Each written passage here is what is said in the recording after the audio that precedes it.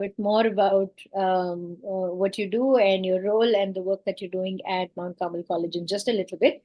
Um, and then there is Dr. Leena, who heads the SDG cell at Christ University. I'm an alumni, so I always feel a little bit biased when I speak about Christ University. So much of so many things in the trajectory of our lives, of those that have attended universities, such as the three of you here, and it's altered our lives in so many ways, and the universities keep giving to their alumni. And I'm pretty sure it's not just limited to Christ University. Elena ma'am also leads an extremely important conversation in the campus, which is that of sustainability. And I'm excited to explore her role in building a culture of not just entrepreneurship but also responsible entrepreneurship. And how can we build pro-planet innovation within campuses and within young people. And then we also have Dr. Anila. Thank you so much for joining us today from Jain University. You have an extremely important role because you literally help young people become entrepreneurs. And I don't think there is a better way of actually introducing the work that you do. While innovation and entrepreneurship continues to be an important but a non-academic pursuit for many universities in the country, you lead a program at Jain University which is just focused on building entrepreneurial skill sets, mindset, and it'll be exciting to see young people graduating as entrepreneurs as they complete the course. So welcome everybody. I'm going to invite all of you to now take your turns in introducing a little bit more about you and more about your work, and how we can design this conversation today. Dr. Anila, do you want to go first? Sure. Thank you so much for having me here today. My name is Anila Bajpai, and I've been associated with Jain University for over 2 decades now. It's an absolute privilege to get the space to do what you are passionate about. And I think Center for Management Studies has always given me that space to think, innovate, and design courses which is more relevant, and which is much required in today's need in today's environment. The program which we are currently, putting all our energy in personally with my team is the BBA Entrepreneurship World of Work program. We focus heavily in terms of how can we encourage students to ideate, right? And we do definitely bring in the sustainability issues and the SDG, all the 17 SDG goals right in the beginning of the program. And then through their course of 3 years, we encourage them to really go ahead with that idea and make it into a prototype. And then we look at products and releasing those products and services into the market. So yes, I think it's a very satisfying role which I'm playing, and to see children blossom into confident young minds. And I think the whole idea is to celebrate their journey. I wouldn't say that there are failures. I would definitely say every bit of their journey is a stepping stone to it. So yes, that's what in a nutshell the BBA Entrepreneurship Program really looks at. Thank you.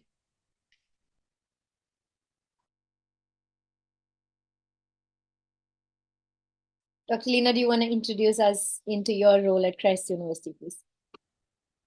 Definitely. First of all, good morning to all, and happy Women's Day to all of you. It's very exciting for me to part of this discussion where we are talking about designing for innovation in campus. Basically, I am a professor at management at Christ University. I am also associated with Christ University for last 2 decades. And I am heading the STG cell at the university right now and molding the students to be a responsible citizen and taking care of the society, taking care of the environment. So there is a passion assigned, aligned with the role what I am doing. So I am very much passionate about how the students should move forward, taking up their responsibility, whatever way. Especially we are talking about this ecosystem of innovation and the campus involvement in that, driving for successful startups. The basic fundamental part would be ask the facilitators, ask the mentors. We have to make sure that they have this idea, ethical, conscious way of thinking and fixing the problems in the society. And when we talk about the startup culture in India, we can see a remarkable growth over the couple of years and couple of decades, I can say that. And we can see an evolution that have contributed to this vibrant ecosystem. And Christ University is part and parcel of it.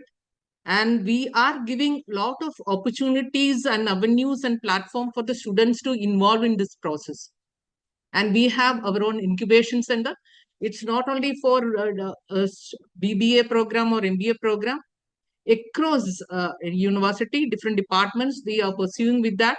Their curriculum, their research, and their academic activities, all that is connecting with that. So we are giving a platform for the students to explore unexplored areas. So I'm very happy to be part of this particular panel discussion where we can get more ideas and how we can go ahead with this kind of a system where we can make a responsible citizen. Thank you so much for this opportunity. Thank you. Of course, ma'am. Thank you so much. Dr. Janaki, the floor is yours. Please tell us a little bit more about your work. Yes, a very good morning to all present. I'm delighted to have the opportunity to share this platform in this discussion to delve into this important topic of innovation, designing innovation in the campus. First of all, I want to bring greetings from our sister Albina, who is the director of Mount Carmel College, and our principal, Dr. Lekha George, and Dr. Shanti, who is the Dean of Entrepreneurship and Innovation. And I feel honored to be part of this discussion, and I'm looking forward to sharing insights and also learning from my fellow panelists here. So I am Dr. Janaki. I'm associate professor in School of Commerce, and I'm also the innovation ambassador and president of MCCIIE. So MCCIIE is a Mount Carmel Center for Innovation, Incubation, and Entrepreneurship. And what do we do in MCCIIE is creating a culture, an ecosystem of innovation and entrepreneurship. And I must say, MCCIIE is the outcome of the initiative by the government of India. So back in, let's say, in the year of 2018, Ministry of Education came up with this idea of, fostering a culture of startups, innovation. So through which IIC came into picture. IIC is the Institution's Innovation Council. So that is the initiative of MOE. So through that, our institution very gracefully embraced the idea of becoming an institution that looks forward for innovation. And that's the outcome of MCCIIE. But I must say that a spirit of innovation, spirit of ideation was way back, I think I can date 2007. So if you see there, we already started with this ideology of encouraging students to think out of the box, creative thinking and implementing certain kind of innovative ideas. So we used to call back then E-Cell, entrepreneurship cell. And we had named it as, I still remember, Initium, right? Where it was a small idea where we thought our students should not just be thinking of seeking job, but they should be the future entrepreneurs.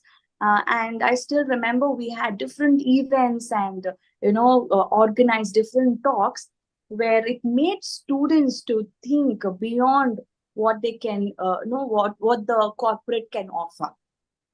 Think beyond, but we never thought of, to be very frank, we never thought of sustainability then. We only thought of business ideas and business models that can break the corporate way of thinking.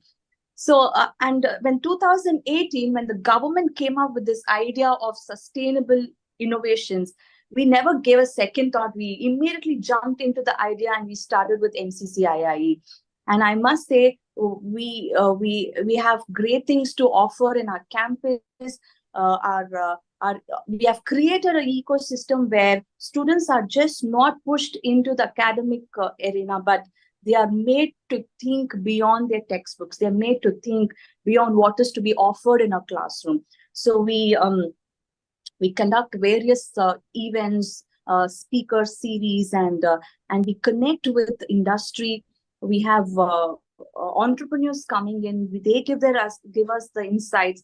And the best thing that we have in our campus is it's just not about student entrepreneurs, but we have even the faculty. So if you see, it is a collaborative efforts between faculty and students, and I can say we have a very interdisciplinary approach. And further, maybe during the discussion, I would want to talk about the number of programs and startups that we have. And I must say, thank you for having me here, and would like to share more insights. Thank you. It's very interesting to hear that there is a piece of how you run this is not just interdisciplinary, that is between students of different departments, but also in collaboration with faculty. So I'm going to ask the first question to you, Dr. Janki. Tell me a little bit about what role does the faculty and the entrepreneurial ideas or entrepreneurship ideas that faculty play in the ecosystem of cultivating this culture of innovation, of thinking out of the box or thinking beyond. What role does the faculty play? So basically, if you see our council, that is the MCCIIE itself, we have a faculty. It's a very collaborative effort. We have a faculty council as well as student council. We call student secretaries and the council. So if you see, we go through a training called Innovation Ambassador Training, which is a curated program by the government. So what happens here is IIC annually they have a number of training programs that gets organized in terms of entrepreneurship, in terms of IPR, in terms of ideation, in terms of concept development, design thinking. They have a different tracks through which we go through this training. So we as faculty in our institution, we go through this training. We go to this IIC institutions where they conduct the trainings, and I think about 40 days at a stretch we have the training, and we also get certified to say, okay, this so-and-so person is now in a position to go and mentor and give guidance to the students. So that is the best thing that as faculty we get trained by the industry mentors, by the government, and also we get certified. And with that, we have some kind of a solid, a foundation where we come back to our campus and we transfer that knowledge to our students. So what happens is, when that happens, students come up with ideas and we faculty become mentors.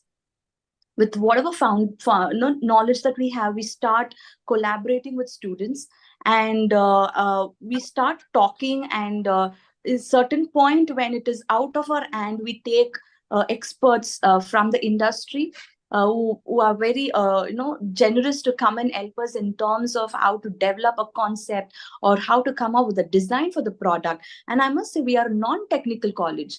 we do not have a great base for technology. But I must say, when ideas come in, when we get challenged about the new technologies that are available, that's when we approach IIC or the industry experts, and they with open arms come to us and they tell us how exactly we can improvise in terms of technical aspects. And I must say, we have a startup program. We are so glad, and I'm privileged to share this in this platform. We have a startup corner, which is established in our campus. It is called Utkrasht. So it is a pure startup where the entrepreneurs are faculty and students. Let's say we have faculty entrepreneurs from the Department of Botany, Department of Nutrition and Dietetics, and we have from Department of Environmental Science. So it is all a collaborative effort. So to this startup, we have students as well as faculty coming together and testing their product in the campus. So they're selling the product in the campus. It's like a pre-test. So the concept and the product, the prototype, is being sold in the campus, and we have a corner where all the products are displayed. And I must say the sale is going well. So by this, it's like we are encouraging the faculty and the students. What we felt this current year is that we always thought of students. We always thought of students would be, starting up. But then seeing this overwhelming response from the faculty perspective is great. Faculty is just not about a classroom setup where we just deliver the lecture and go. But what we have is to transfer that idea into students, and students have time, energy, and they have a brilliant ideas. So it becomes a very collaborative efforts with faculty and the students, and that's how we are able to have this startups in our campus. That's excellent. And you also made a point about it being a non-technical college and therefore having access to industry and industry experts from a technology point of view. I want to now take this thread to Dr. Anila, and I want to ask you, how do you keep up with just the rapid changes in technology, or like how do you keep up with the emerging trends? How do you make sure that the students that are learning or starting up or prototyping or figuring out their ideas, want to work on their ideas, and each of them, I believe, will need a different kind of industry expertise, right? Yes. And also this, and I think we spoke about it when we met a couple of weeks ago, as to how their idea of what they want to do also keeps constantly changing, right? So Yes. how do you ensure that the program that you run delivers value despite it being a non-standard, or like, the knowledge to the students is not the same, right? The knowledge transfer that's happening to students is not the same. And there's so much happening out in the market, and trends are changing constantly. So how do you keep up with it? So what is the key to all of this is that when you look at the vision statement of Jain University, entrepreneurship is one of the key words. So we've got quality education, we've got research, and we've got entrepreneurship. So when there is very high clarity and the intention right from the top, what happens is everything else becomes a lot more easy, because you get the space to go ahead and execute it. When we look at the BBA entrepreneurship program, what we feel distinctly we've done differently is that we have created specialization papers which are across sectors. So generally what happens is in a BBA program, your specialization areas would be across your the erstwhile specializations would be across functional areas, which is your marketing, finance, HR, because the course in the past has been designed for employment, right? Now, the BBA entrepreneurship program is making sure that the students are equipped to give jobs. So the specialization is sector domain. So our specialization revolves around finance, food and beverage, and textiles and apparels, right? Now, we have students who pick some of these specializations, and in these specializations, we have designed courses which are domain specific and tech specific. And right at the beginning of the program, we give them tech programs or tech courses which are across all domains. So, for example, we definitely make sure that in the first year they understand their digital marketing, their graphic designing, their tally, etc. So, a very fundamental tech knowledge is infused in the beginning. We have a Center for Emerging Technologies, which focuses on emerging technologies. And the whole idea is to develop very high level of research and consultancy, which is embedded in the university. We have a fantastic engineering school of engineering. And therefore, whenever we require tech expertise, we collaborate with them. We have a vertical in our course matrix known as project-centric learning, where the whole idea is to be transdisciplinary. So what happens is that being a university, we have the space to bring about relevant changes in our course matrix and introduce technology. Across BBA, we are encouraging business analytics. We're encouraging emerging technologies, artificial intelligence. So what happens is we've got a lot of industry people who are coming in regularly. And before we introduce tech papers, we generally have the culture of doing a short workshop to understand how much can the students take in, and then we design it accordingly. So I think for us, we've understood a simple fact that technology is going to be the key for startups to scale up. So we would like to go ahead and collaborate both with industry and with the experts in our university. So it's quite easy and simple for us to do it. I think we have the intention to embed. We've got children who are so savvy at campus. A lot of them come from business backgrounds.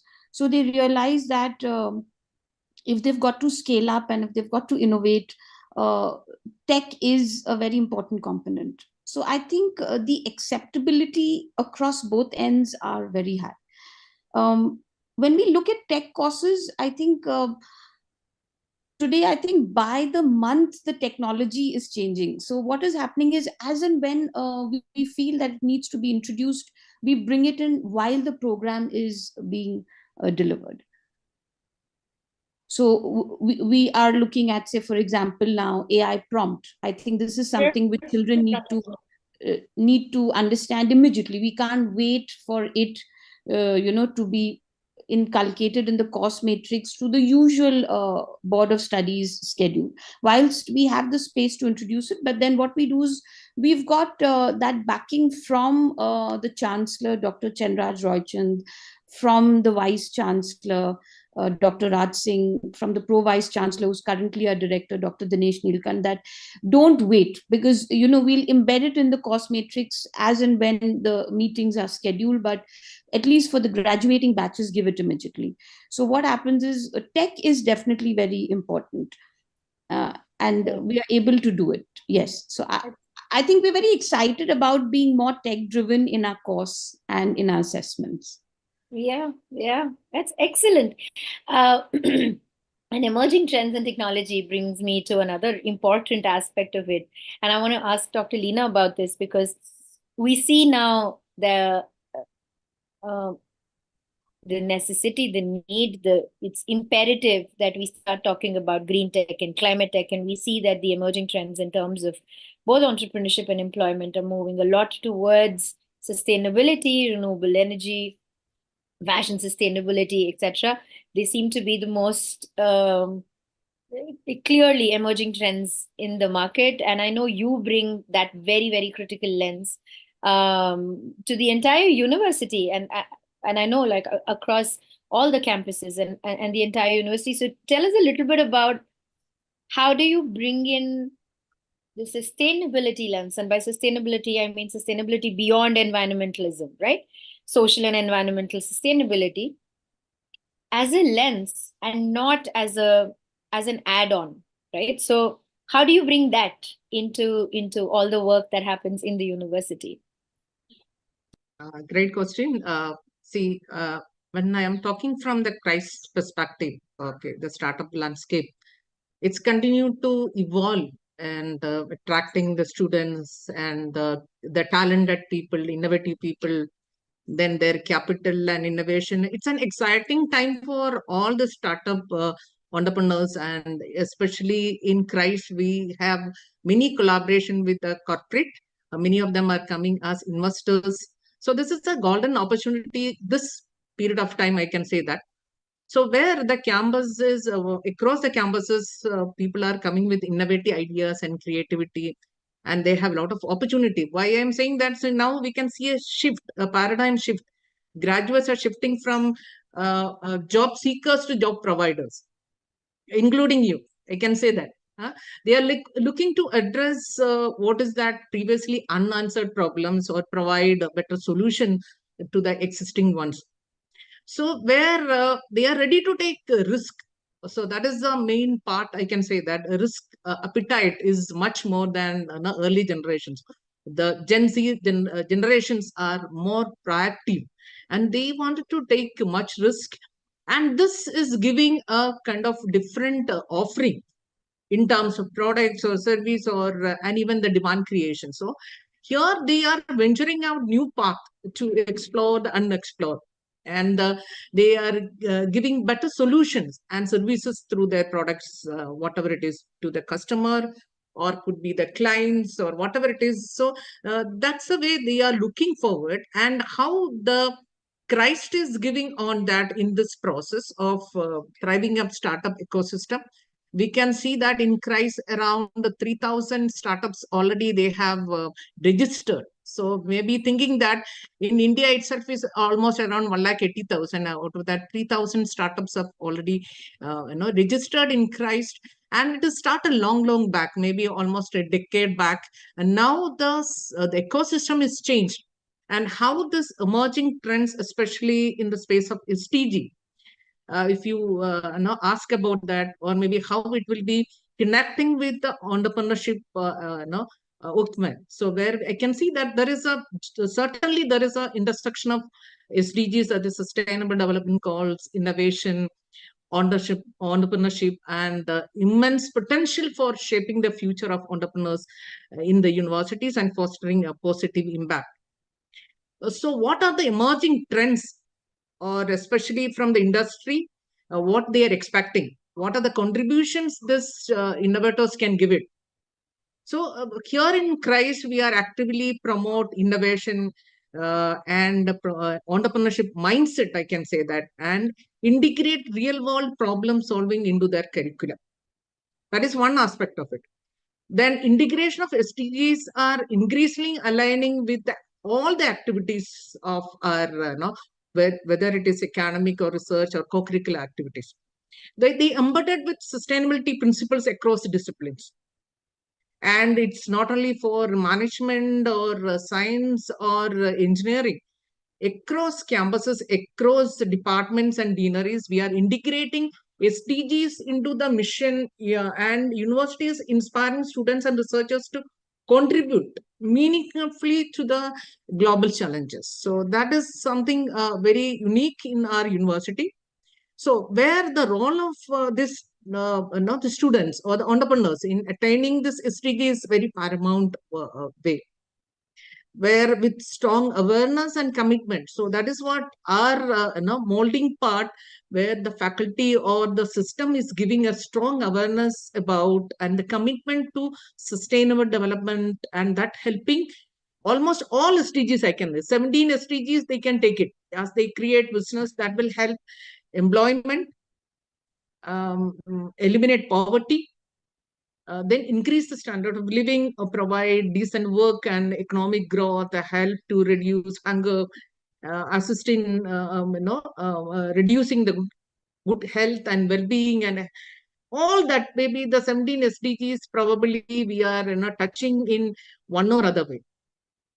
So here we have to see that find a solution to this innovate ideas. See, now this water scarcity is happening, the climate change is happening, green energy, all that's the butterfly effect. See, maybe a small thinking and reflection in the students that make a lot of change, not immediately maybe, but we are giving a lot of support system, how they can take it further. And again, another area I wanted to stress on that maybe the social entrepreneurship. This is an emerging area where education institutions play a pivotal role in shaping the future of social entrepreneurs. And Christ, we have an effort to make changes in the complete ecosystem through addressing socio-cultural or environmental issues. And we are basically giving a specific instruction for them. If you're taking up on that, please make sure that you are considering the three areas: socio-economic and environmental aspect. Maybe the individuals or organization who practice social entrepreneurship, they can find or implement opportunities to enhance social wealth. But starting from the university level, definitely they have to give a proper mentoring and proper kind of value addition to that. So I think Christ is giving much more than that. So they can start with a business to make a difference. So that is very, very important while we are aligning sustainability or SDGs in the process of this entrepreneurship progress. Another aspect is about sustainable innovation. We have an incubation center and we have sustainable innovation centers separately. We are holding for the students, those who are really wanted to start with. There we are giving the industry, corporates are coming. They can also invest in the industry-led research and innovation projects aligned with SDGs, or by supporting startups, those who are already there, incubators or accelerators. That is also Christ is actually giving. So there are many people are coming forward to take the risk and moving forward, because there is a system where we are giving them a platform where they can give all this kind of information. So this industry collaboration, investment and mentorship, I think that's playing a very pivotal role in Christ to shape this kind of ecosystem, and people are looking for ethically sustainable process for their startups. Businesses. Yeah, that's excellent. And I want to take this to Dr. Anila, because I know there's a lot of industry collaboration that happens. And I want to ask you that beyond financial investments that universities themselves can make in very, very early stage business ideas that are led by the students, innovations and ideas that are led by the students, what are the other kind of investments that the universities should be looking at to hone this culture, to make this culture better, to make this more, and also very important point that Dr. Leena pointed out about that they just don't create businesses, but they create responsible, sustainable businesses.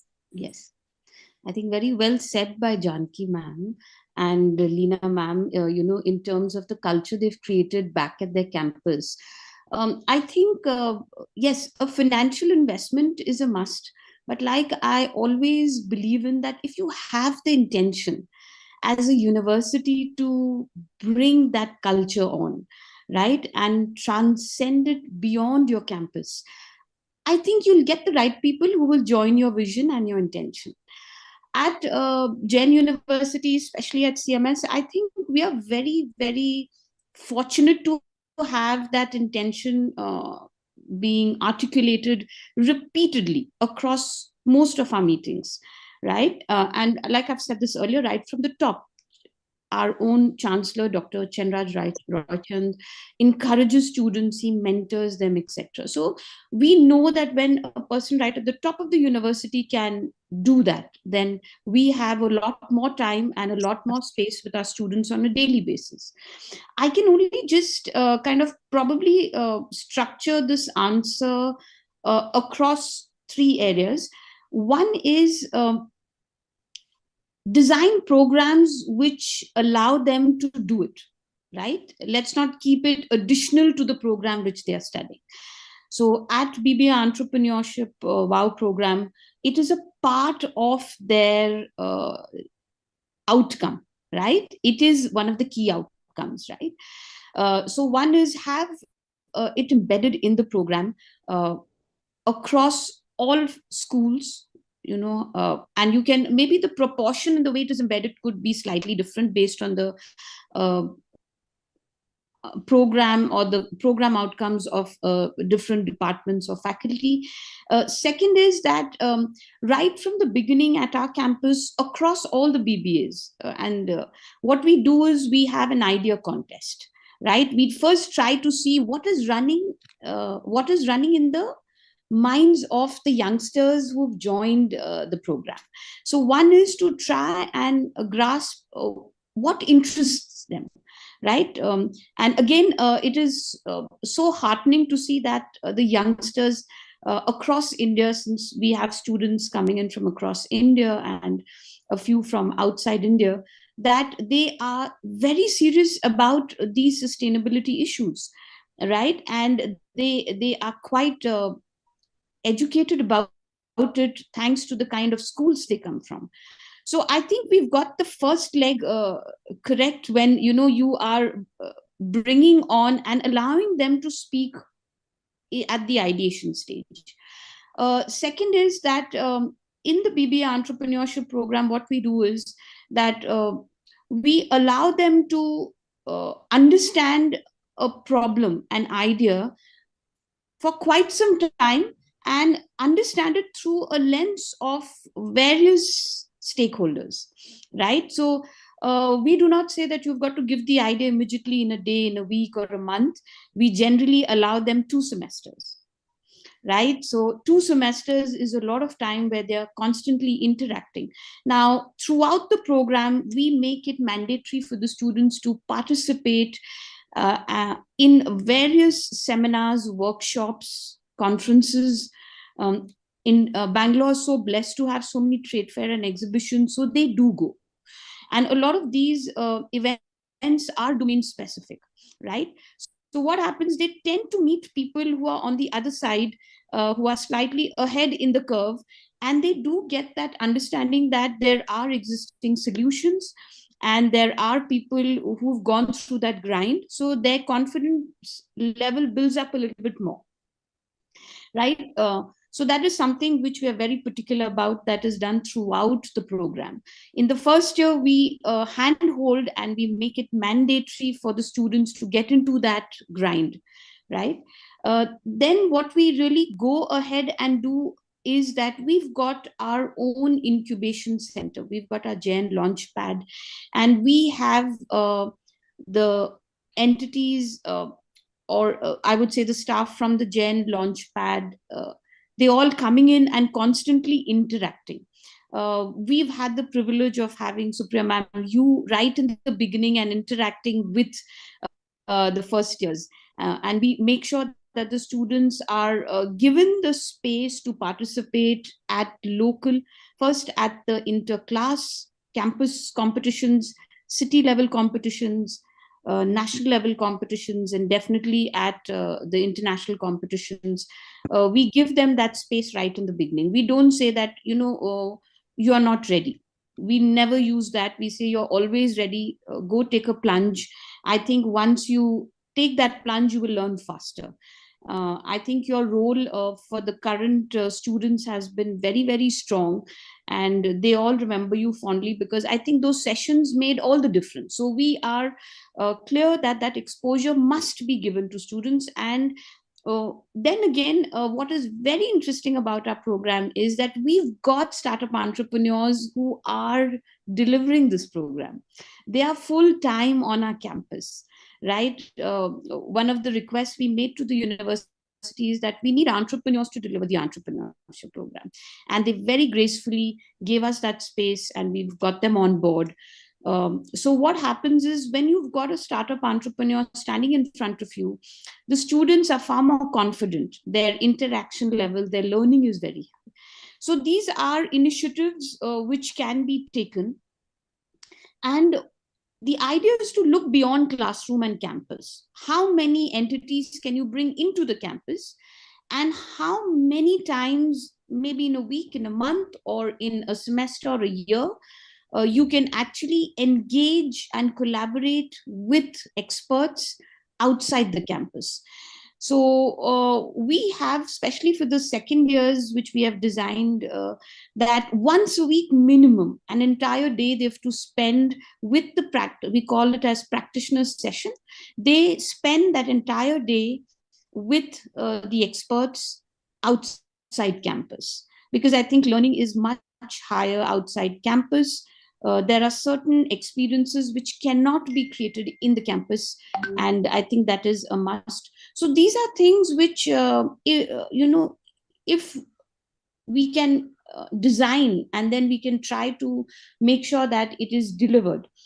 Then the beauty lies in the fact that we've got it designed, we've got it delivered. How about assessing the learning? So then we've got the assessment pattern which is designed around all of this, right?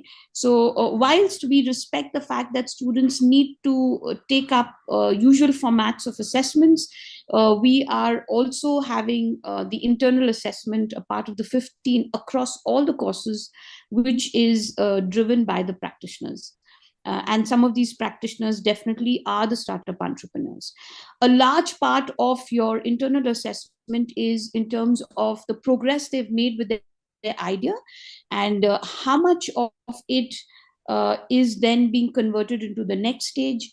And then by the end of the program, we're looking at releasing the products into the market, how much sales, and so on and so forth. So I think in every element, the student should be able to get a feel that the whole objective is to revolve around, your startup idea, your innovation, and sustainability.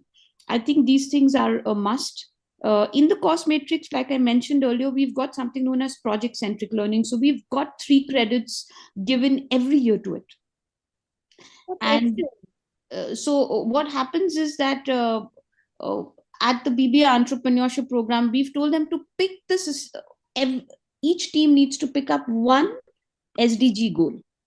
And that's how the ideation starts. And then it splits into multiple startup ideas as they proceed from one semester to the other. So I think, Bangalore is poised at a point where we can collaborate. We collaborate with a lot of incubators outside our own Gen Launchpad. And we've got some of the brightest minds of India who come. We just finished our CMS trade fair, where we encourage our students to showcase their product. We invite many colleges. To come and encourage our students. One of our key goals in the program is that we will encourage women entrepreneurs, right? So this CMS trade fair also does keep certain stalls aside for women entrepreneurs. We actually seek out for those women entrepreneurs who do not come from this privileged background of studying in a fantastic B school. A lot of them don't even understand fundamental marketing or social media marketing. So we take on a lot of live projects throughout the 3 years. These live projects are then embedded in the internal assessment across different courses. So therefore, the question paper is designed around the live project. So what has happened is, throughout the year, they're not just meeting entrepreneurs, they are actually working with entrepreneurs, and we are assessing them on the work they've done for the entrepreneurs. So we've taken a lot of initiatives academically, I wouldn't say non-academic, but quasi-academic, right? A hybrid model which can encourage the young minds. See, the idea is they should feel that they've learned. Yeah. It's not about, okay, we've gone and delivered what we wanted to. I think those days are over. We no longer call ourselves teachers, in fact, in our campus. We call ourselves facilitators. So I think a lot can be done. One of our recent initiatives, which I would like to mention, is we've reached out to the schools in Bangalore, right? And we are going ahead, and we believe that our students will mentor the school students now. So we're going to tie up with schools. Some of them have the Atal Tinkering Lab.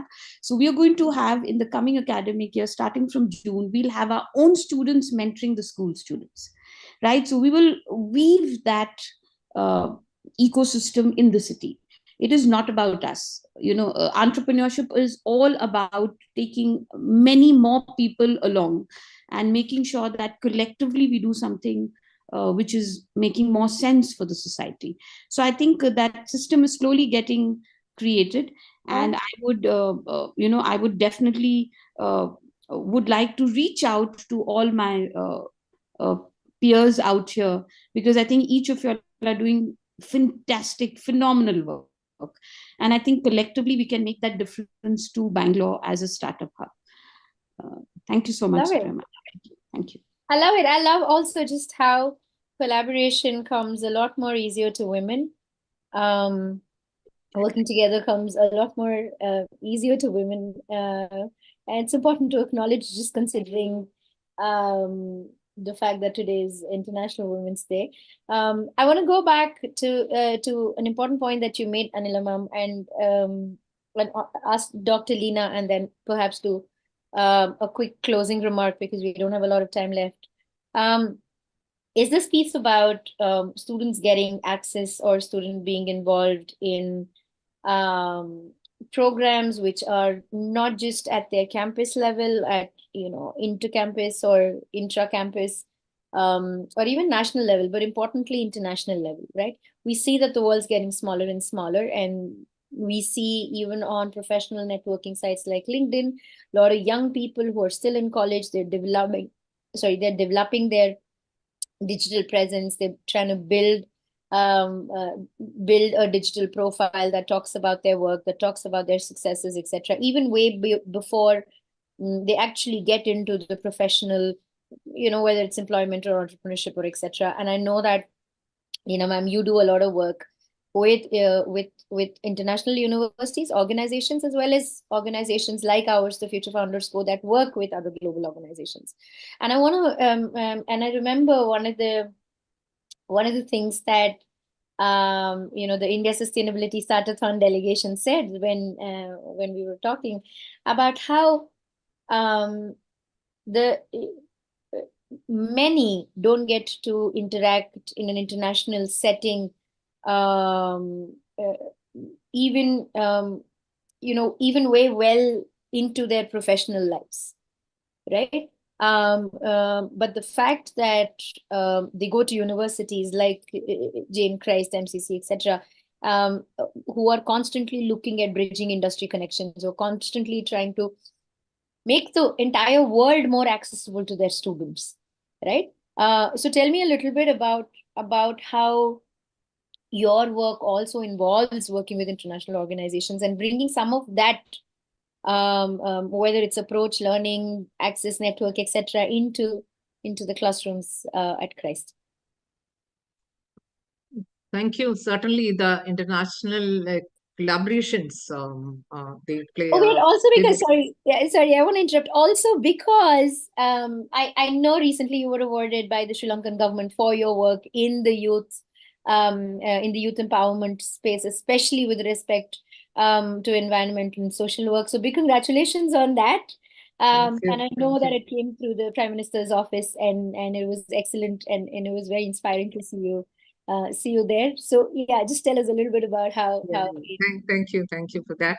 So what I wanted to say that, see, international collaborations definitely plays a very important role in fostering innovation and creating a value-driven startups within universities.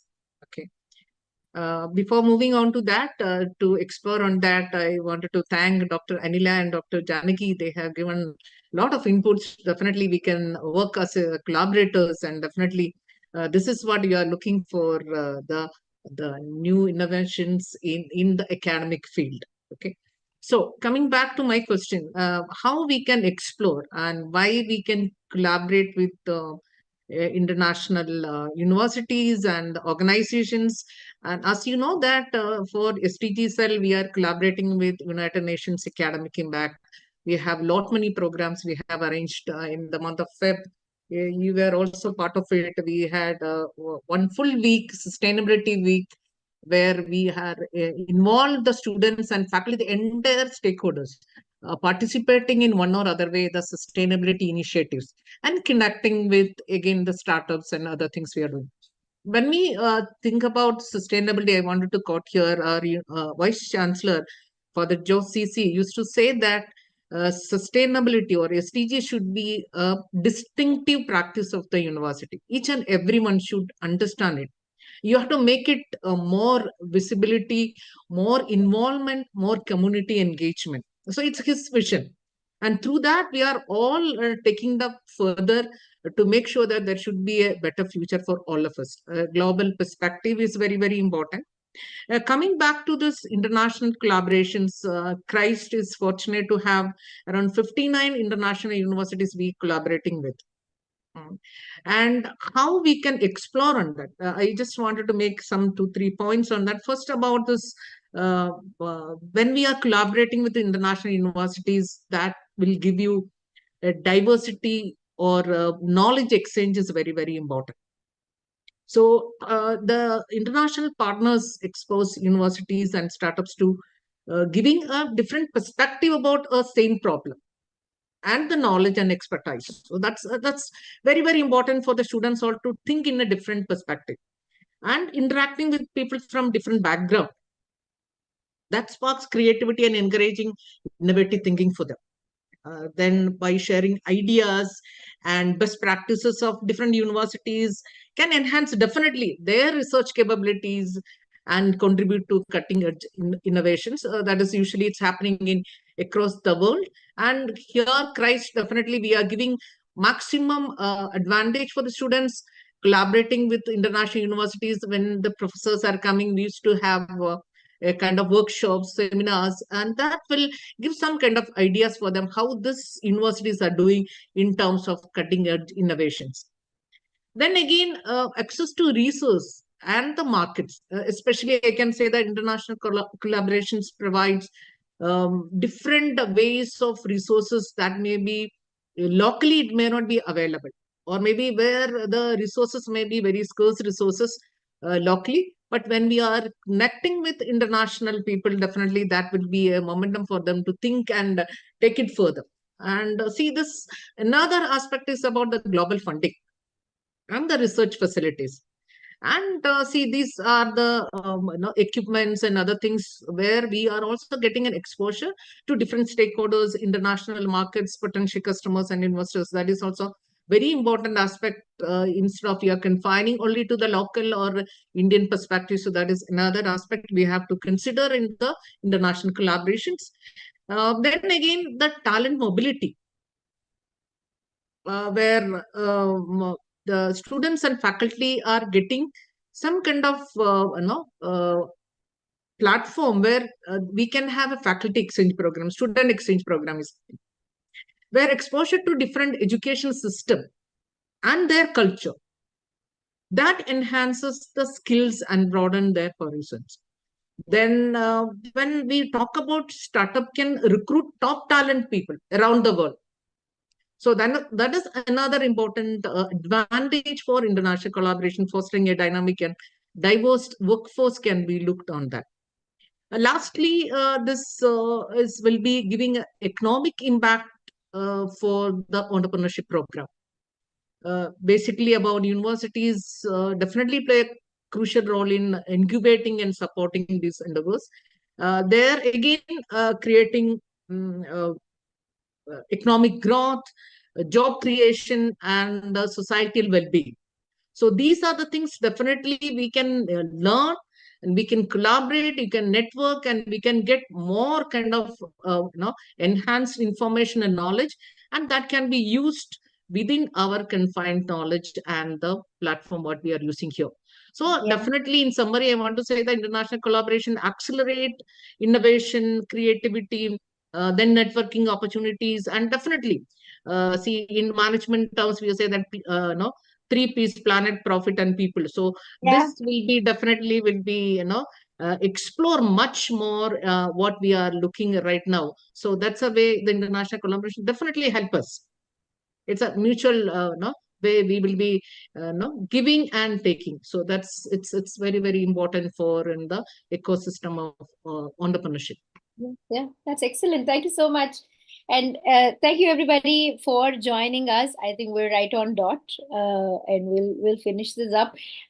Each of you play a very critical leadership role in helping young people of this country become responsible global citizens. And I wish each one of you a wonderful, wonderful, and a formidable Women's Day. My best wishes to each one of you, and I hope to catch up with you in campuses very soon. Thank you. Looking forward to meeting you soon. Thank you. Thank you. Thank you all.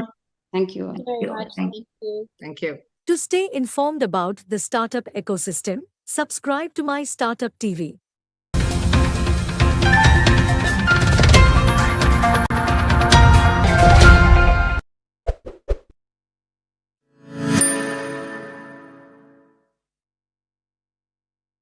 Welcome to Youth and Inspiration today. In this discussion, we shall explore the dynamic world of young minds shaping our future. Introducing the panel for today, Chandni Agarwal. She is the co-founder of Yogi Bear Collectives. Yogi Bear Collectives is a creative incubator in the heart of Hyderabad, designed by creatives to support creators around the world. Music to photography. Yogi Bear Collectives is the hub for all creative things. Coming to our second speaker, Sonali Talwalkar is a parenting coach. As an intuitive mentor specializing in parenting, relationships, midlife, and teen to adult transition, she blends empathy and wisdom into transformative journeys of life. To our final panelist, Ruchi Sharma Kapoor, she is a leadership coach, facilitator, social and emotional intelligence certified practitioner, NLP certified master practitioner, and an author. So, welcome all the speakers and all my guests. As Franklin Delano Roosevelt said, we cannot always build the future for our youth, but we can always build our youth for the future. With this apt quote, I would like to open the discussion with Chandni. I would like to know what inspired you to pursue entrepreneurship at a very young age, and how is the journey different from a traditional career path? Hi, everybody. Quite a question to start with. So, I mean, did I really pursue it or did it pursue me is the big question. I'm from a business family. My mother is a pioneer who built the first Andhra Telangana tourism project. I have a father who's been in the granite and steel industry for generations to come, and a brother who treats business like a baby treats candy, just something to keep shifting from one to the other. So a lot of times I do wonder whether this is something that was just laid out for me as a path, or is it something that taking a deep dive in though, I would say that I think my thoughts shifted towards entrepreneurship when I came back from Australia after doing my architecture. And the reverse culture shock that I went through changed my perspective and changed me as a person. I've always been a creative and passionate person. And I guess my desires to bring unique ideas to life were the inspiration for my journey. From being an environmental architect to before architecture was cool, being a pastry chef before that was the business that every woman entrepreneur was thinking about. And now in the entertainment industry, trying to bring about a shift when I'm an outsider myself. It's always been that way. That's my thought process as such. Has it been easy? Not really. A lot of people assume that because I'm from a business family, things would have been laid out for me. But what they kind of forget is that I picked industries which had nothing to do with the understanding or the little network that my family has. I had to establish credibility for myself. I had to make people believe in me because of the lack of experience I had. Focus on showcasing expertise and dedication to building this. I mean, being an introvert, I still had to become an extrovert, which I think was the hardest part of choosing young entrepreneurship. And Very truthfully, all of this differs with a regular path in only one small way, or maybe a really large way. Um, it's lonely. It's a singular person's journey and a very lonely climb. To walk this path, you need to deal with uncertainty and constant adaptation as your life's choice. Um, what else can I say? Yeah, and not to mention self doubt, sleepless nights. Oh my God, the number of those that I've gone through, unbelievable. But it's been great. It's been fun because it's the way to build something that I can call my own. And I think that's the most important thing at the end for any entrepreneur, young or old. All part and parcel, I guess. That's how I think it's different. Lovely. I think the audience will really be inspired to pursue the passion. And like you said, that burning oil, the burning passion and drive, I think they will literally chase that. So coming to a topic that's quite prevalent, social media. So Nali, how do you perceive the role of social media in shaping the identity and relationships of teenagers today? What impact do you believe it has on their mental health and well-being? Yeah, hi Devika. Thank you for this particular question. I think it's a very common and a very popular challenge that parents go through, and this is one of the common queries that parents come to me, during and we discuss during our mentoring sessions. I like to take on from the quote that you mentioned in your introduction that we cannot build the future for our youth, but we can definitely build the youth for our future. So today we have social media. Tomorrow we may have something else. I think during our times we came up with the mall culture. Our parents were in for a culture shock, when malls started opening up and the entire experience of shopping changed. So the point is that technology is ruling the world. Life is very, very dynamic. Things are changing on a daily basis. So it's very, very difficult to stick to a particular way of life or a way of thinking. And I think adaptability becomes a very, very important attribute, not just for our teenagers and young adults, but also for our parents. Talking about social media, Devika, I come from the perspective that everything needs to be in balance. So we have a positive side towards life and we have a negative side towards life. Anything which is over positive is not good, and anything again which is huge towards being too negative is also not good. Similarly, when it comes to social media, I think we as parents, our generation, we need to adapt to the evolution that's taking place and understand the fact that social media is there to stay. However, what we really need to focus on is how we can actually build our youth, our children, our young adults into being responsible and understanding how to use social media in a very responsible way. So there are negatives and there are positives. I'm not just going to say that it's only negatives and, the screen time is too much and things like that.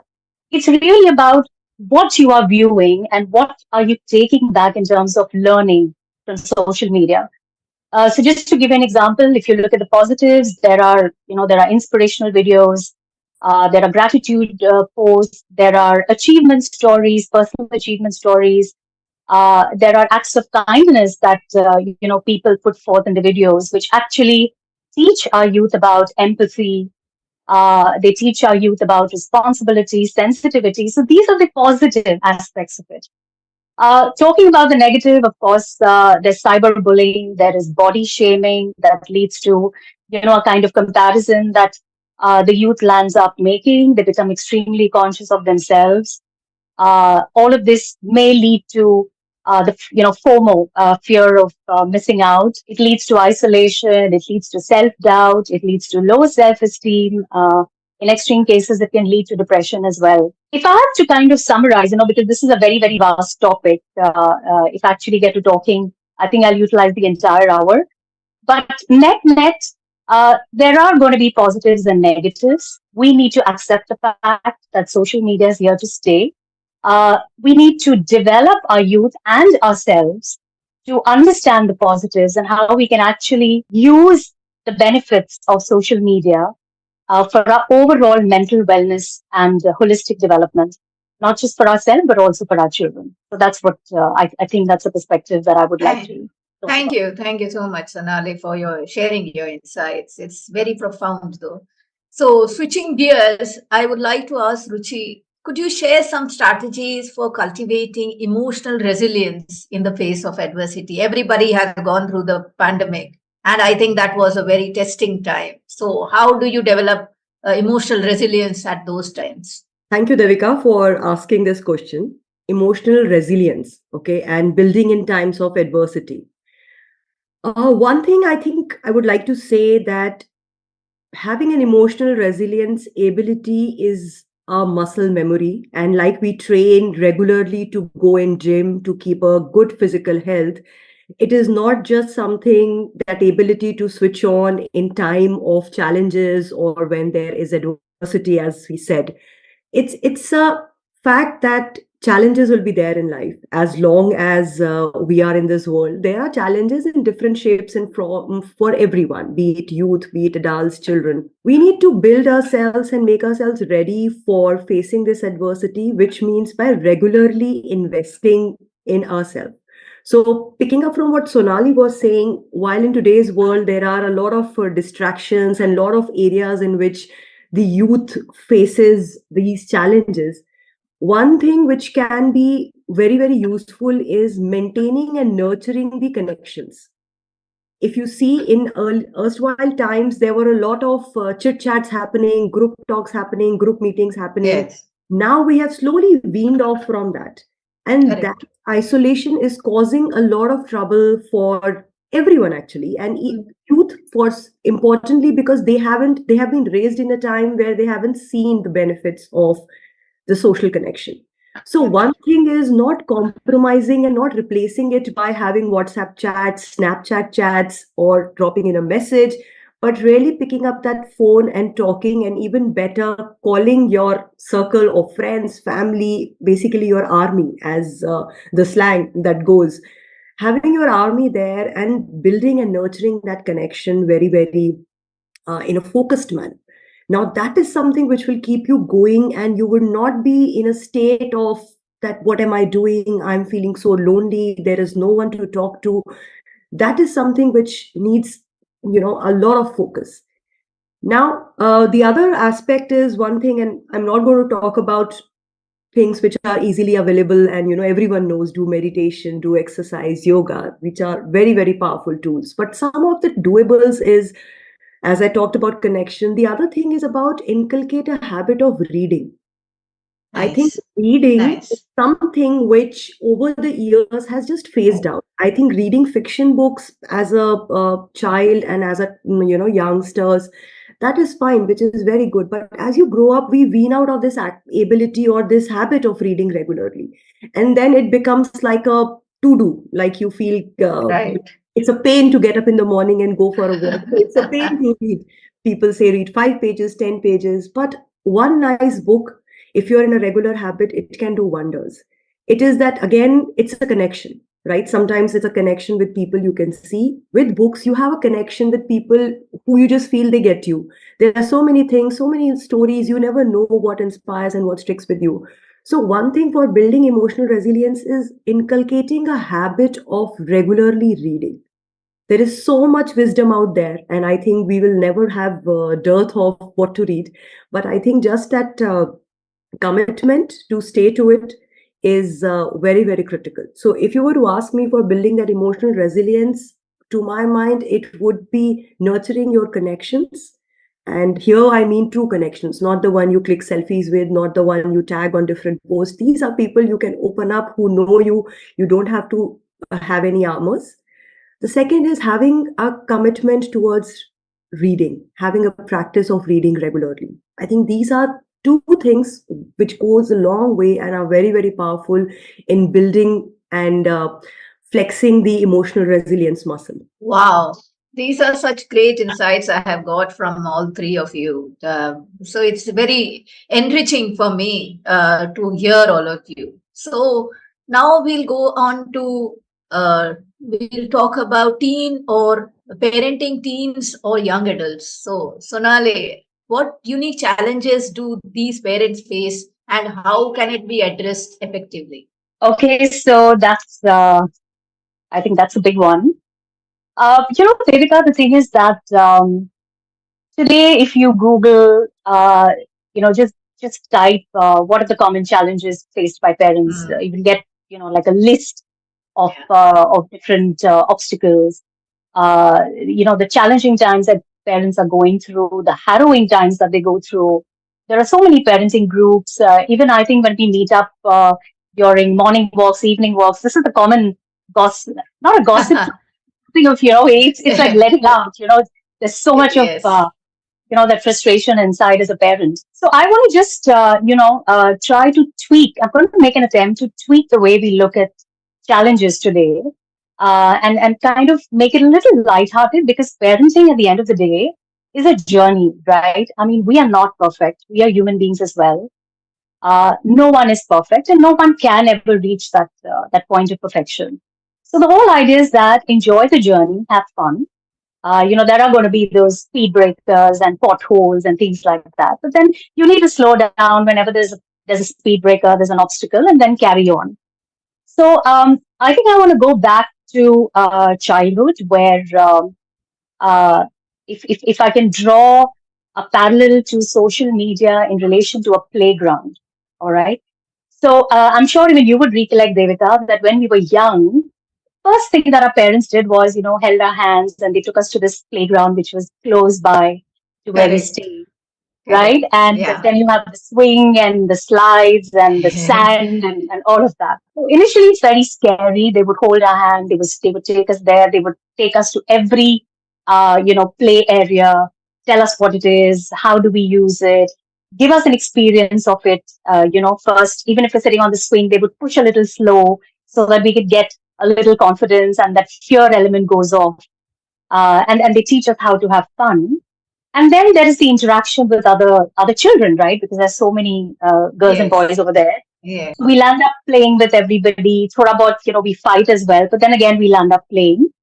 And then eventually, as parents, what we do is we sit back, right? We sit on the bench, just keeping a watch on the children. And we may do whatever little bit of work that we've carried from home. So I think social media is the digital playground today, right? So it's exactly what we have to do, what our children, what our parents did to us as children, and what we did to our children by taking them to the playground. So we handhold them in this playground of social media. Okay, we introduce them to this playground.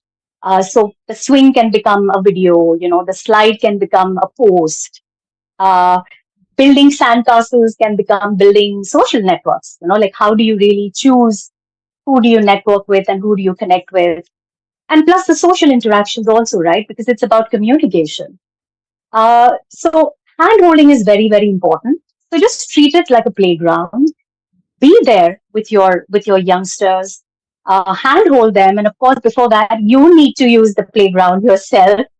You cannot go there True. and look behind. So it's extremely important that the hard work and the learning needs to happen from the parent side first, so that we can handhold our children, show them the playground, show them all the different resources available, what to use, how much time should you be, playing on each and everything. And whenever they're stuck, how do you reach out? How do you ask questions? How do you ask for help? And then just, take a back seat once you're a little confident and relaxed that, okay, my child is kind of getting the hang of it. But then you don't go away. You just sit on the bench a little away and keep your eyes on them, so that you ensure that they're safe. So I think if we look at it from this perspective, it just would make the entire journey very, very relaxful, lighthearted, and fun as well, right? Even we can play with them. Wow, this example of social media being the digital playground for kids is a fantastic analogy, and I think the audience is very inspired by what they heard today from you. So, coming to Chandni, I would like to hear from you how youth entrepreneurship differs from entrepreneurship at later stages of life. Many people turn 40, after 40s, they say, okay, I'm done with the 9 to 5 job and now I want to do something else. But how does youth entrepreneurship differ? And what are the unique advantages of that young entrepreneurs bring to the table? Well, great question. I think entrepreneurship at any age is a good age to start, and it's more about a mindset that you keep rather than the age that you're at. But saying that, at the same time, there are a few things that I believe that being young allows us to do that being older may not. One of the main things is that youth entrepreneurship brings a certain sense of naiveness that allows you to take a little bit more risk than someone who's seen a bit of life. Also, it's a little bit of an easier learning graph. You're not very set in your ways yet, so because of this you're a little bit more adaptable to change, and the changing landscape becomes easier for you. um, Youngsters also come with this energy and this creativity that allows pivoting to become very easy and fast. Saying this, I don't mean that an older generation cannot come with the same amount of energy, because age is a number you put on yourself, but it's just seen a little bit more in the younger generation. um, Another major advantage of being a young entrepreneur is, I think, the big bold L sign that you come with. Like, like a learner's car, everybody kind of gives you the benefit to make a small or maybe a little bit of a bigger mistake that they wouldn't allow somebody who is seasoned to do. At the same time, it's a little bit of a curse as well, because a lot of the veterans don't really believe in your ideas that much. It can go the other way, but I guess that's where you find your tribe and work with the people you need to work with. I also think one major advantage younglings have is limited responsibility. You don't have to take care of a family. You don't have a lot of these responsibilities that a person in his 40s or her in her 40s would have. This allows you the capability of really focusing on your venture a little bit more.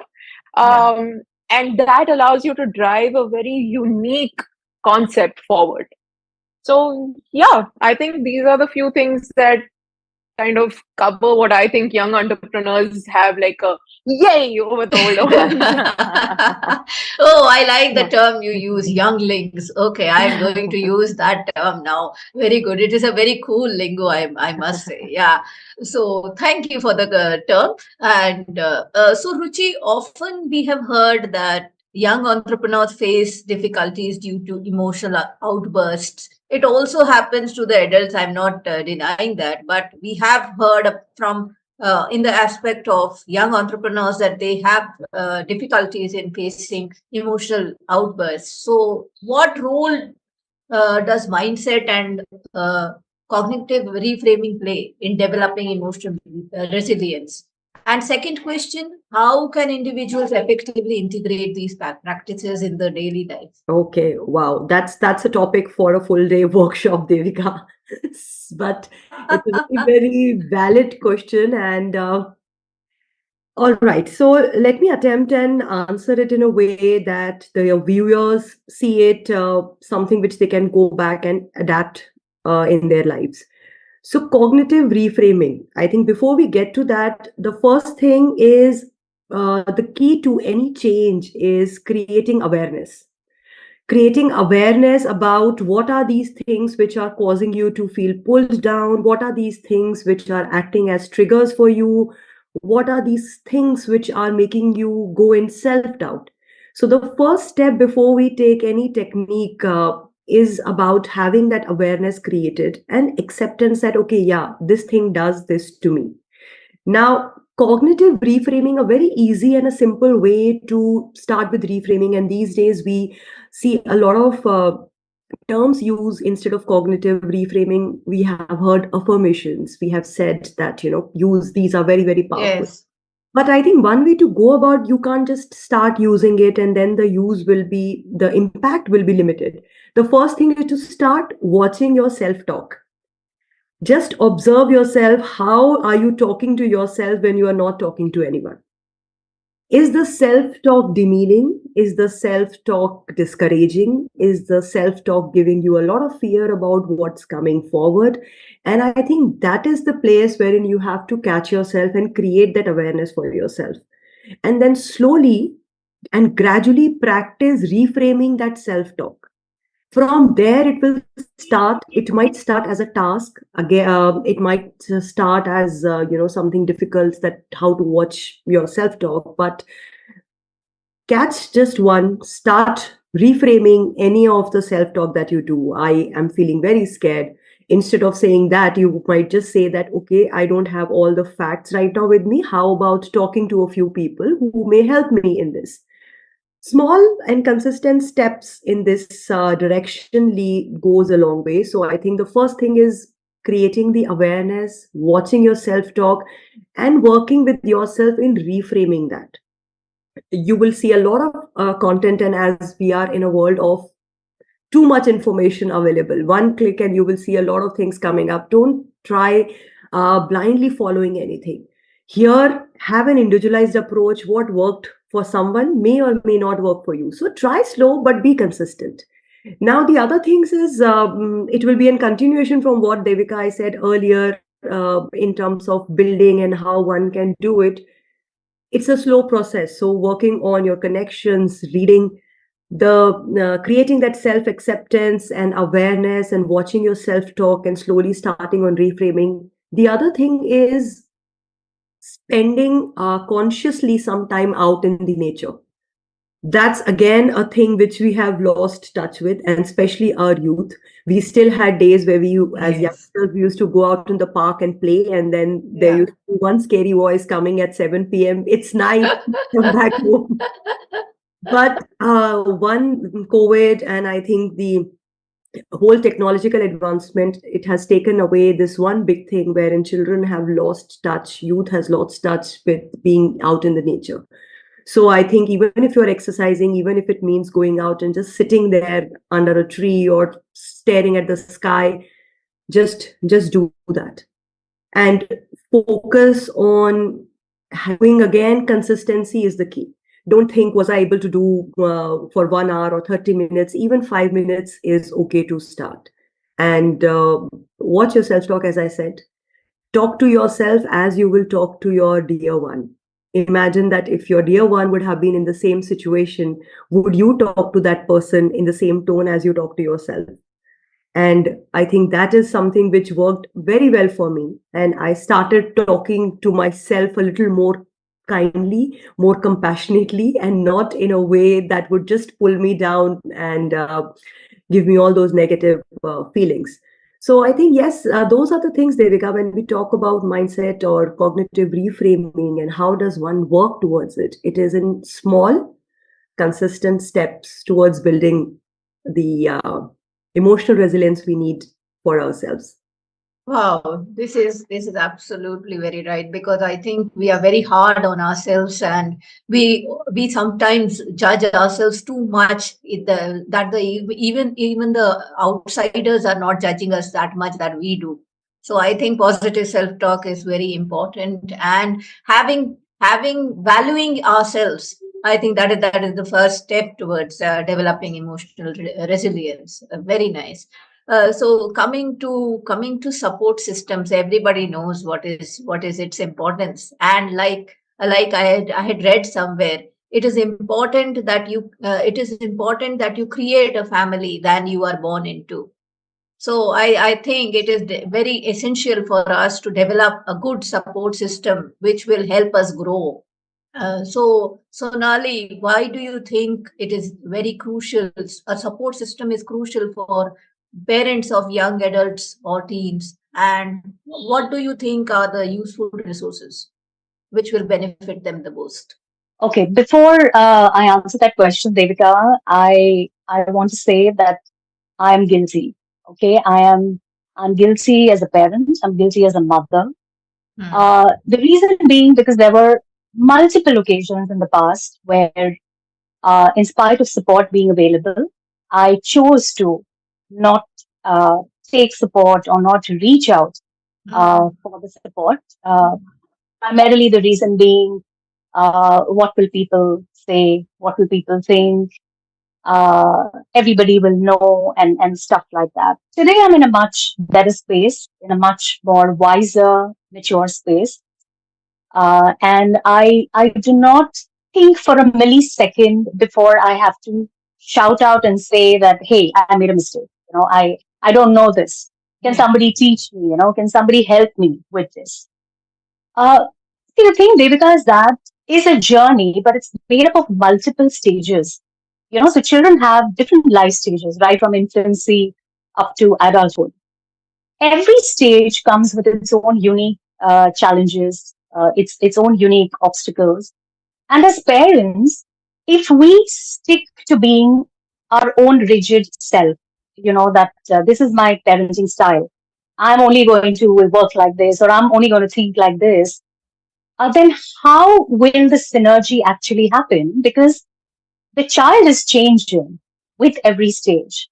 And if we need to develop the relationship in the true sense, and we need to make a successful relation at the end of the day, we also have to walk along with them, right? So we need to figure out, okay, what is changing in them? Right. And now with this particular change, is what I was doing working or is it not working? So if it's working, well and good, I continue to do what I do. If it's not working, it's a fairly simple thing what we even do at work, right? If something is not working, we strategize, we brainstorm, we figure out how to change our processes and things like that. So same thing is what applies to parenting as well. But I think because there is a stigma, a cultural, societal stigma attached. Most of us as parents, we fear coming out into the open. Support systems are humongous today, Devika, okay, especially with social media and the digital platform. So let's say today, if I'm stuck with a particular challenge with my child, then I just need to go on the internet and I say, okay, what are the 5 things I need to do, to ensure that my child studies, for example. And then, there's a list of things that comes up. I think the most popular is the how to dash dash dash. So everything is about how to, and tips for something, tips for ABC, tips for XYZ, hacks to do this and hacks to get your child to do something else. So all of this at the end of the day, it's good to read, but when you actually look at implementation, it's not as easy as we think it is because everybody comes with a different background. Everybody comes with a different history. Everybody's home environment is different. The culture is different. The family dynamics are different. So there's so much that goes into everything. And, as a parent, when I said that I was guilty, there's also another reason for it is that today we crib about our children having or wasting their time on screens. However, when we actually are stuck and when we need help, what is it that we do most of the times? We go to the screen, right? We go on the Yes. internet because we try to find Yes. out, the quick ways and shortcuts and because we want everything very quickly. We want the solutions very quickly. There are very, very few parents, and this I'm saying from personal experience, because most of the time parents actually come to me when things have reached at a very sensitive stage, rather than actually coming earlier. So what parents land up doing is, including myself, I'm guilty of that till a while ago. You go on the digital platform trying to get the support, and then we get all confused trying to implement it in our routine. But we don't actually connect. So we are doing the same thing, right, Devika? Out of, let's say, 100%, there's online here and there's offline here. We are 70-80% reaching online and just that 15-20% offline. Right. So what are we doing? I mean, we are um, we're probably advocating something to our children that we ourselves are not role modeling. We're telling our children that, hey, you need support, come to me.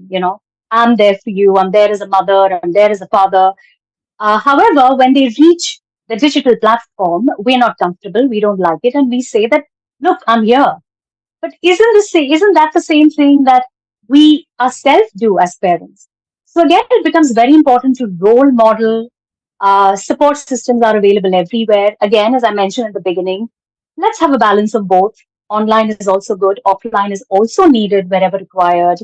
So it's very, very important to not shy away. And regarding the second part of your question, where you spoke about resources, I think the the most biggest powerful resource that we all have is within us, which is our brain, our mind. Yes. Uh, we don't need anything else. Okay, we just need to tweak that a little bit, Yeah. tweak on this, that mindset that we come with. Uh, try to mold ourselves into a growth mindset, become more adaptable, become more accepting, be open to feedback, have patience. Yeah, that's another thing that we don't have. Patience, go slow, step by step. Everything will happen on its time. So we have the resource within us. We've been empowered. We all are empowered. We don't really need anything. But yes, we have these external online and offline supporting elements. So let's use them, remove all the inhibitions that we have inside of us so that we can make the most of all these beautiful benefits that we have on the platform today. That's lovely. And I think you're right when you say that we are also guilty of our behavior and what we have done. So coming to my next question, so I would like to touch on a sensitive issue, gender stereotypes. It still persists. It is still there. I am not going to deny it.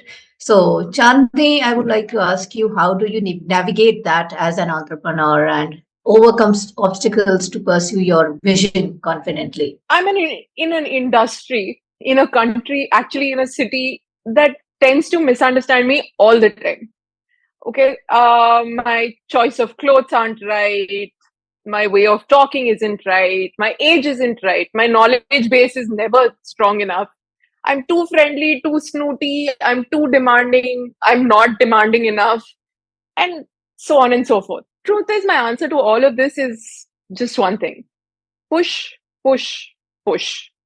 That's really it.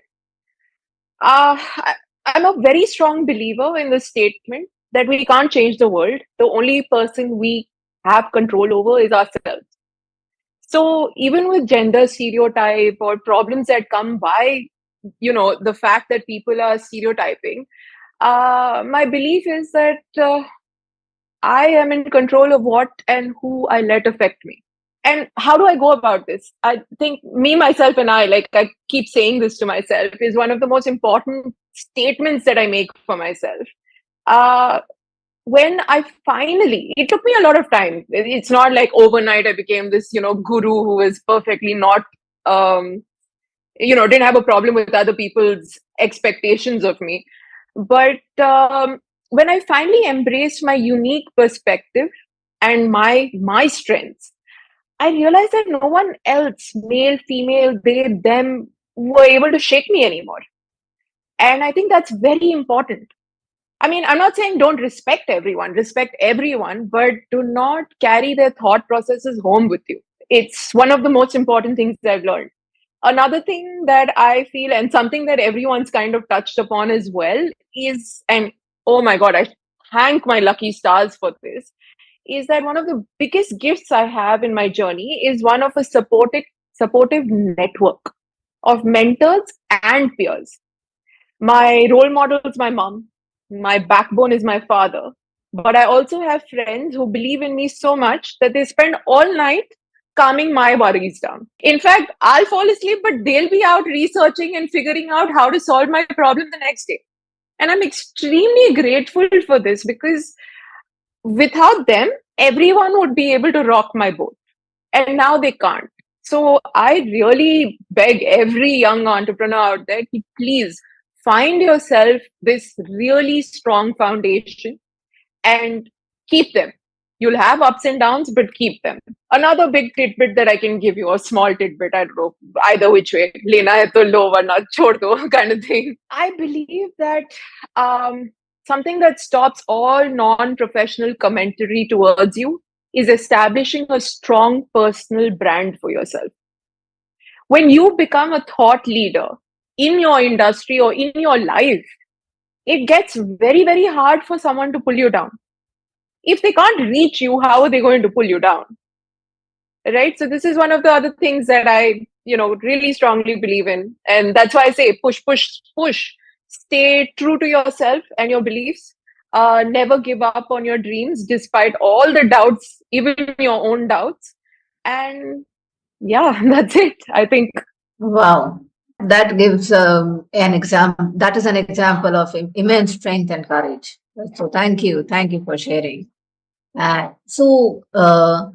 Ruchi, I would like to ask you, emotional resilience, or when we say EQ also, people have a lot of misconceptions and a lot of hype has been spread around these terms. So what are the common misconceptions about emotional resilience and how do you address? So I think the emotional resilience, the biggest misconception is the way people perceive emotional resilience. It is the image when I talk of emotional resilience, often people have is a strong tree which is not impacted by anything, be it heavy rain, be it windy nights, and someone who's just standing tall. So if you develop a mechanism wherein nothing impacts you, whoever says anything, you don't feel bad, you don't go in self-doubt, no one is able to hurt you, no one is able to make you angry, and so forth. That is what emotional resilience is. Whereas that is not what emotional resilience is. Emotional resilience is your ability to get back up quickly after feeling whatever you have to feel. So I think I have looked at this video, which is, I think, a very perfect example of emotional resilience. There is a toy that we all might have played in our childhood, at least I can tell that about myself, like a punching teddy bear. So you punch the teddy bear, and no matter how hard you punch it, it will fall and it will again come back up. It will fall, it will again come back up. That's what emotional resilience is. So it is not about your ability to not feel anything. It's about having an ability to be able to allow yourself to feel and quickly bounce back. So it's okay if you get angry. It's just about not going on breaking walls or shouting at someone. It is about taking a moment with yourself, saying, hey, what's happening? Okay, getting things in order.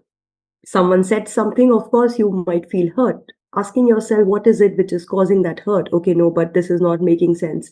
Coming back. Things like this is what emotional resilience is. The other misconception is either you have emotional resilience or you don't. And it is nothing like it. Emotional resilience is a skill. And like any other skill, you get better at it the more you practice. It is not something you're born with. It is not something that, oh, I don't have, it doesn't run in my family. I think genetically we are not wired to be emotionally resilient. It has nothing to do with that. First of all, having that awareness, that acceptance that, yes, I do need emotional resilience, not for anyone else, but to be able to take care of myself better, to be able to feel joy and feel happy in the day-to-day life and not continuously be under some rock. So that is one. And then making a commitment to start practicing it, and it will get better with time.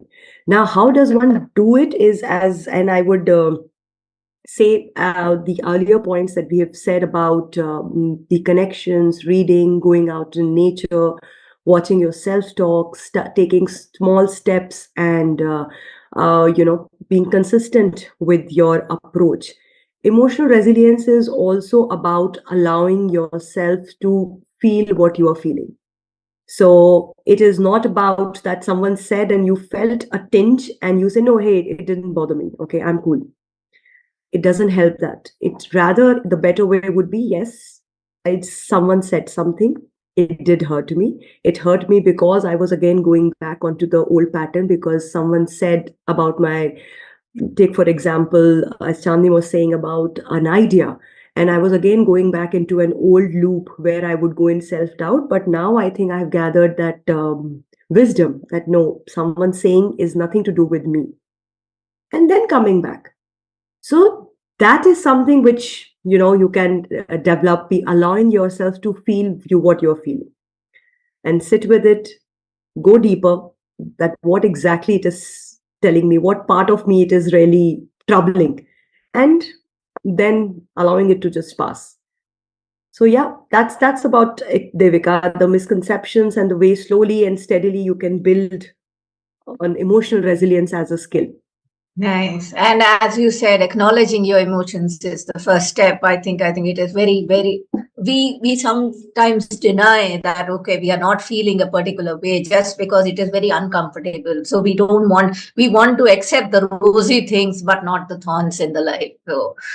So coming to the last segment of our discussion, which is education. So Sonali, how do you approach educating young adult parents about child development and parenting? So I have a very simple philosophy, Devika, and that is experience, experience, experience. Okay, this is the only one word that I can think of.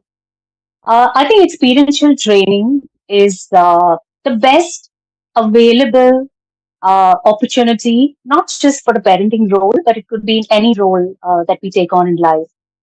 Of course, along with that, there are other mediums. So when we look at the formal education processes, there are classroom sessions, there are workshops, there are study materials, books that you can go through.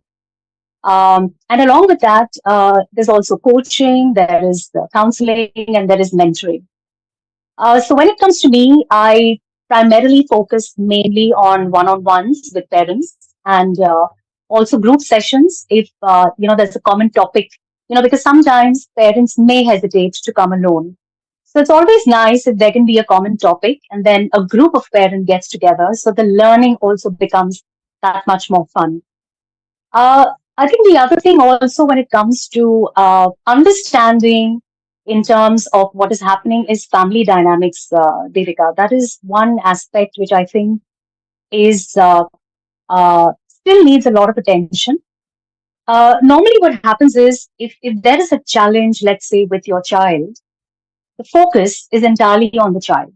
Okay, so the child is doing this or not doing this, or the child is becoming like this.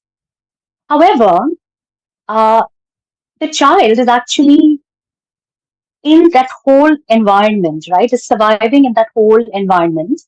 And that environment is made up of so many other people. And each and everybody has a direct or an indirect influence on each other. So for small challenges, it works if you focus on the child. But if there are intense cases, if there are things which are really bothersome, you've tried whatever possible, but nothing is changing, then I think it's important for the parents to look beyond the child and start looking at themselves as well. One thing I think I would like to point out very, very strongly, Devika, and I'm glad I've got this platform to say this. This is coming only and only from all the mentoring sessions that I've done. I think we tend to make children the center of our world, when they're born. So for a while, it's good. But with time, as and when they grow up, they start having their own priorities, their own thought processes, and they're becoming different individuals. And there comes a point in time when the children have become big, they've become adults, they no longer need us. And that's when we tend to look at our partner, okay, who's there somewhere, right? But then it's too late, Devika. Um, I think my very, very strong message that I want to give today is that uh, it's, I think it's one of the most beautiful experiences becoming a parent. However, the most important relationship is what we have between the parents, because that is actually what nurtures our children. That is actually what the child is absorbing through the entire growth process because they're living with the parents. So what they are seeing, what they are hearing, everything is what their system is absorbing on a daily basis. So it's very, very important to focus on that relationship as well. Yes, focus on the child, but also focus on each other, because that's the lifelong companionship, that we've got into. So I think from an education perspective, just again to kind of summarize, there are one-on-one sessions, group sessions, classroom sessions, books to read, online videos to see. However, do it in a nice, balanced way by focusing on the child and by focusing on each other. And out of all of this, please, please, please also focus on self. There's something called self-care. You don't have to burn out. You have to love yourself.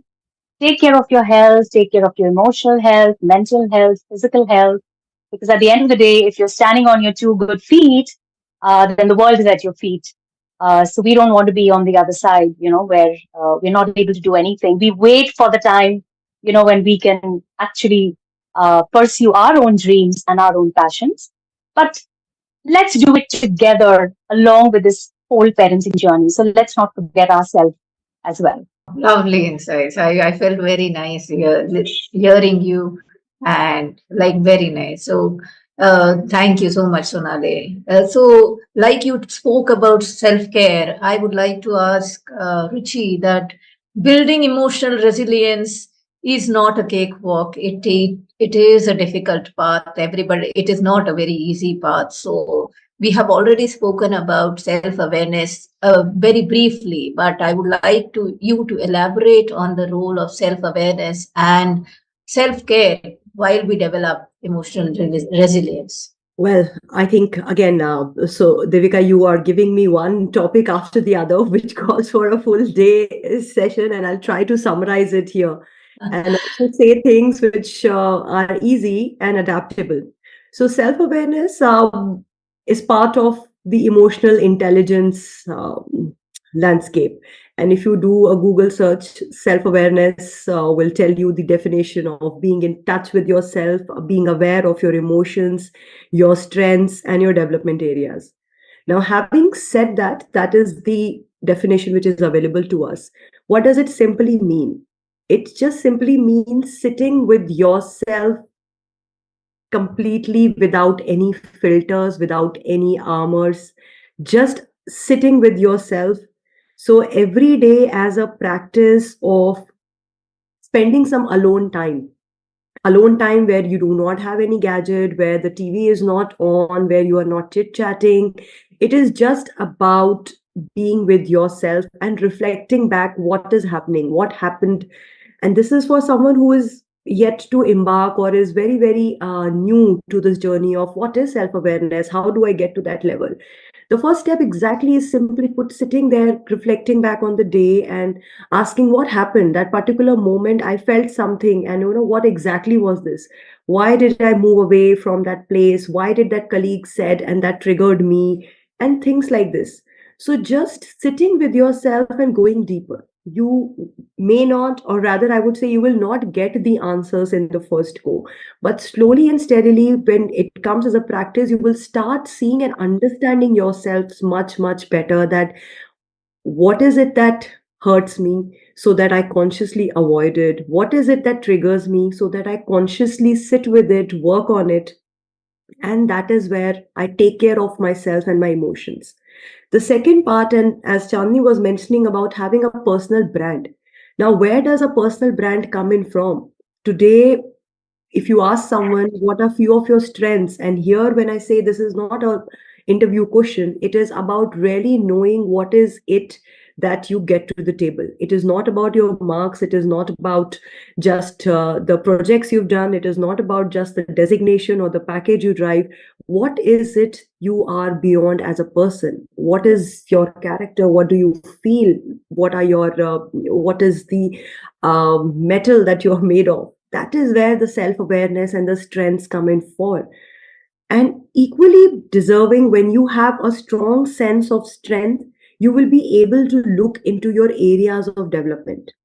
The only time when you are not able to look into your areas of development and they remain behind a curtain and they keep haunting you from time to time, A person who is regularly practicing self-awareness, as in touch with himself or herself, will have the ability to say, okay, I have challenges with presentation skills. Let me go and work on it.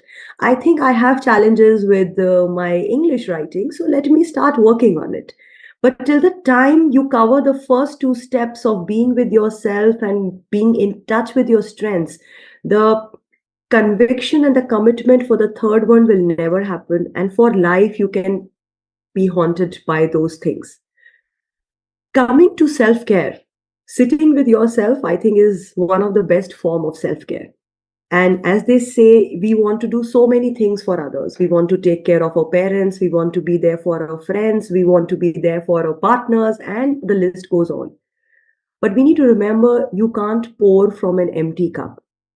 And that empty cup is you. So unless you have it in you, you don't want to be feeling drained by just giving.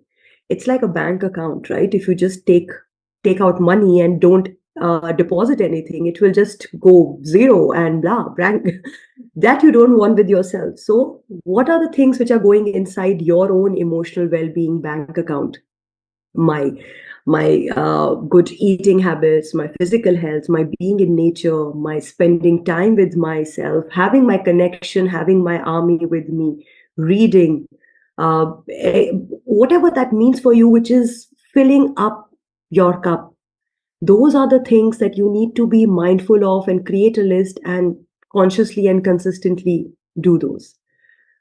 So those are some of the things that for self-care, and the first step to it always will be being aware of it. So always remember, with awareness, you create a path for any change. Lovely. So I guess one takeaway from this discussion is that from your insights is that don't be emotionally bankrupt. Well done. So coming to our last question, Chandni, how can we better support and encourage young people to pursue entrepreneurship? I mean, perfect question for a creative incubator, right? Because this is what we're talking about every day. I guess as a basically all the discussions I've had with my company, one of the in my company, I mean, is that the most important thing is probably access to resources and a strong mentorship program. Having programs, workshops, and hands-on learning opportunities will help reduce the strain in growth. Mentorship programs connecting experienced entrepreneurs with youth would give them, would put experience and excitement together. And that's a great mix, I think, because you can really make something out of that. What else? I guess more than anything else, I believe we can also encourage our youth by, actually, a thought just crossed my head, and this is, I think, something that's probably the most important according to me. Maybe my office doesn't believe so much because it's not monetary, but I think listening.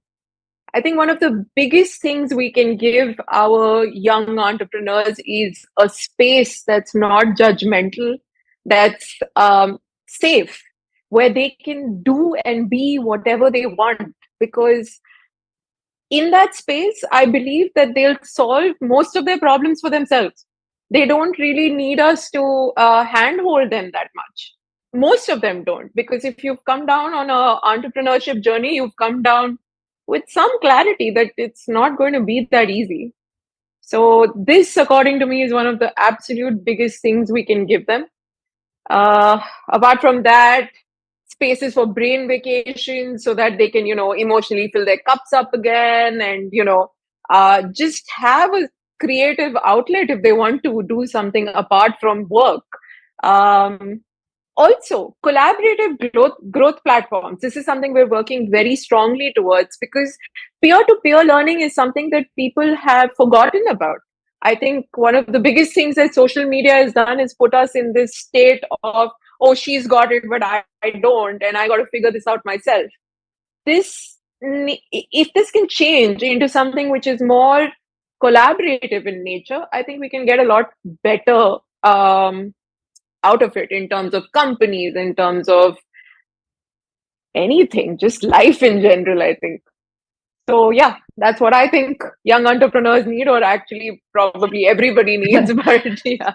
Yeah, oh my God. I cannot thank you much in words, but it has been an incredible discussion, and I have learned so much from all of you. And thank you to all our panelists for sharing their valuable insights and perspectives, and for such a progressive and forward-thinking discussion. It's been a pleasure having you on the show. Thank you so much.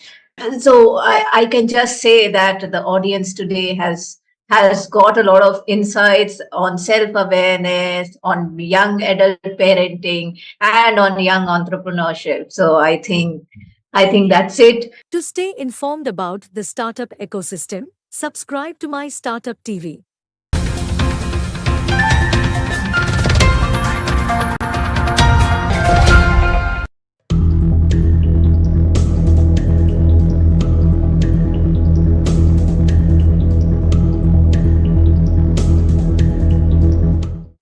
Oh, that was really I appreciate the way you have introduced me. It really made me feel good about myself. And thank you for your wishes. And I would like to first congratulate you and your team for launching this live TV program for the first time on the International Women's Day with a full day long programs and panel discussions lined out. And I sincerely want to thank you for trusting me and making me a part of this, initiation of yours. So, Thank you. as you have already mentioned, are you saying something, Sunilji? No, please take over. Yeah. Okay. Yeah. So, when I'm working as a startup and incubation expert, consultant to Startup Odisha on behalf of Ernst & Young, who is a knowledge partner to Startup Odisha. So first, I would like to give a brief introduction about the state of Odisha and the Startup Odisha and how the startup ecosystem is evolving in the state. So Odisha, as it claims to be surely, best kept secret. I think, with all its the rich heritage, culture, the farming, mining, and natural resources which are abundantly available in the state, it definitely makes one of the top destinations for startups with plethora of opportunities here. So, and Startup Odisha is an initiative by the MSME department of Government of Odisha, which is registered under the Section 8 of the Companies Act. And requesting all the panelists to keep their cameras switched on. Jayanti and Sumonaji, please. So, once it was initiated in the year 2016, Startup Odisha has come up with, a very business-friendly policy where, the vision itself mentions that 30% of the startups must be women-led. So that shows the kind of, commitment the state has towards promoting the women entrepreneurs.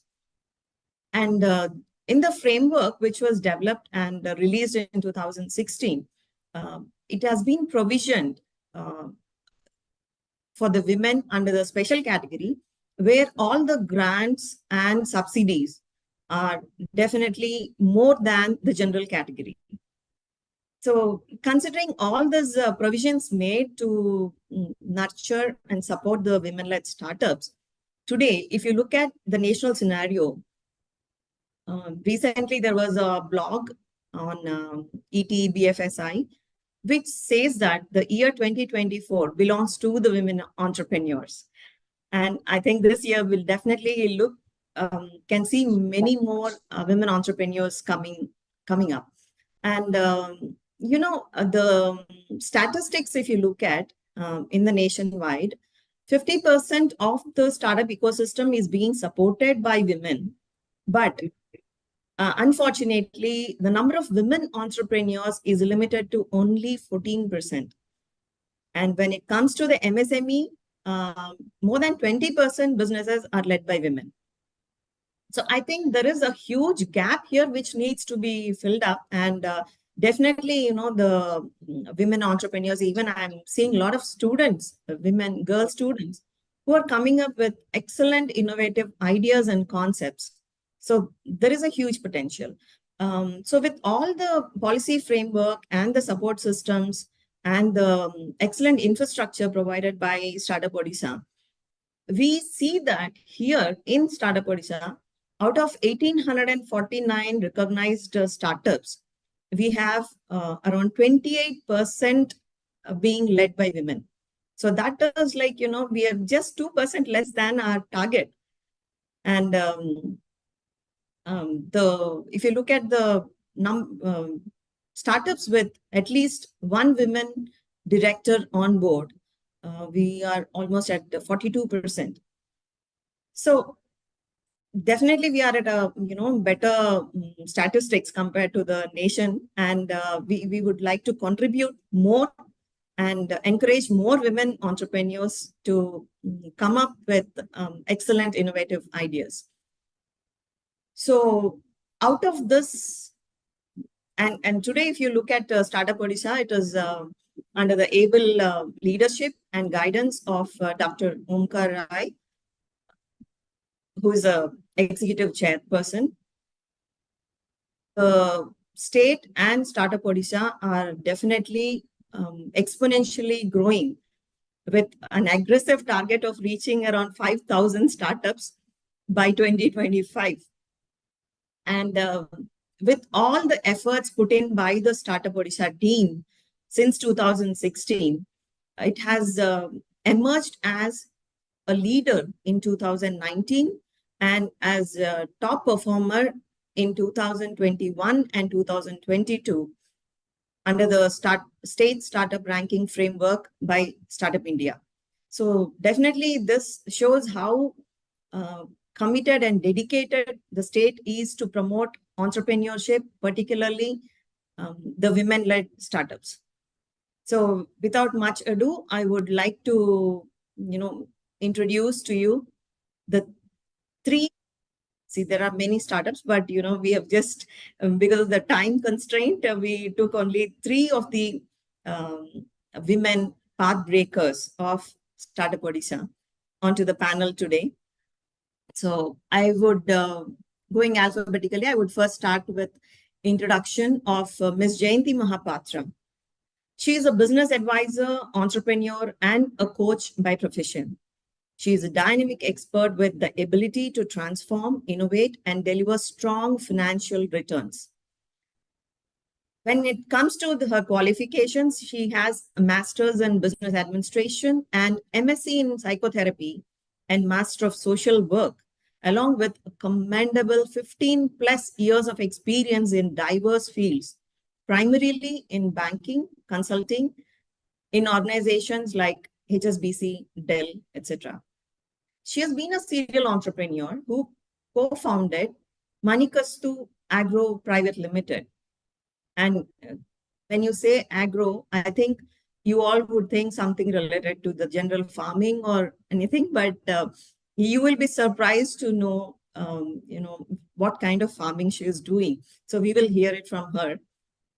And the company has received a lot of accolades as one of the top 40 startups in Indian Express 40 under 40.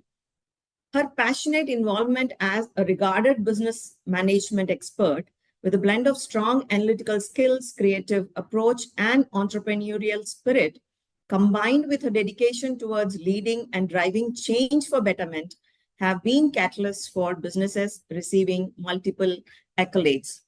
So some of her achievements are Women of Substance Award 2019 and Change Maker at ICC Women Summit 2020, Emerging Women Entrepreneur of the State, Promising Entrepreneur by AIC, OTV Award as an Aspiring Entrepreneur, AMNS Shakti Awards 2022.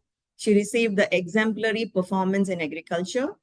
Udyog Urja 2023, Entrepreneur of the Year Agriculture by Prameya Channel. And Pride of Odisha during the 7th edition of Sambad. Jayanti has been a mentor to many startups in various incubation centers like SOA, CII, AIC, CUTM, KIT TBI, and a partner consultant to Startup Odisha, MSME, DBT-ILS, Doordarshan, TAI, SPIU, ISAP, Indigram Lab, etc., and part of CII Skill and Education Committee. Her other interests include technological connection to business and natural parenting. The Honorable PM, Sri Narendra Modi ji, had spoken about her startup in detail during his 110th episode of Man Ki Baat on 25th of February, which surely added another feather to her cap. Welcome Jayanti onto the panel. So our second guest for today is Miss Nikita Baliar Singh. Definitely she must be missing her twin sister and co-founder, Ms. Nishita Baliar Singh, along with her today on the panel. These twin sisters are the pride of Odisha as the first Forbes International Under 30 honorees, founded Nexus Power, an eco-friendly battery tech company. They are striving to build a sustainable and greener planet by building lithium-free, biodegradable electric vehicle batteries from crop residue. Inspired by concepts in industrial ecology and biomimicry, Nexus is not only speeding up the process of EV adaptation through the fast charging, cheap, and energy-efficient batteries, but also facilitating massive growth in the agricultural industry by converting the waste. Both Nishita and Nikita completed their bachelor's degree in business management from the prestigious Xavier Institute of Management, Bhubaneswar. Following this, Nikita went to pursue her master's in media and mass communication from XIM Bhubaneswar, and Nishita opted to pursue chartered accountancy. Both of them have also completed master's certification programs in nanotechnology, battery management systems, electric vehicle engineering, innovation and strategy management from IIT Roorkee, IIT Chennai, and IIM Bangalore. I think these two sisters have not left any kind of need which is required for their business. They made each and every need of the business their qualification. Besides their entrepreneurial interests, Nishita is a photographer and an artist, while Nikita is a creative writer and a filmmaker. Something that resides in both of them is being musicians, sports enthusiasts, adventure freaks, and brave horse riders. Both the girls are very active when it comes to business, leadership, and travel. Really, I think you guys are very inspiring to a lot of us, Nikki and Nishi. Apart from being featured in Forbes 30 Under 30, Nexus has been a recipient of multiple awards since its inception in 2019. Entrepreneur magazine's Shepreneur, Women to Watch, Vogue India's Women at the Workplace Special Edition, MG Motors and the Better India's Change Makers Season 3, PMI's Global Future 50, to name a few.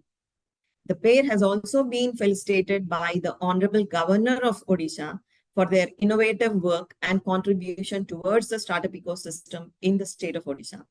Kudos to you girls. Welcome onto the panel. So our next pathbreaker is Dr. Sumona Karji Mishra, who has a PhD in molecular virology from the International Center for Genetic Engineering and Biotechnology, having more than 14 peer-reviewed international research publications in the area. Very commendable, Dr. Sumona. After surviving a life-threatening pregnancy complication, Dr. Sumona founded Prante as an R&D-driven deep tech company that majorly focuses on predictive diagnostics or prognostics, as she calls it. to bridge the gap between the increasing patient loads and lacunae in the healthcare systems across the globe. Dr. Sumona is an alumnus of Cambridge Judge Business School's Ignite program.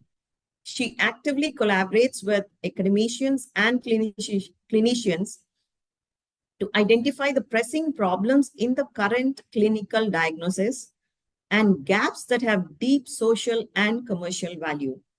She has been conferred with many prestigious awards, including Pride of Odisha, Rashtriya Swayam Siddha Samman, National Startup Award 2022 in the field of innovative medical diagnostics. Technologies developed by her group have a rich intellectual property profile with 6 patents, and her team has been a winner of CII IPR Award from 2018 to 2021. That's an awesome, achievements, I can say, Dr. Sumona. I very warmly welcome you onto the panel. So before I start the discussion, I would like to request all three of you, if you would like to just share a few things about your startup or your journey, very briefly. Yes, Nikita? Surely. Hi, good afternoon. I'm audible. So I'm actually somewhere in the reception of the Taj Palace. Yet to check in here and the flight was late, so it's kind of very hectic. But yeah, my journey so far has been very exciting, specifically because it is coming out of college and wanting to start work, wanting to get into education. And with my own twin sister, we spent all my life as a child. I used to copy her assignments in school. So when I stepped up and started doing business with her, I was sure that path was right. So from there to here, about 3.5 years, I think we also hadn't imagined that we'll get what we have so far. We managed. So it's been a bittersweet journey for sure. There have been things which have not gone the way we wanted. Few things that have just fallen immediately. And I think that's what entrepreneurship is. So, looking forward to more adventures in life. Also very happy that I've chosen this field. Yeah. So, I mean, like, how often do you twin sisters fight during the, professional journey? Does it happen? Fight, yeah, I mean, we call it discussions, so let's put it that way. So we do have some aggressive discussions sometimes, some very subtle discussions, but not that we end up fighting the way we used to when we were kids. Okay. Yeah, if you tell me about personal things, then we'll fight. Professionally, I think when you're in the office, you have a team around you, it gets difficult to also fight among each other. So yeah, we call it discussions. A little aggressive, sometimes subtle, but discussions. Great, great. So, Sumona ji? Hi, everybody, and wish you all a happy International Women's Day and Mahashivratri, of course. As I talk about my Prante, it's a startup that we have started in 2015. And with a mission and vision to bridge the gap between the healthcare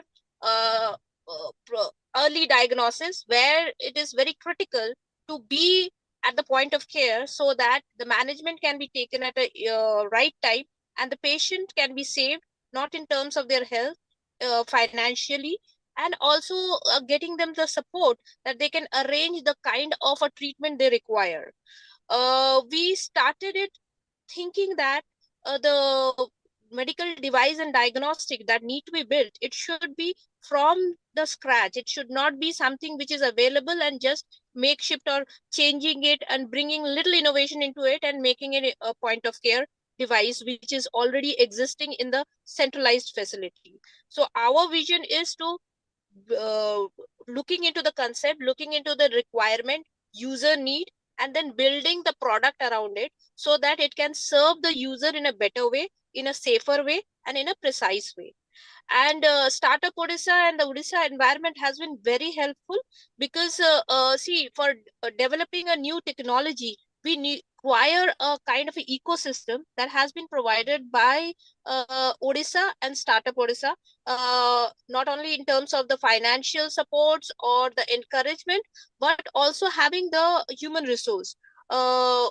being a state where you have a huge number of engineers, getting people with technological skills was not very difficult for us.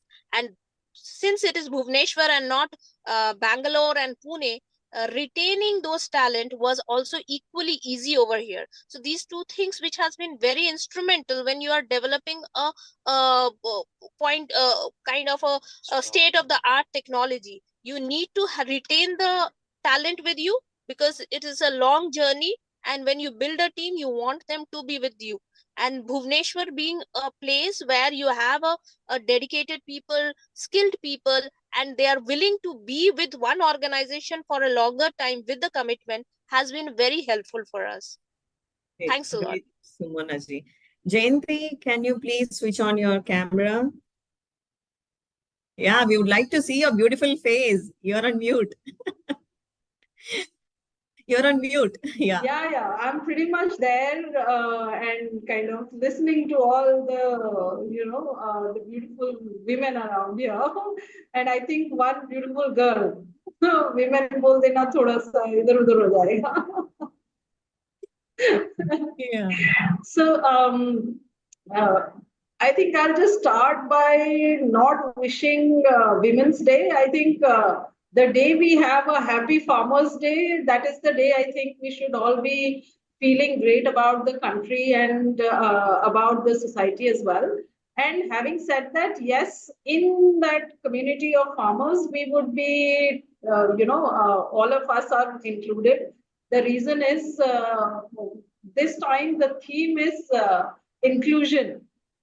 So when we talk about inclusion, I think it is all the more important that beyond the genders, we must think of inclusion of people around. So obviously a very, very happy Women's Day and Mahashivratri. But iske saath, I think we longing to look forward to a happy Farmers Day. The reason why I put it down is because the startup and the company that I run, it is all to do with farmers, and our greater idea for the farmers is each farmer should live as an entrepreneur, should look forward to being a micro entrepreneur or a respected employee somewhere in some agri company. So that's the entire idea, and I personally call myself a farmer again. The reason is ours is Manikastu Agro Private Limited, which started off in 2015 with a back-end calculation of helping farmers into feed and fodder of small ruminants, that is animals, and we specialize into goats. We can look at goats the two ways. One is greatest of all time greats. That's how people put my name against Jayanti and goat. So that's how I consider greatest of all times.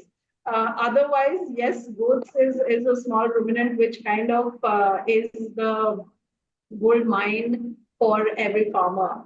Each of the farmers, when they are only into one particular product, it is not viable for them in terms of their scale of economy. And we wanted to take on something which is categorically supporting the bottom of the pyramid in terms of the farmers, manufacturers, production, and supply chain. Having said that, why small ruminants is because the idea of integrating animal husbandry into the generic farming will always give that traction of enterprising and also supports in terms of scaling the income for every individual. And the best part is the farmer doesn't have to work on it. The people at home can actually help the family. So both ways, we looked at females, we looked at the farmers, and we looked at the income base. And we started off something that is called as a goat bank. So that is one revenue stream. The goat bank concept was a HubSpot model where we kind of worked it out where, Manikastu will be at the center, supporting every farmer into animal rearing, insurance, technology, backend support, medical support, and buyback model with the market leverage. With that, the other streams are pertaining to manure processing, where the waste is also bought back and we process it into an organic manure, which is available in Amazon for individual D2C retail. And there is a supply constant which goes for the larger bits. The third is the feed and fodder, which is again another revenue stream. Every farmer cultivates something or the other in his her farm. If not an owner of a land, then they also go for partial, जिसको भागीदारी बोलते हैं. So the waste out of that land is also bought back, and that is the third revenue for them as individuals and for us, which is converted into feed, fodder, silage, and so on and so forth. Later, we are looking at Orissa being one of the one-stop destination and choices across the world for every product pertaining to goat and the processed product out of goat milk, cheese, so on and so forth. Thank you. Great, Jayanti. So, I mean, like people would have heard about, blood banks and, financial banks and everything. But I think the goat bank is something very new. And, kudos to you for coming up with that kind of a concept, actually. And so my the next question would be to Jayanti and Dr. Sumona. So, both of you are first generation entrepreneurs. So, yes. Like, when and how did the seed get planted in your head? And once you expressed that, what was the immediate reaction from your family and friends? I think it's interesting to talk about the reactions first. The first reaction was, okay, she was mad, now she's gone eccentric, she would require medical help after some time. So that's fantastic to hear, because unless you are a little eccentric and you want to get down to that level, it is difficult to be an entrepreneur. Every day, it's a matter of challenge. It's a matter of getting that kick off from every time you have a downfall. So unless you have that energy levels and you're eccentric, it is difficult to deal with that situation. So that was the first thing in terms of reaction. The reason why we wanted to get down is you don't want to be answerable doing a job entire life. And, most of us, I belong to a completely down to earth middle class family where everybody was into job and majority into government jobs. So government job is the hat and is the crown of the family lineage from both sides. So one of the kickoffs were, you wanted to break that off, saying that 50 years, 48 years, people work, and ultimately what they own is a house, car, and basics of their life. So one needs to, I wanted to break that off, and I didn't want to become an engineer or a doctor and, have a government life. But ultimately, I was pushed into jobs for a certain period of time. The best part was I made a choice to move into a private sector. So I'm a first generation private sector jobby at our place also. So the black spot, typically who doesn't study very much, is lazy, who doesn't like to do anything other than, kind of have fun. So that was the thing. And the other thing was, while at work, what I could understand is someday we will be slower, we will be going back. So what is the contribution when we leave this world? So for me, what was important was, what am I doing? And if I'm doing something, why am I doing it? And that why answer was how many lives I would change in what I'm doing. In banking, yes, we change a lot of lives. Yes, we are doing a lot of good things. But then again, when we look at a sector which comes as a shock to us, is the farmer community. And even today, when you say that I'm a farmer, a lot of people will feel that, farmer is relative to poor and economically very low. So I think that was one other area that I wanted to make this change in perception that farmers be acha or ameer ho sakte hain bhai. So those were the things. Thanks. Great. So, Dr. Sumana, so I think you mentioned, it was mentioned in your profile that, you had, you are a fighter and you have successfully come out from a very, difficult pregnancy. So I guess, that could be your triggering point for, getting into what you're doing now. But yeah, I would like to hear from you more about when and how it started, and how is it, where is it today? Yeah, thank you. So definitely, I was more inclined toward academia, research, and always envisioned myself as a little girl to become a big scientist, doing research and making new product discoveries and all. But entrepreneurship definitely was not at all in my list, and I never wanted to be. But what small incidents in your life often changes the way you think about your career, your future, and how you want to take the life ahead. So maybe pregnancy and the pregnancy complication that I faced is one of that trigger. Because being educated, being in a very we were in Delhi at that time, and had all the ANCs been done in a proper way, but unless and until my pregnancy turned critical, I was not being diagnosed with the condition that was called as preeclampsia. So that led me feel ki, if there is no early diagnosis, and there are so many women who is getting impacted by these kind of complications. If we take the statistics, more than 10% women in across the world get affected by preeclampsia every single year. And this is not only limited to the pregnancy or pregnancy complications, but beside that, there are various diseases where early diagnosis could be savior. But unfortunately, we don't have the early diagnosis, or the early diagnosis is not available in a form that it can reach the person who really needs it, point of care, and to the so that uh, initiated the thought in me, doing a research, publishing a papers, making discoveries in a high-end lab where all the instruments are available.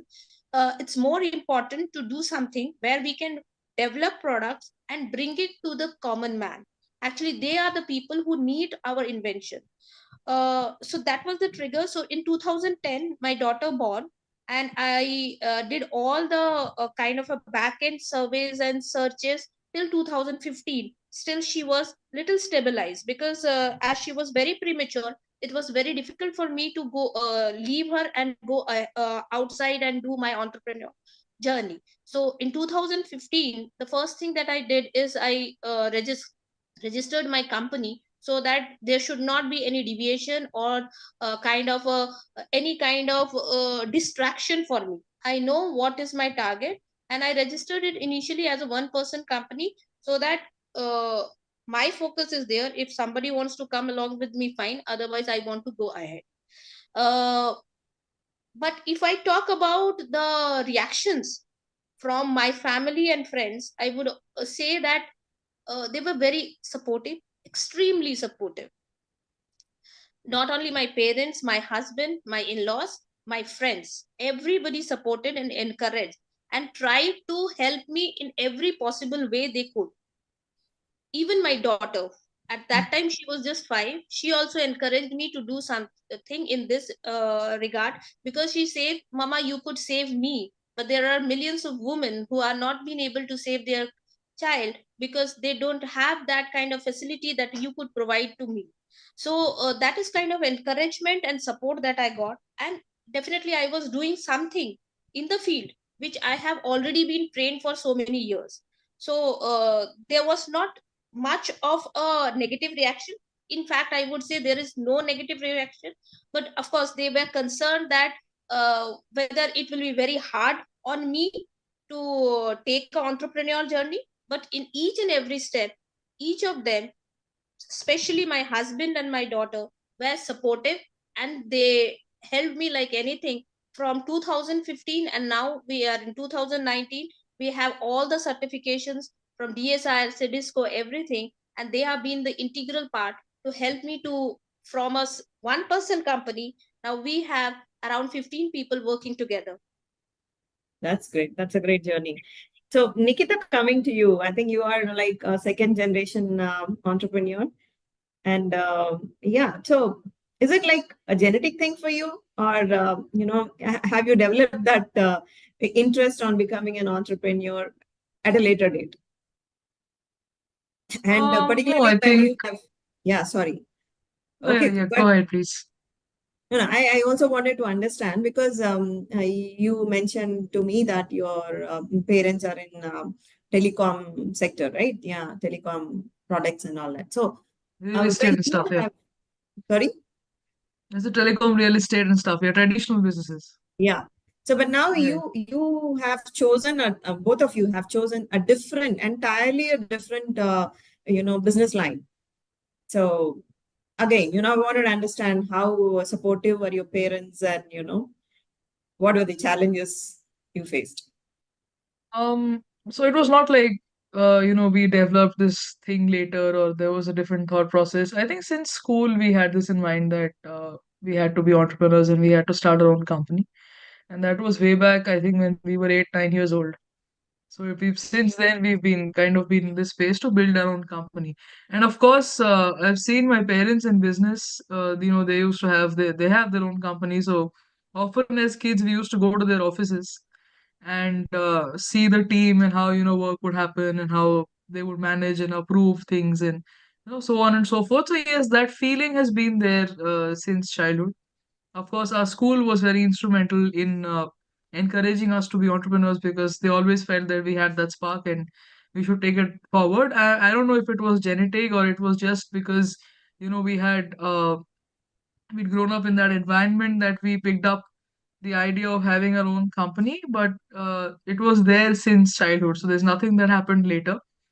And people, I remember my batchmates were asked, what you want to be in life, and somebody would pick up astronaut, somebody would say doctor, and I would always, in fact, both of us would always stand up and say that we will build our own brand and we'll build our own company. So it was that old in us. Parents, obviously, they've been in the same business line, so they understand the highs and lows of what businesses can be. And so they were very supportive, yes, but they were also concerned about how the growth would be for us because we were getting into a very R&D intensive deep tech startup, battery technology, and young women with women who don't even have a very specific science background. Like it's not like a very long engineering background that we have.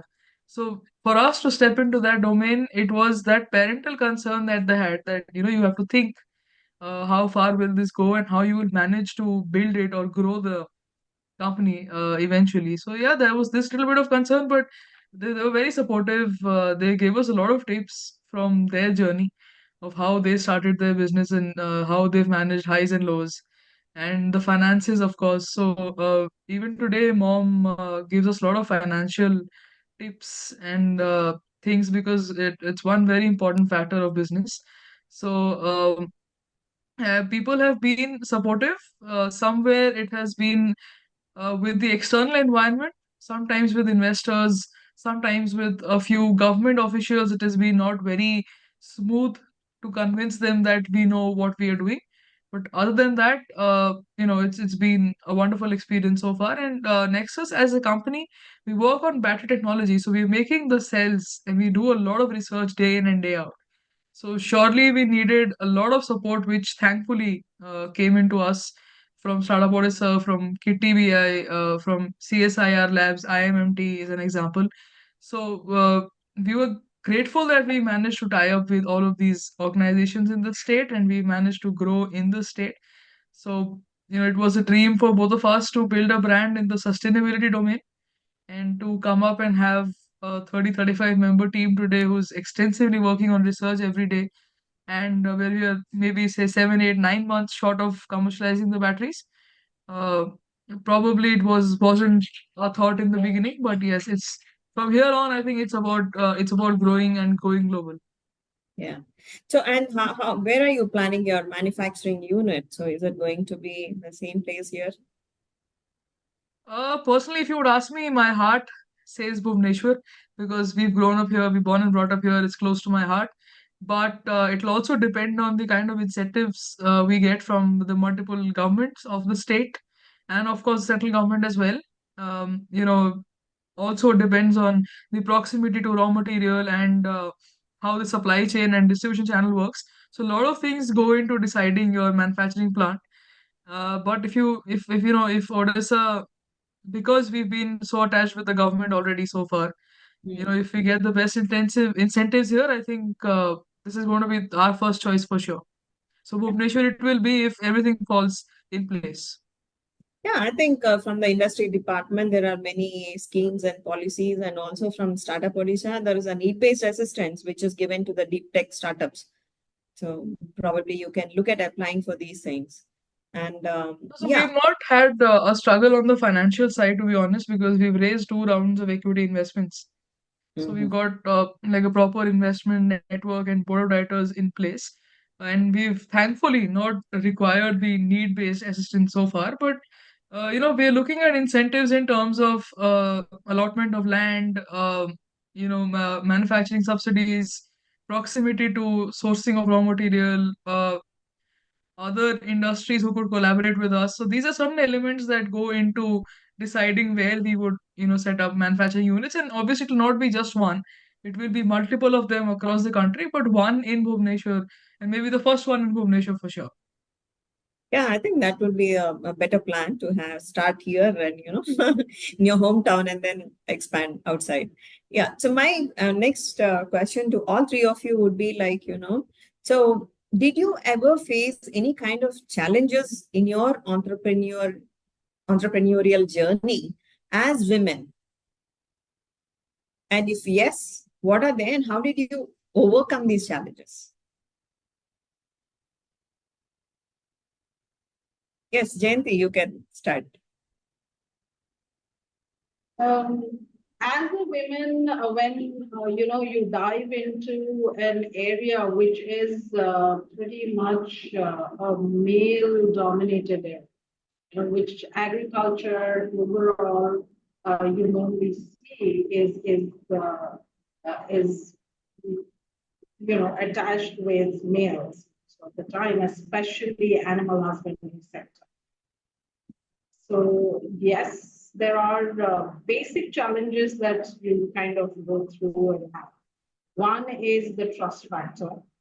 With the farming community and specifically the marginal farmers, with the policies, with the kind of work people have done, their experiences, yes, initially there was a little to do with gaining the trust. Hence, we could understand even before we surveyed the area, and that's why we did not start immediately with animal husbandry or the goat bank.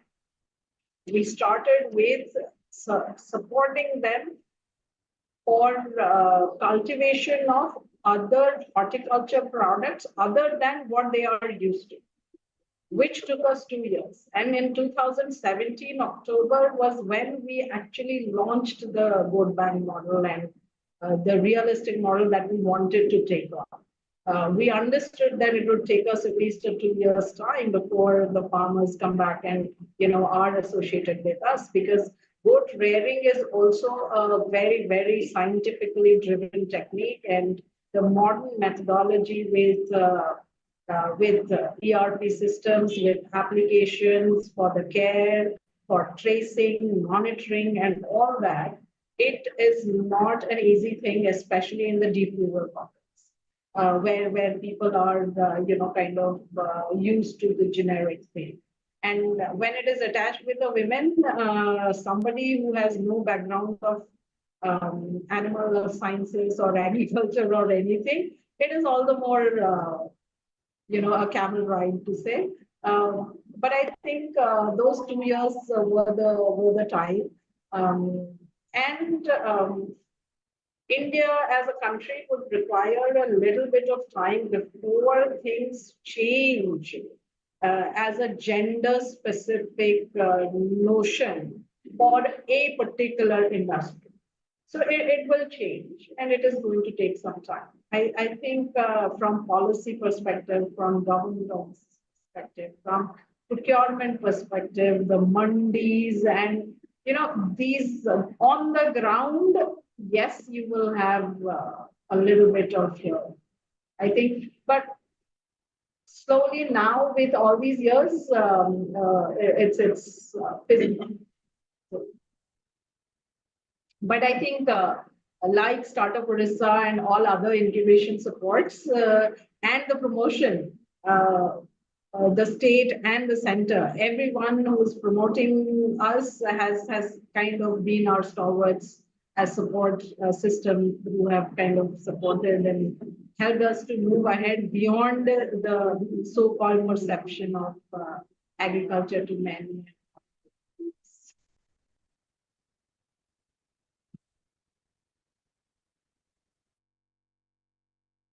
I think you are now a national celebrity with the PM, Honorable PM himself mentioning about you and talking about your startup. Okay, so I mean, like, I just want to ask a very foolish question here. So, did your psychotherapy MSc help you in understanding the? Actually, that is the approach, ma'am. So when I said that initially we went ahead for buying in the trust factor, psychotherapy, counseling. A lot of times when you talk in groups, that worked, and training background works. The studies work. Generally, as an individual, if not agriculture, then somewhere you have to play the mind, and I think that worked for us. Nikita? No, I wouldn't call them challenges. Just certain roadblocks that sometimes come around, certain situations that do come around. Not that we faced anything specific or very dedicated because we were women, but there have been certain interactions with, sometimes in the early days when we were raising our first round, we used to pitch to a lot of investors.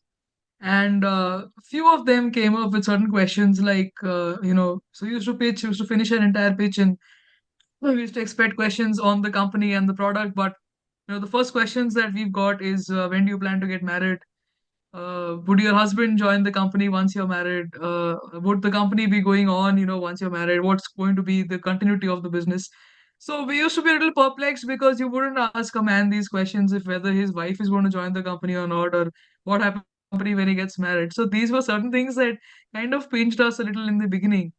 That my personal life has got nothing to do with my professional life, and I don't think that should come in the way. So I think eventually we did learn to, just say that it doesn't matter. Initially, we used to try and be, a little subtle, but then we started being a little direct, saying it doesn't matter.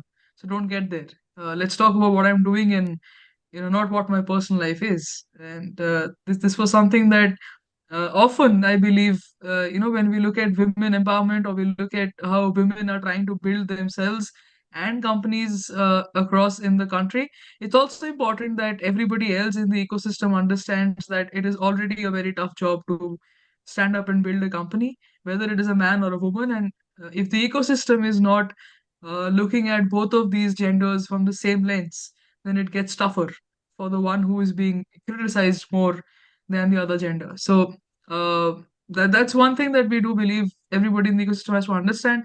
And beyond that, I think it's also important that we have a lot of women come up and become investors as well. So you look at a list of investors, say 150, 200 of them, out of which barely would find 20 or 30 of them who have women founders. Otherwise, it's a very male dominated space even today. So these are certain things that we have to work on, and there's a long way to go. But I'm sure things have changed ever since the startup boom has happened, and I'm sure government is doing a lot of things, Yes. special incentives for women, a compulsory women director in a lot of limited companies. So these are positive moves. I'm sure now they have to make it mandatory. Eventually, that will be the case. Maybe 5, 7, 10 years later. So that's nice, and it's a welcome move. It's good that women are being given their due share of management skills, and they are actually shining quite bright in multiple startups and also investment domains. Yeah, great. So, Dr. Sumana ji, did you have to face any kind of challenges as a woman entrepreneur? No, as Nikita said, as a woman entrepreneur, the challenges as an entrepreneur, definitely, whether it is a male or a female, they have to face when they are building their company.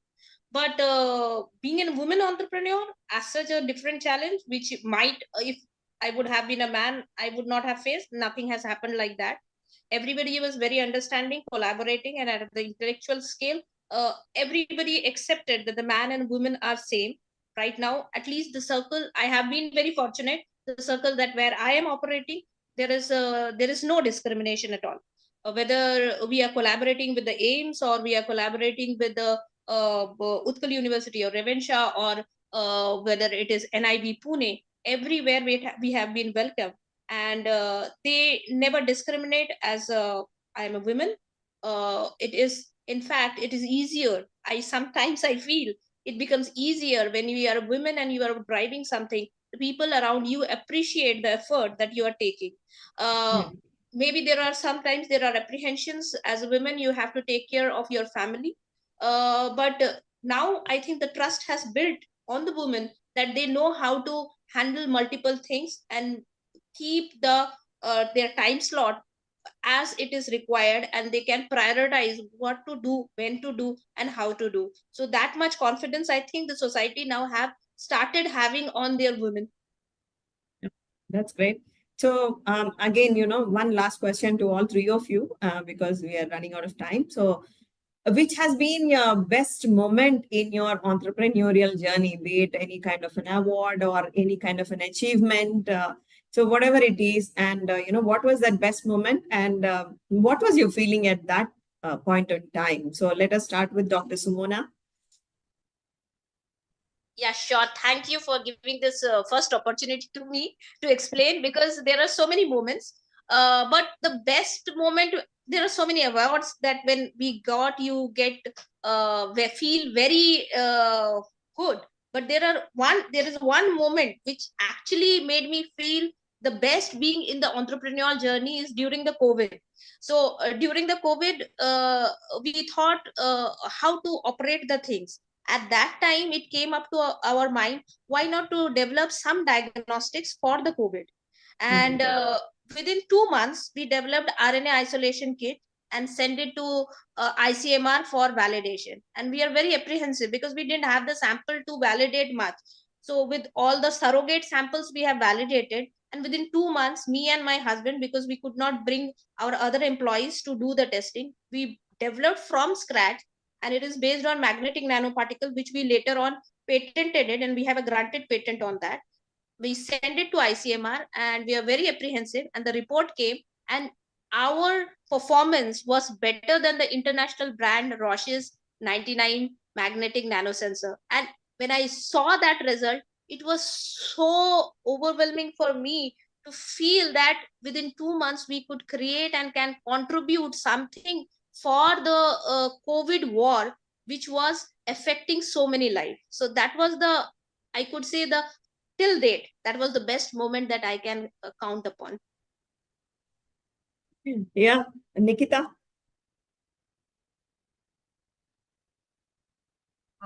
When you are in an R&D intensive company and you have like a research team who's day in and day out stepping in with multiple ideas, I don't think I can really pick one moment which made me feel that this is it, because there was actually no eureka moment in this journey so far. Every day we do certain experiments and some are very successful and we are very happy. Some just we fail at many of them also, but we still keep it going. So yeah, there have been multiple awards falling in the kitty. Forbes, I think, Forbes Under 30 was very, very important for the family, for our friends, for our loved ones. They really they're very happy about Forbes, and I think everything else that happened after that happened because of the Forbes mention that we got, whether it was Entrepreneur India or it was Vogue or it was PMI Future 50. It all I think it all happened because we already featured in Forbes. So probably yes, that was one very happy moment for everybody in the family and our loved ones. But personally, I think for me, just to get up and have a company and work with my sister and day in and day out to go and step into the office, I think that is a wonderful feeling in itself. To go into the office and have a team working and dedicatedly, when we are shedding our responsibilities, we are sharing our work and we are kind of working together. I think that is the only feeling that probably I wake up for every day in the morning. Great, great. Yeah, Jayanti?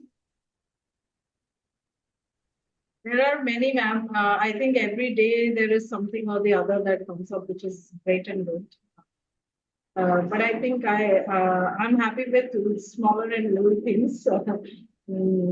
So one of my experiences was when I was really happy. There was this girl who joined us while we started the firm. She was the first one, our first employee actually. And she did not have parents. She was staying with her mother, brother, and other family members. And they had pushed her to start earning. She was hence no choice, so she came to us. We put her on board. And 5 years later, she was getting married, and she was one of those richest in their area. Okay, and who was actually taking a survey, and they were shocked to know that she had saved around 6 lakhs in 5 years. And very interestingly, that was the time she started getting her proposals for marriage. And the best part was, she says that anyone who would like to marry me has to stay in Manifesto and has to work here, because I will not go to their place. So anyone who's ready to marry and stay here will continue, and I will get married. So I think that was one of the experiences which was happy, and it makes a lot of difference for people, from those areas where you make a difference. Similarly, we have multiple stories actually. There is this old couple who was selling greens out here in the roads of Bhubaneswar, your IRC village roads. They were from Raikia. So their children had pushed them off and had no place to go. So somehow they managed coming to Bhubaneswar. The old man was around 60 and was forced to do, posed as a security guard. So, and then 10 days later, probably he was thrown out and had no place to go. So, someday I used to buy some stuff from there on the way, either for some work or somewhere. So then I would see them regularly, new face, and I asked them, where did you come? And then they started sobbing. And then we pulled them from here, took them there. They worked with us, and recently they were able to build the house. They were there with us for around 6 years again, and so they have taken a sabbatical and have gone back to build their house and come back again. So those are the kind of happy experiences that we have. The rest is, I think, recognitions will always make us happier. And one of the recognitions is, again, all our support incubators, you, Startup Orissa, and everybody, I guess. And I think, really, I feel very privileged to have, this panel and you people on the panel who not only, brought in a change in your own lives, but, impacting many more lives and, working on the sustainability areas and really, kudos to all of you. I'm really glad to be working with Startup Odisha to be in touch with all of you. So let us keep this going, and wish you all the very best. And I think definitely many more happy moments to come to all of you. So it's been a very great time, and thank you for taking out time on a holiday. And I know Nikki is traveling, and she has just pulled out time to be here. So thank you, all of you, very, very much, and wish you a very happy Women's Day. Have a great day. Thank you. Thank you, ma'am. Thank you, everyone. Thank you so much. Sunilji, and my Startup TV team for having us and encouraging the startups from Startup Odisha, women entrepreneurs in particularly. Thank you. To stay informed about the startup ecosystem, subscribe to My Startup TV.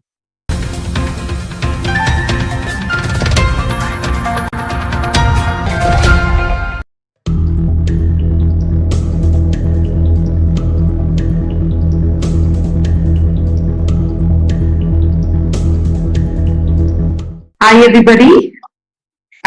Thank you for joining us back. So I'm introducing Aarti Unnayar, Managing Director of Ardner Consultancy Services Private Limited. Aarti is basically a seasoned hospitality professional with around, I think, 20 years of experience. She's worked with very big brands, prestigious brands like Oberoi, Hyatt, Radisson. After having worked with these brands, she transitioned to Find Ardner in 2017. So beyond business, she also champions a lot of social causes. She's founded the Unnati Social Development Foundation Trust, which is dedicated to educating underprivileged children. So welcome, Aarti. Thank you so much for joining us on the show. And I would like to take this opportunity to wish you a very, very happy International Women's Day. Thank you. I have a few questions for you. Your journey with Ardner Consultancy Services and your social work, I want to say, is commendable. And so my first question to you would be, what drove you to establish Ardner Consultancy Services Private Limited? So the transition happened in a way like as I was into the hospitality industry, hotel industry for so long, and I wanted to go for a small break before getting into a big role. So I was onto my bigger platform, bigger role, and to get into that platform, I wanted a bit of a break. So that was a break when I wanted so that I can get ready for that opportunity. So I took that break, and that break was like for approximately 2 months or 3 months. So I was on that break, and during my travel, during my sales meetings and all, there was a UK company which had come across to me, and they knew that I'm on this break, and they were into this. They wanted to get into the Indian market, and they wanted to introduce their company into this Indian market, and they wanted my help for that. So initially when they approached me, I was working with the hotels, and I refused that I am working with a hotel. I cannot get into this assignment.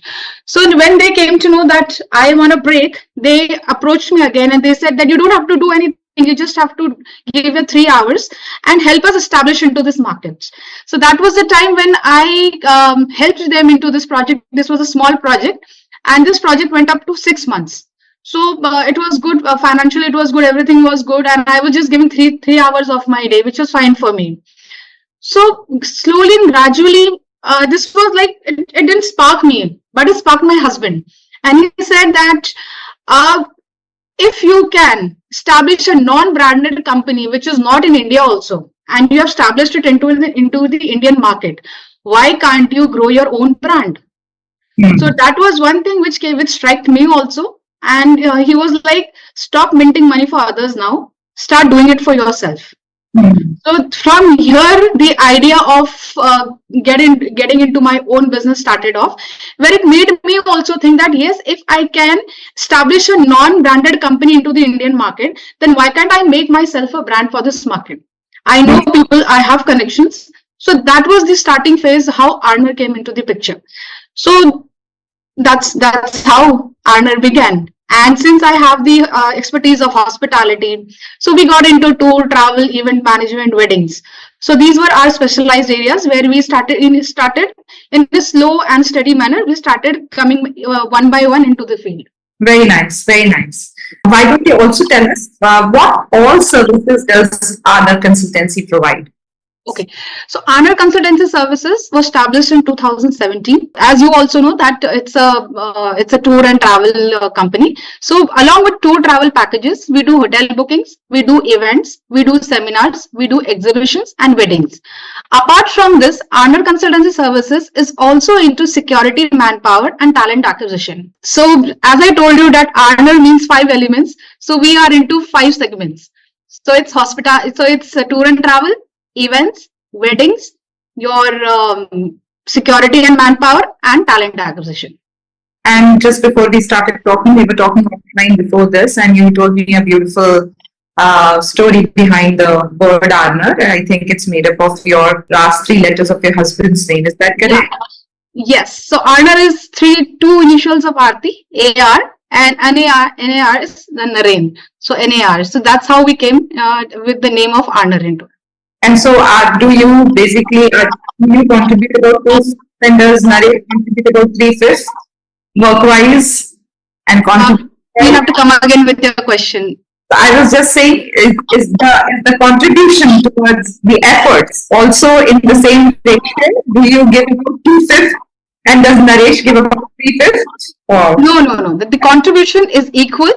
Because as my expertise are into sales and marketing and business development, he holds the expertise into, because he's from the Air Force background, so he holds the expertise of strong administration, HR, your policies. So all these things, our company policies, our HR policies, and our administration is everything taken care by him only, and he manages our finances also. So as I get the business into the company, he's the one who drives the policies, who drives the salaries, who pays out the salaries of the employees. So he's the one who takes care of that part. So equally, you're running the vehicle. Equal distribution of work. Yeah, right? Equal distribution of work. I know. So I've heard of Shri Traveler India. I think that is one of the initiatives of Honors. Could you highlight and talk a little bit more about Shri Traveler India? What is that? Yeah, Shri Traveler India is basically a vertical which is only for my female travelers. So as being into the industry for so long, I have been seeing that our Indian women, they depend on their husbands, their brother, father to accompany them wherever they want to travel. So, and because of which they are not able to travel because these people don't have time. For traveling, you need time. So these people, then the ladies, they hold themselves back and say, okay, next time we'll do it next, and that next time never comes. So with that concept, we came into the picture that, okay, don't depend on your male counterparts, don't depend on the male people, just come back to us. Tell us your requirements and we will give you end-to-end services. So what Shri Traveler does is Shri Traveler gives you end-to-end services. It gives you stress-free, travel-free, hassle-free, and a complete travel freedom for our female travelers. We also organize women-based events in this vertical.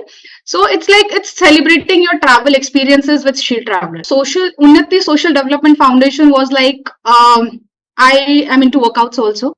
So me and my friend, we were coming out from our workout session, and we saw a small child who was begging on the road, and his hand was amputated, and still he was begging, and it was bleeding. So we tried to go close to him, and we wanted to just pamper him, and we wanted to just ask him what is happening and why is he begging. So when he saw us, he ran away. So there were other children also who were outside, who were begging where he was begging. So the florist, he told us that don't go near these children because they have been continuously watched. So today they are begging here, tomorrow because you are continuously going and trying to meet these children. Today they will be begging here, tomorrow they'll be sent somewhere else. So don't go near them. They are into the trap of begging because of somebody is watching them. So this thing came into our mind that and if these children are begging, only then there are people who are getting benefits out of it. We need to stop this. So then me and my friend started off with this drive that we should be stopping begging, and we should be going to the slum areas. We should be speaking to their parents. We should be making them understand that the children should not be begging. Their right is to study, and give them the right education. So we had a doctor on our panel. We came up with this idea that let's move out and let's open up an NGO. Let's come up with an NGO who will be working towards this cause, because nobody as an individual will listen to me. So we gathered approximately 9 who used to convince the parents of these children who used to beg around that you should not be begging, but you should be studying. So for them it was like, if the children are studying, for them it's like you are cutting off one of their hands from getting money home, because at the end of the day these children are also contributing a certain amount towards their livelihood. But then we assured them that you are doing this for food, right? So we will be providing you this food, but send these children to school. So we are responsible for their school education. We are responsible for their stationaries. We are responsible for their midday meals, and we are responsible for all their basic education, what they are getting into our school.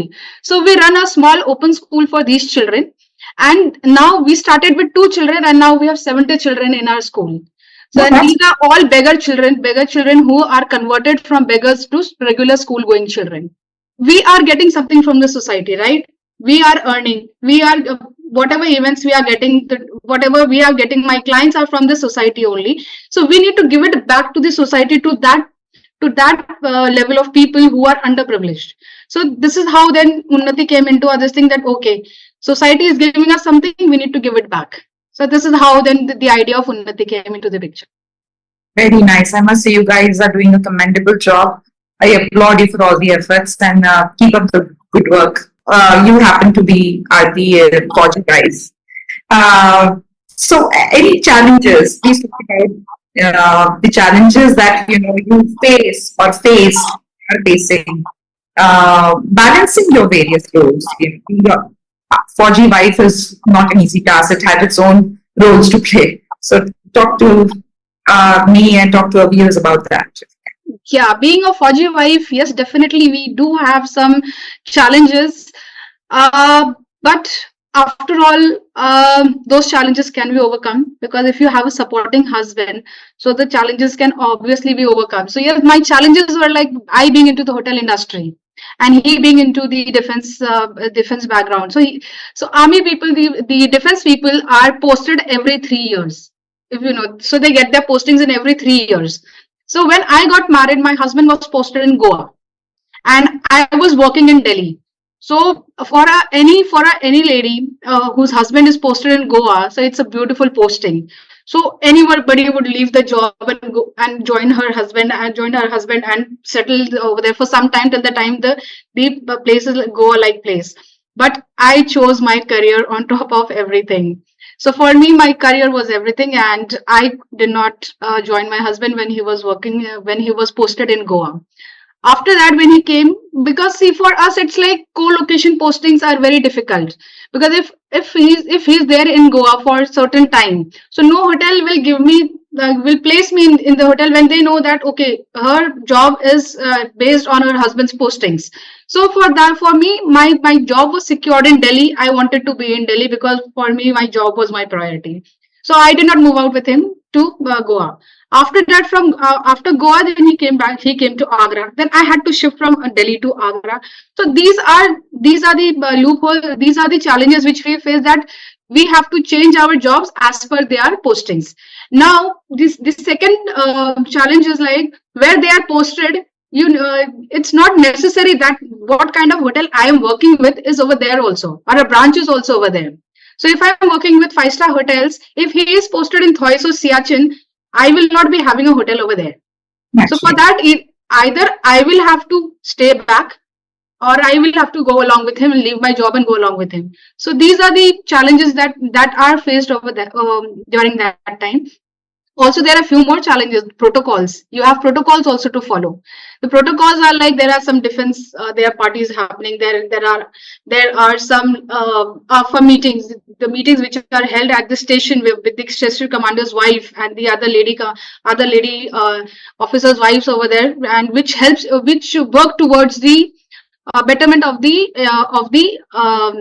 place where you're staying over there, of that station. If you are working in the civil setup, kind of a setup,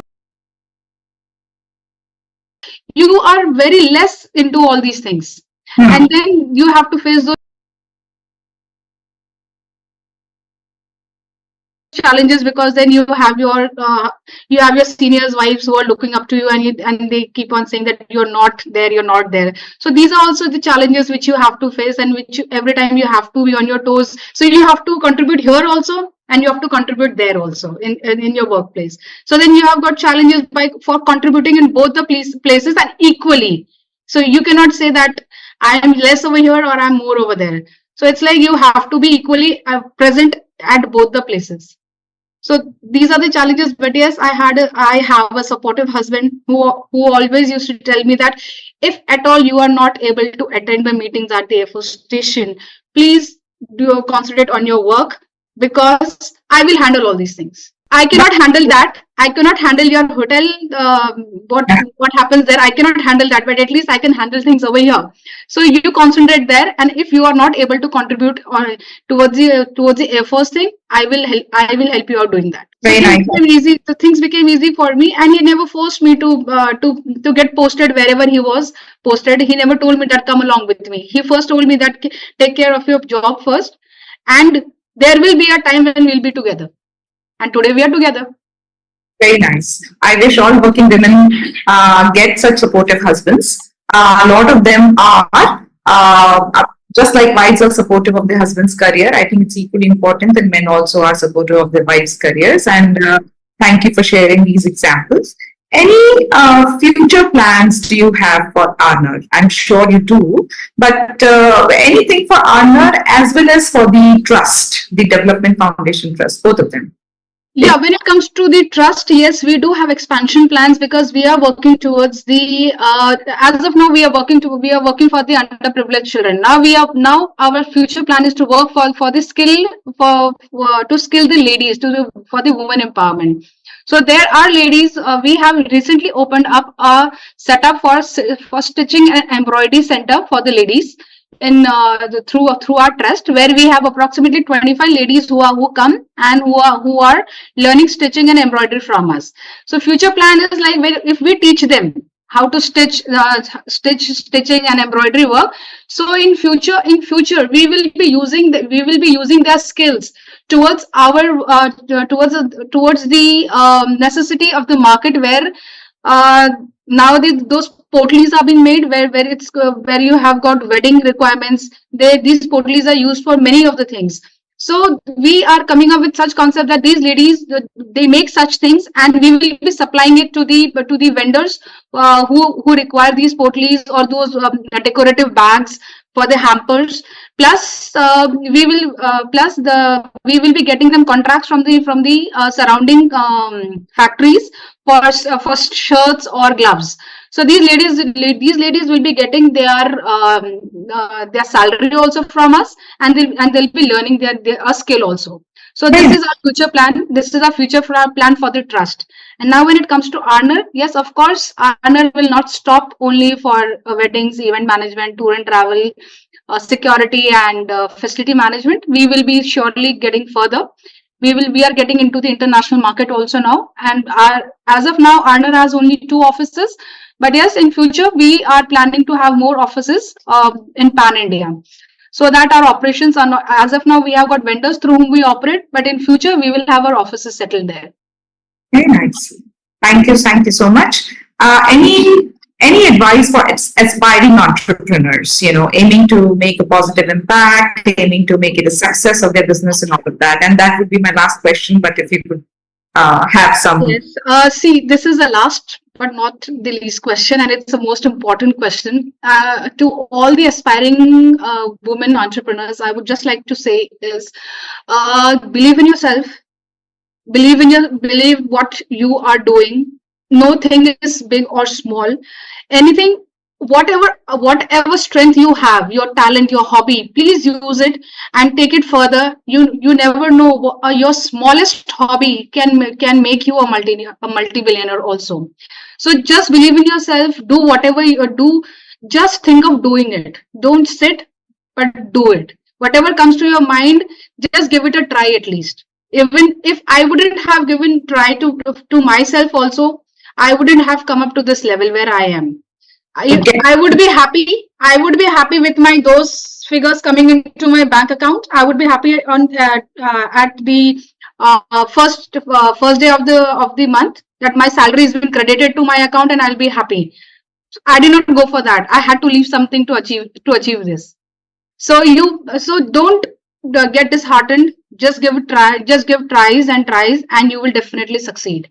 So, but it's important to get into the action mode. Yes, you have to get into action. You have to recognize yourself, and whatever small things that you achieve, please start appreciating yourself for that. That is the only motivation that you can get as of now. What you can give to yourself, and you can give to yourself. So start believing in yourself. This is what I want to say. Thank you so much for joining the show today, and I again wish you a very, very happy Women's Day.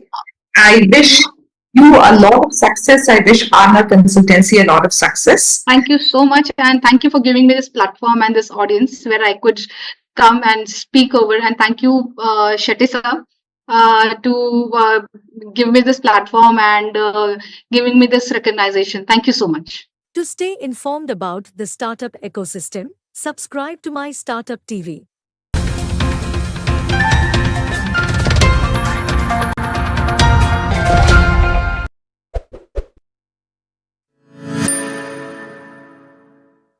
Thanks to each one of you, Sudhindra, Sirisha, and Chaitanya, for accepting my invite, and thanks for coming on to this podcast.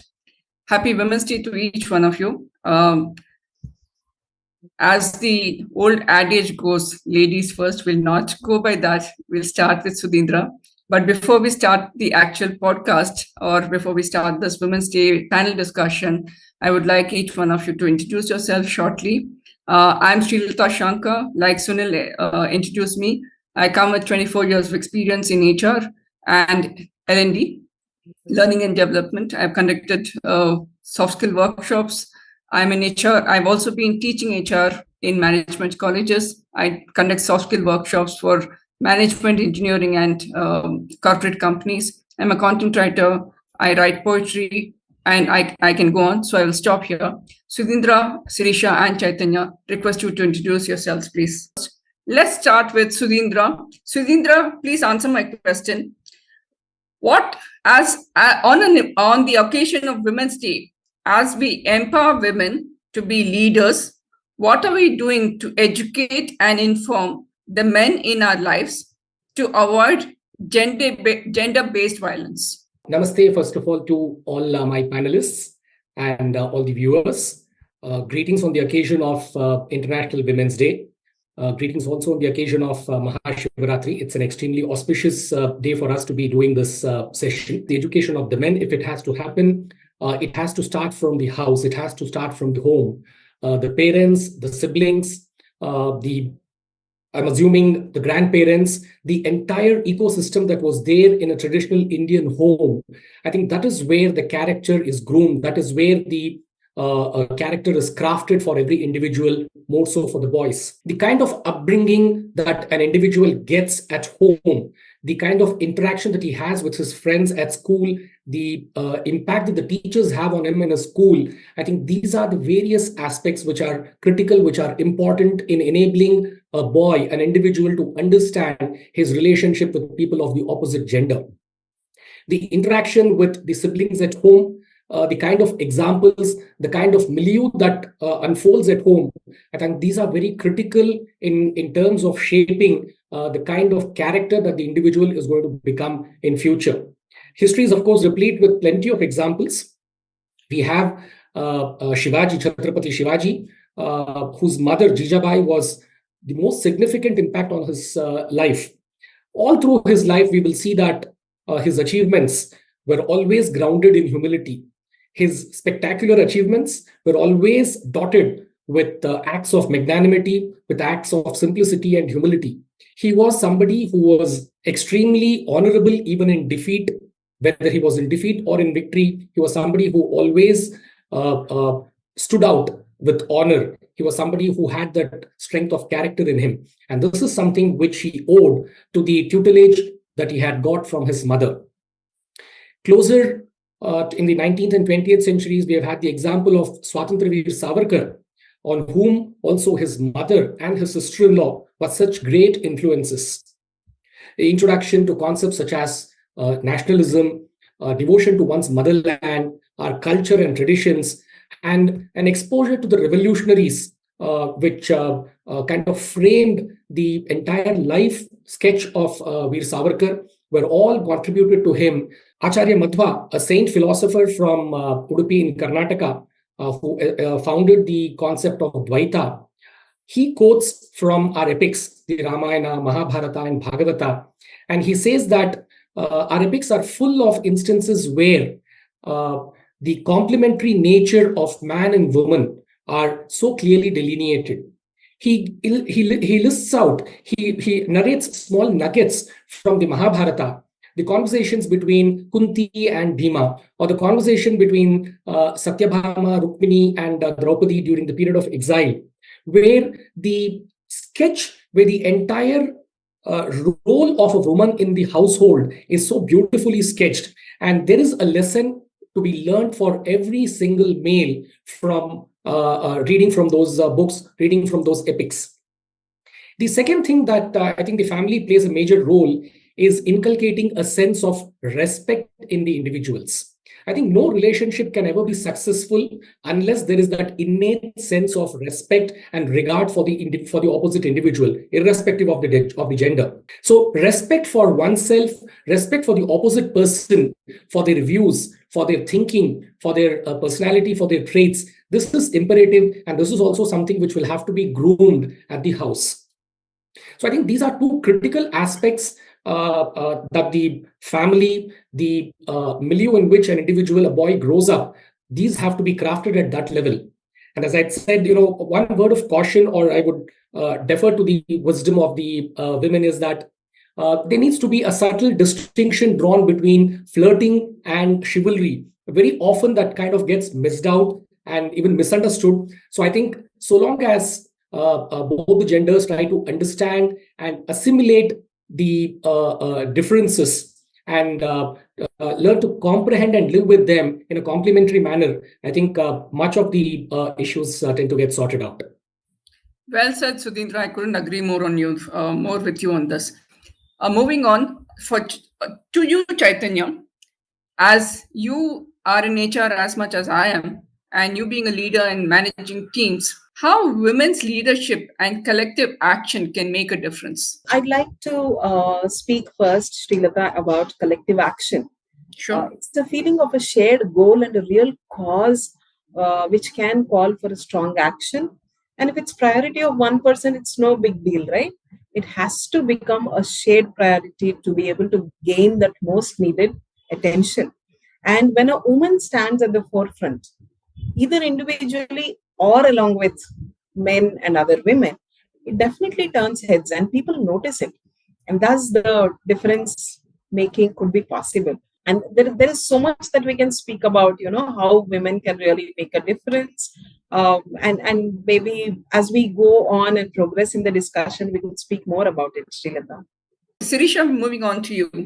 Starting from policies and policymakers should emphasize on the importance of accelerating gender equality and why women's leadership is as important as a time of overlapping crisis. What is your thoughts on that? I would like to take a step back, Sri. Women represent half of the world's employment potential, I mean.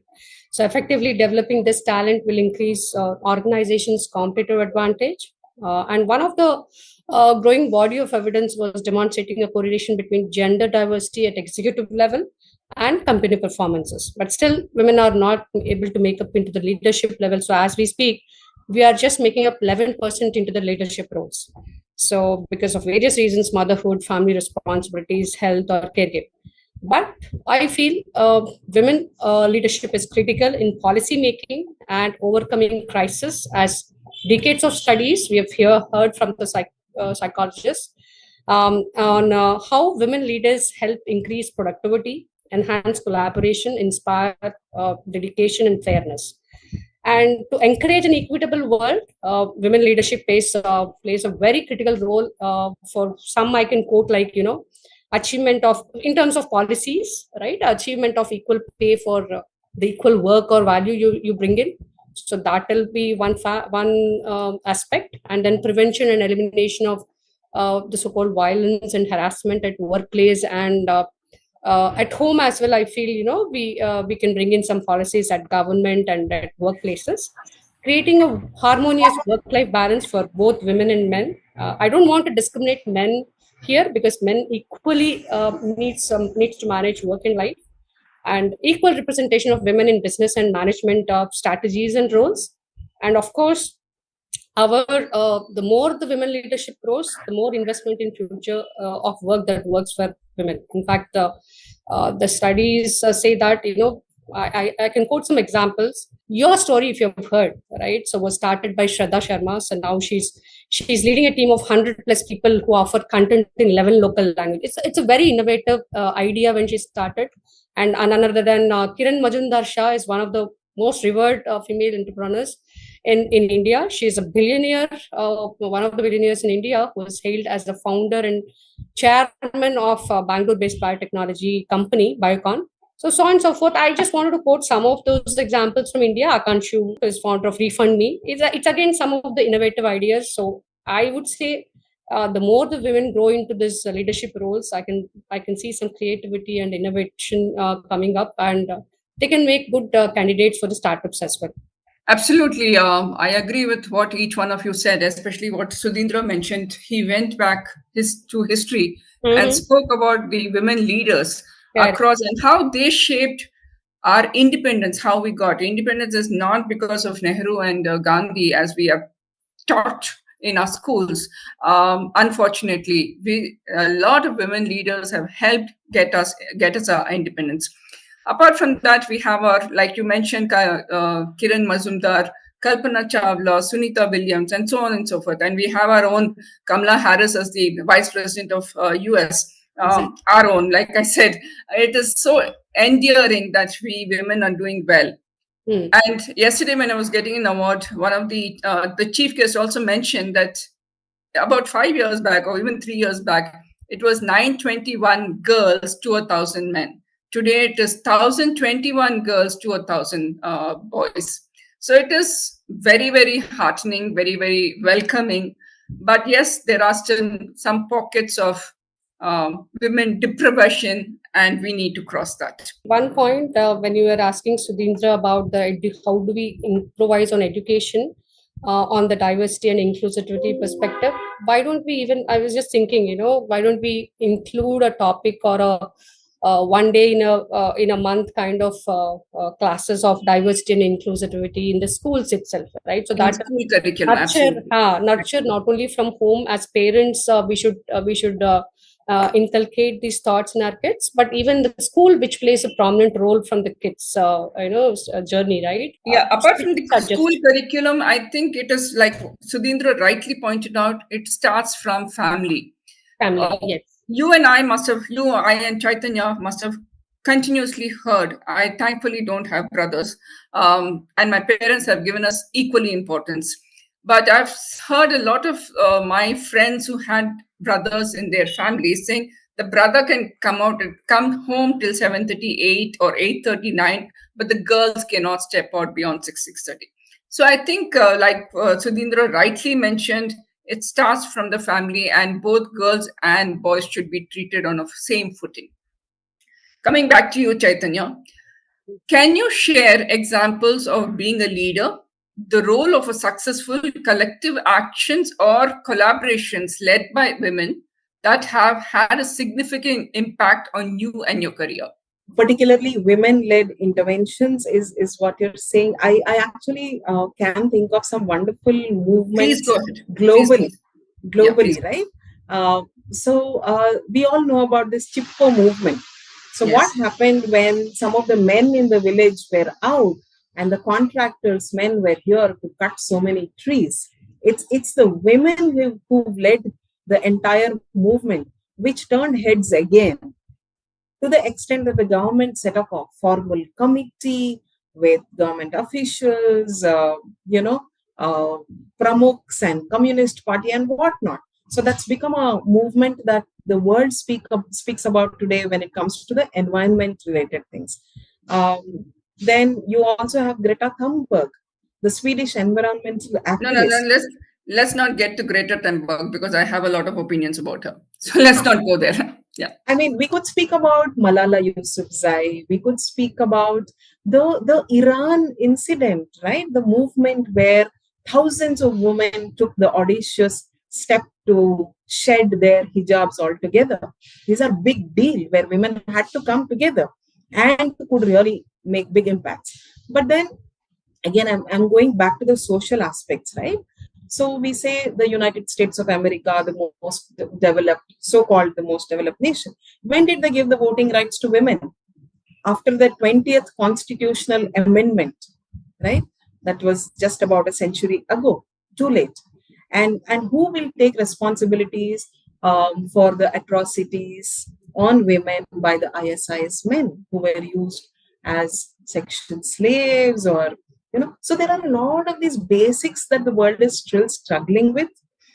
Back home in India, I'm extremely grateful to the Prime Minister for some actions taken in getting women to the forefront, the number of women who are there in the ministry, getting us a woman president, including inducting of women fighter pilots into the mainstream. This happened just 2 years ago, 2022, right? So net, I think the idea is not to fight saying that we want our space. I think it's for all of us to collectively create that environment so that women are really noticed and she gets the fair place, and that thereby creates the right impact that the world needs. Sudhindra, moving on to you, what is the importance of empowering women leaders?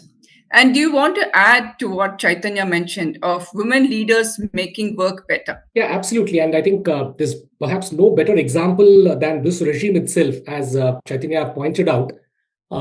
It's given us a woman president. We have had women heading the three most critical portfolios in the government. We have had women finance ministers. We have had women's defense and external affairs ministers. So if this is not the leveling or the true example of Sabka Saath and Sabka Vikas, I think we've really come to a level where it's not even a question of fighting for space any longer. And remember, let's also not forget the fact that this is a regime which also got in the Women's Reservation Bill. It is now a law. And in the fullness of time, subject to the other changes that have to happen, the Women's Reservation Bill is a reality, what had just been a matter of conjecture for several decades prior to that.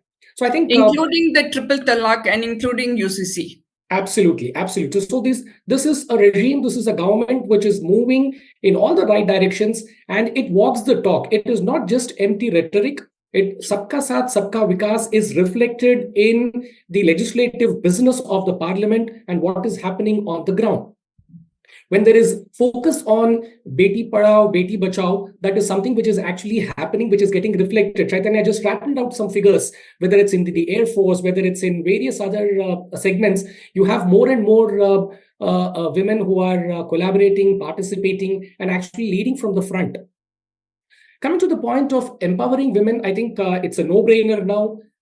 It's absolutely imperative that this has to happen. And I'm a beneficiary of so many wonderful women being instrumental in molding me to become what I have eventually become. My grandmother, who lived from a different era, from a different century, even about 70 years ago, she was a member of the British Library, and she used to borrow books, traveling some 40-50 kilometers from the hinterlands of Tamil Nadu to Madras to borrow books. And she was somebody who was a single most important factor in molding a large part of my career. My own mother was a banker even about 50 years ago. So she had a widowed mother. She underwent a harrowed childhood, and to be able to emerge from there and bring up a family as a working, as a wife, as a working mother, and grappling with so many things, it's something fantastic. It's something fabulous, which millions of mothers do in India day in and day out. So if these people are not going to be empowered, I think empowerment will not have a meaning as a word itself. Why Absolutely. should women be empowered? I think the most important reason is for the empathy that they bring to the table. The level of emotional equanimity, the level of emotional strength that women have is something which can never be matched by all the physical strength of men. Some of my finest friends, my well-wishers, my mentors have always been women across the spectrum. So a huge source of strength is what men derive from women, be it their mothers, be it their sisters, be it their spouses. So there's a tremendous amount of strength that is derived from men, derived by men from women, and it's absolutely imperative that women should be empowered. Just one final word, also again, I just want to balance it. Empowerment of women should not be at the cost of compromising on merit. Enthronement of meritocracy is something which should never be compromised, and subject to this caveat, empowerment of women should be a sine qua non as we go ahead. Totally with you, Dr. Sudhindra, because we do not want to take reservations or any others, benefits as an advantage. In fact, wanted to encourage folks in terms of empowerment and equally demonstrate the capabilities as much as we can. Going back to Sudhindra, I've been your well-wisher, and I'm so proud of what you have done. Every achievement of yours that you post on the Facebook, and before he posts on the social media, he sends it off to me, and I've been jumping around and saying congratulations to you. The salient points that you brought out and enlisted all the points is very, very enumerative and excellent. Sirisha, moving on to you again. As a tech leader, you have men who are reporting to you. So have you ever had instances where probably it's not come to you, but within the gossip circle saying, "Oh God, I have a lady boss"? Definitely, I did hear about the meticulousness, or the people talk about the micromanagement the women leader does, which I myself will not agree, because they expect perfectness and transparency. Even if we make a financial discussion, it will be like fully transparent, no hidden charges. So these might be not going well with many communities, but I did hear, but definitely there is a lot of improvement in terms of how the work is being managed between both the worlds. Yeah, in the corporate sector, it's much lesser, but Yes. you still have men saying, "Oh, I have a lady boss." Did you face any disparity in terms of salary or designation or promotions in your career?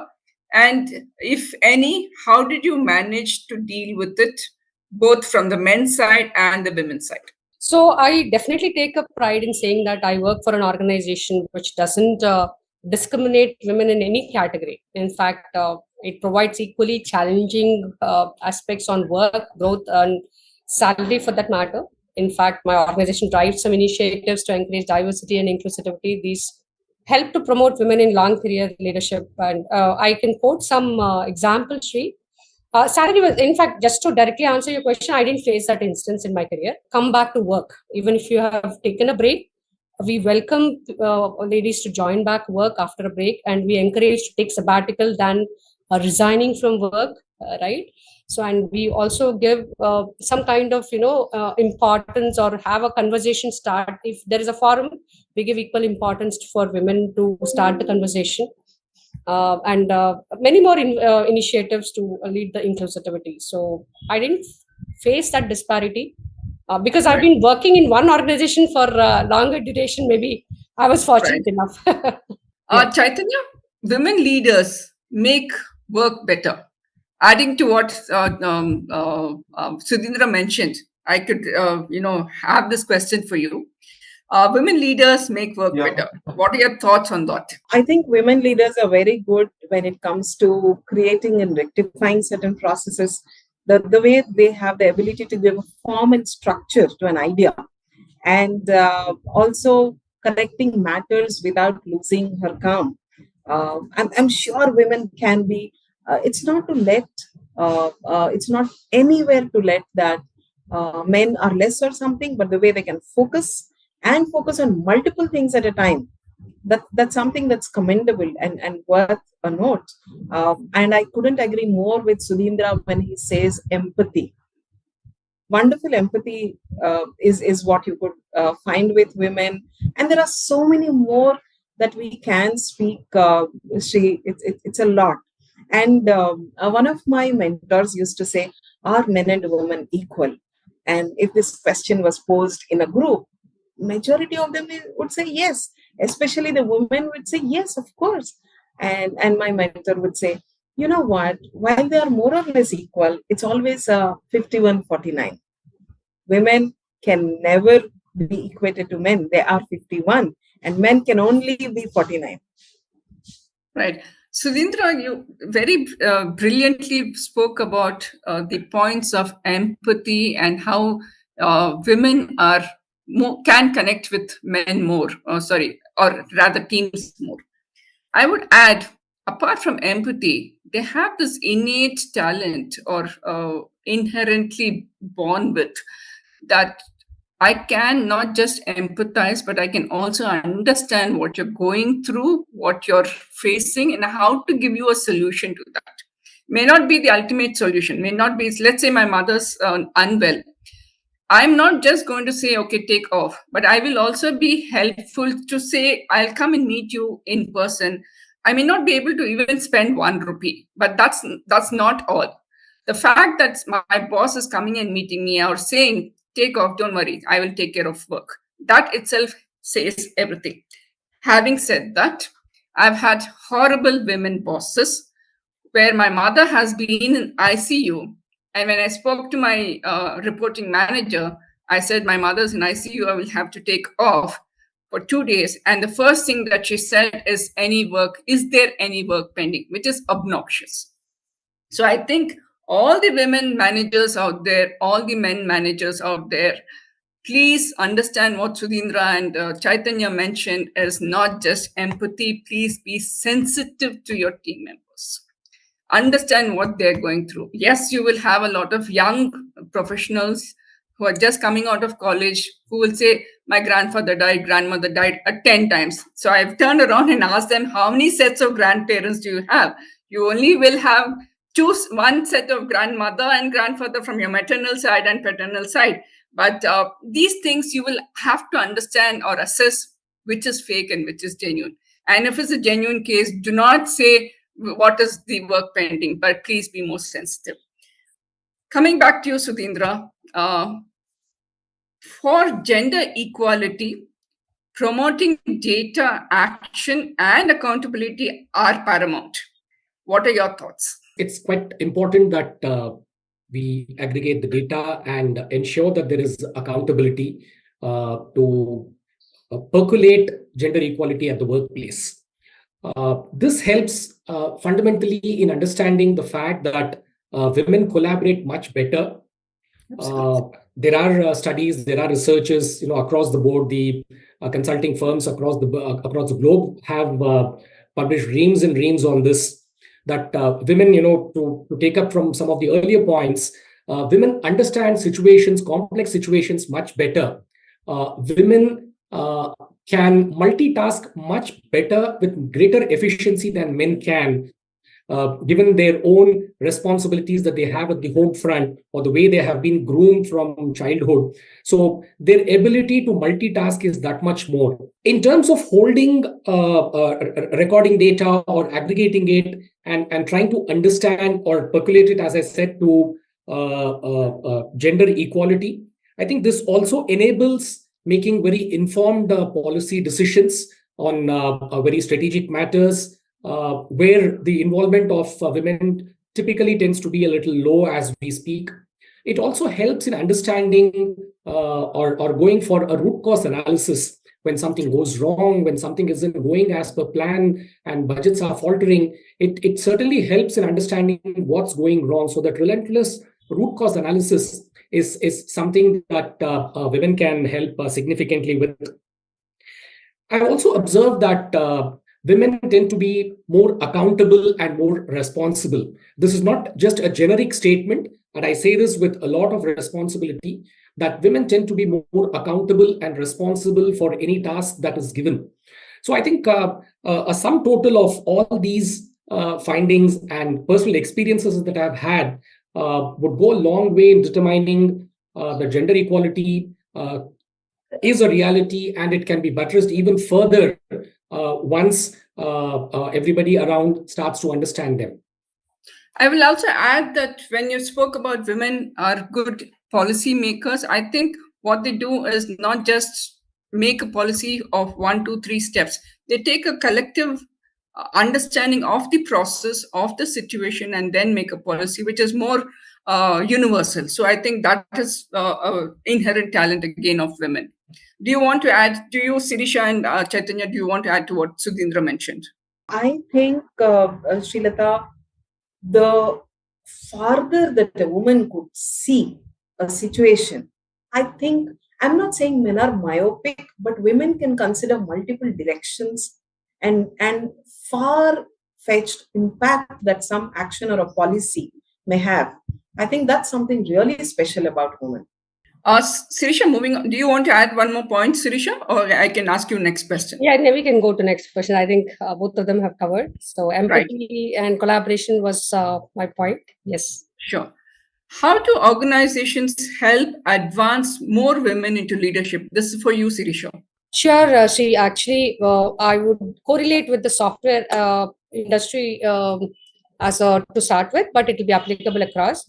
So I would say maybe I'll just touch base on 5 points. One is, as I was earlier mentioning, invite women into conversations. First of all, if a conversation about women should be held by women, so that way organization can give a fair opportunity to promote their thoughts and provide equal opportunities as an organization, regardless of how equal you might think your workplace is. Women still face obstacles, so such as like unconscious bias, stereotyping, and pay inequalities. So furthermore, then encounter fewer opportunities to work. So that's where we have to go ahead and have organizations promote equal opportunities.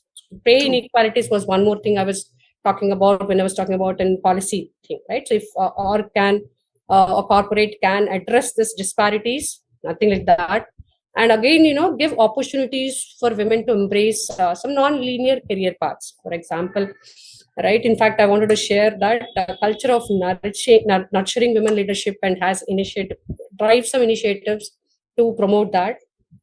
And also, if you see, most women's career trajectories are interrupted due to various challenges, right? So to address this, equal opportunities and parallel non-linear career paths within an organization should be encouraged for women. And as we quoted earlier, providing avenues to support work-life balance, where I personally don't believe there should be a line towards it, but women with familial responsibilities often find it challenging to work long hours. Maybe there can be some policies where look at the productivity part and the outcome, not the number of working hours, right? So absolutely, you spoke very like a true HR person, though you're not an HR person. Sirisha, I agree with what you're saying, because being in HR, I've heard a lot of managers who say that, oh yeah, I don't want to give this lady responsibilities because she's not married today, but she'll get married tomorrow. And then subsequently, she'll want to start a family. But the point is, maternity leave is entitled for a woman. And she is going to go on leave and come back and work. So why don't men understand that? Or why don't men understand the fact, while she may want to get married, or she will get married, and she probably will start a family, but she's also going to be an extremely productive and responsible team member of yours. So these, I think, men should open up their mindsets and accept the fact, as much as their mothers and their wives will want to do many things, and if they haven't done, they should understand that team members will want to do that. Right. As an organization, right, Shri, to address this disparity, companies should create a culture that values work-life balance and provides women with necessary support. Like, for example, you can offer flexibility. Flexibility, crash in the office hours, crash in the office, and so on and so forth. And men should also understand that, these are all part of life.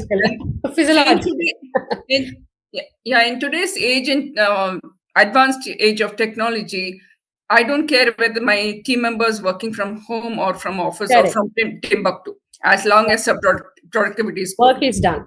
But yes, from an HR perspective, again, Chaitanya will agree with me that it is important to connect with employees. You cannot do it on the Zoom calls and all. The connect between each other on a personal front is much more. Correct. And last one, but you should be flexible. I'm not saying allow them to work from home 365 days of the year, but allow them to work at least 3 times a week. They can come to office. Those kind of flexibility should be allowed.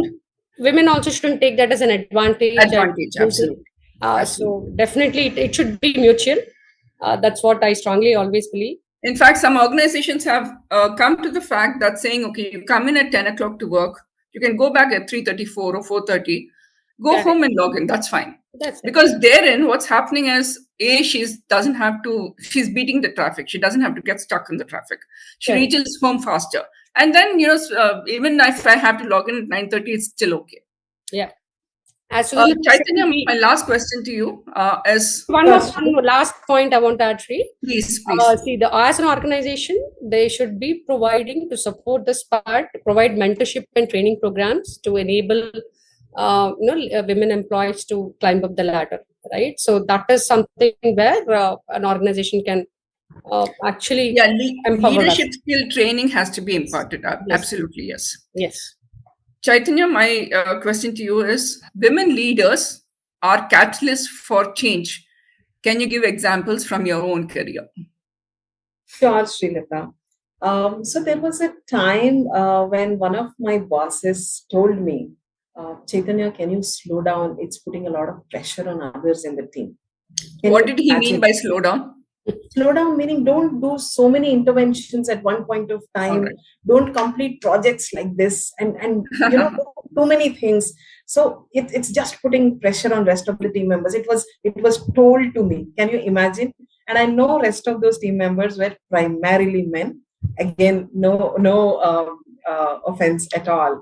And then there was a time when I worked in an organization which had about 50 people in the sourcing department, meaning their career progression, if they could look even 5 years ahead, they would think, oh, I want to become a recruiter. Recruiters would get their profiles from the sourcing team, right? So from that situation, there was a time when these sourcers had come to me as a group and said, you know what, Chaitanya, we never imagined that we could also think of being an HR business partner. We never thought that an HR person could add so much value to business. And you are our inspiration. We really want to think beyond the recruitment role, those kind of things. And way back, early stages of my career, it was possible to get a seat on the table when it comes to business discussions. And it was possible only because I could earn that credibility and speak the language of business, which in the past, it never happened that, I'm speaking about almost 20 years ago. HR professionals hardly had a seat on the table, right? And there are many more examples, Srilata, I can go on, like HR shared services project at Novartis across the country. So we had 8 legal entities. If you can imagine animal health, where the employees go to remote villages and imagine their kind of, HR systems and procedures, to the most advanced Alcon, where our employees would stand in a operation theater where an ophthalmologist is conducting a very complicated surgery. So imagine the HR processes and tools that have to be different for various categories. So my change management intervention across the country was a global benchmark, and I have mentored after that many countries to set up their shared services towards all these things. So good experience, I could say, good examples from my career. But yes, I have personally been successful in managing change and have seen really good women leaders managing change to the Wonderful, Chaitanya. I mean, you've done so much change management and brought in changes um, uh, across country, which is applauding, very, very applauding. Moving on to you, Sudhindra, my last question to you will be, I'm saying the last question because of the paucity of time. Role of women leaders in shaping tomorrow's world. Your thoughts, please. This is obviously going to be paramount. They are the ones who will shape the way of life, the way things are to come. If diversity, equity, and inclusion have to get a real meaning, have to get their, if they have to be just, not be just words in the lexicon, but flow on to the real world, I think women have to be in the forefront. They will have a very compelling role to play in the days and years ahead. And we've already been seeing there are examples and examples galore that we have seen as to how women are leading from the forefront and how this is going to become that much more important. It is not merely from a viewpoint of ticking the boxes of being a diverse and equitable or an inclusive organization. It's also the fact that this will lead to greater social justice across the spectrum. This will lead to greater representation. This will also bring forth diverse perspectives. I think one thing that we tend to miss in the overall picture is that the diversity is not confined only to gender or ethnicity or nationality and so on. Thought diversity also is something which is so significant and so important. And women, by virtue of all the discussions that we have had over the last hour or so, I think it's fairly well established that the empathy, the sensitivity, and the ability to think out of the box or the ability to think in very different ways that women can bring to the table. I think that diversity of thought that they bring to an organization, that is going to be a real game changer. It is that which is going to drive India, particularly from where we are and where we will eventually be. So if India has to metamorphose and transform itself into that Vishwaguru, I think the role of women and the empowerment that is happening right now, that is going to be the determining the design, the critical paradigm as we go ahead. Again, since we spoke about the regime and the government, just a simple example, Chaitanya spoke about women being catalysts. And very truly, in the scientific meaning of the word itself, let's look at the Bharatiya Janata Party itself. It's a party of governance now for the last 10 years. It's moved so much forward, and it has catapulted India into the community of nations. And we have a position of pride in the global arena today. Yet about 35 years ago, when the party was still a fledgling and was in its nascent stages, all that you and I knew of was Atal Bihari Vajpayee, who went on to become Prime Minister, or Lal Krishna Advani, who was very recently also conferred the Bharat Ratna.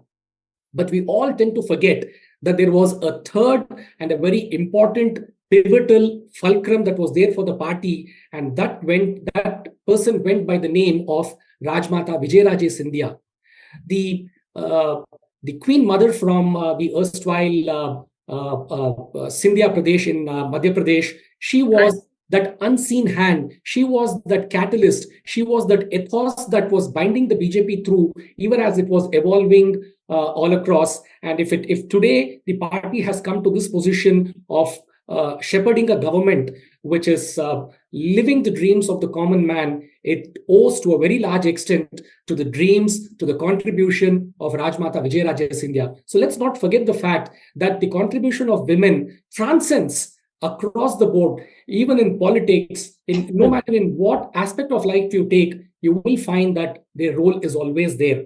They have a hand that rocks the cradle. They have a hand which wields the ladle. And all this is possible only because they have a heart which is so very noble. I doff my hat to all the women on this momentous occasion. No, I will also add that apart from the cradle and the ladle, they also have a stick in the hand. If you have a son or a husband or a daughter misbehaving, they will also give you a whack. Well, the ladle itself becomes a stick. Yes, the ladle becomes a stick. Yes. Adding to your points, Sudhindra, I will also mention that all the women, all the young students, girl students, all the young professionals who are getting into the corporate jobs, the ladies and the women, please do not limit yourself. I repeat, please do not limit yourself. Do not say, I can't do it because I'm a girl. I can't do it because I'm a woman. Or these are my capabilities. Men are more stronger. Like Sudhindra mentioned, men are physically stronger, but women are more mentally and emotionally stronger. So I think apart from what each of these wonderful people, the both ladies and the gentlemen spoke about, is I would like to emphasize all the young girls and young women and grown-up women, please do not restrict yourself. Please don't limit yourself. Sky is the limit. Understand what your strengths are and chase your goals. Have time frame, chase your goals. You will be a Kalpana Chawla, you will be a Ananda Shankar, you will be a Tejdeep Kaur Menon if you wish to do it. Do not compare yourself with somebody and say, oh, they could do it, but I can't do it. You can do it as much as they can, but you need to push yourself. But you need to set your goals. But you need. Just Let me finish. Let me just finish. But you need to chase your goals. You need to push yourself. You need to motivate yourself. Chaitanya or Sirisha or Srilata or Sudhindra are not going to motivate you. You need to do it yourself. Correct. A small piece of advice added to what I just stuck my mind. Lot of us come with a baggage, right? So we need to just unload it, restart, and there are times to let some thoughts go. It's okay to take help. I feel personally, it's absolutely you should take help. And it's okay to say no sometimes, or it's okay to say I don't understand. Can you repeat? Absolutely. Nothing to be offensive about it. And there is no, even if people form perceptions that she's not able to understand, it's fine as long as you do your work perfectly. I think we should treat these vulnerabilities as strengths but not weaknesses. That's what I wanted to add.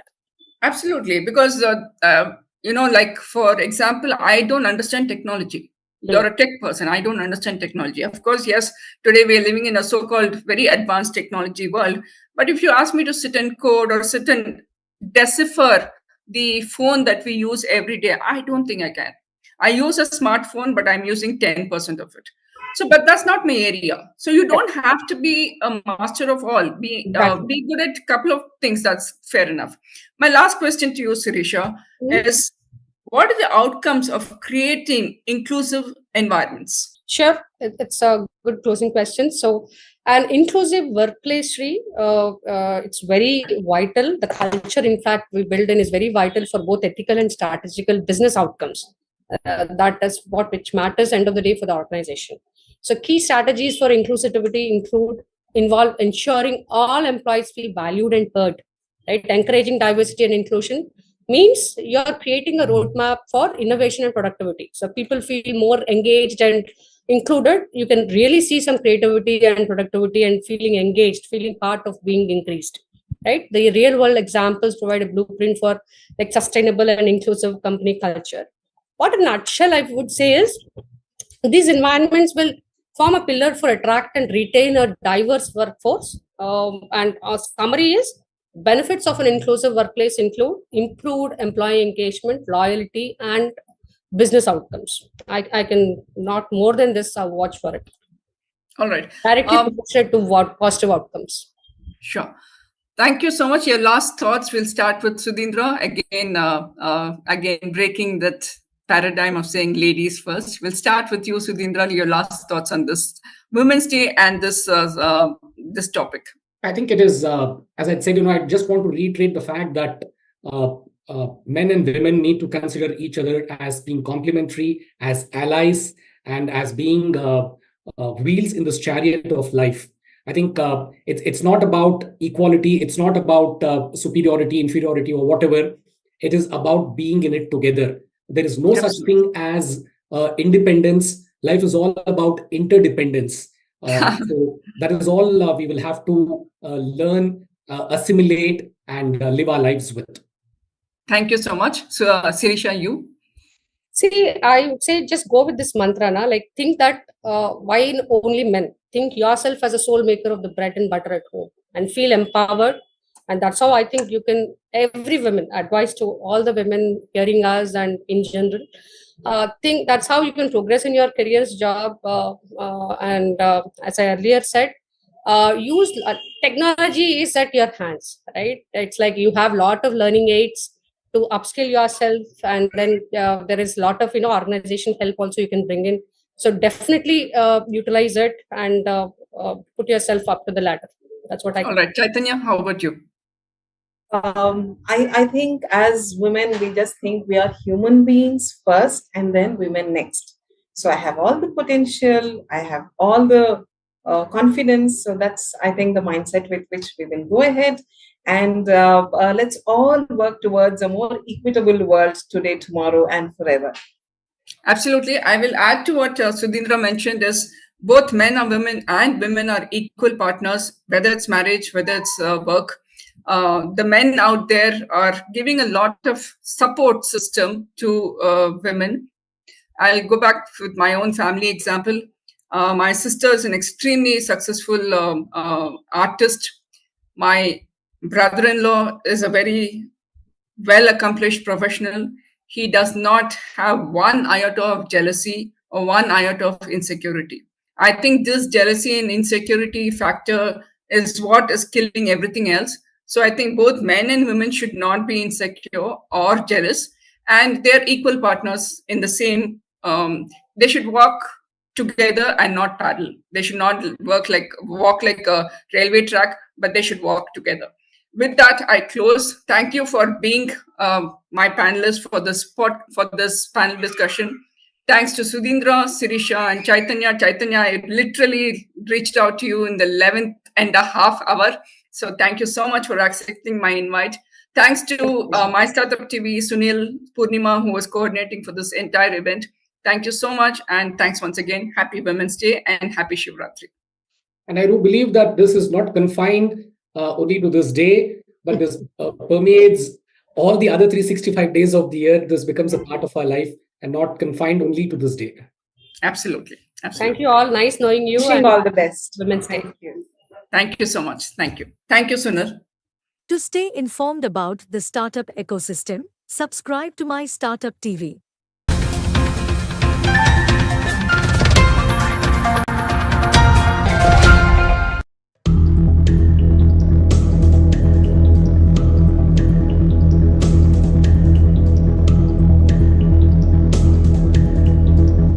Hi, Vinita. Hi, Shelly. How are you? I'm good, thank you. Wishing you a very, very happy International Women's Day. Thank you, and same wishes to you too. Wonderful. So you're based out of Hyderabad? No, I'm based out of Chennai.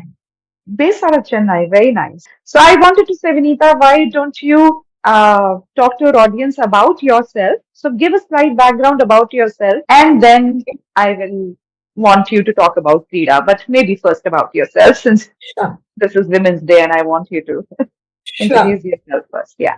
So I did my degree in journalism and communication in the US.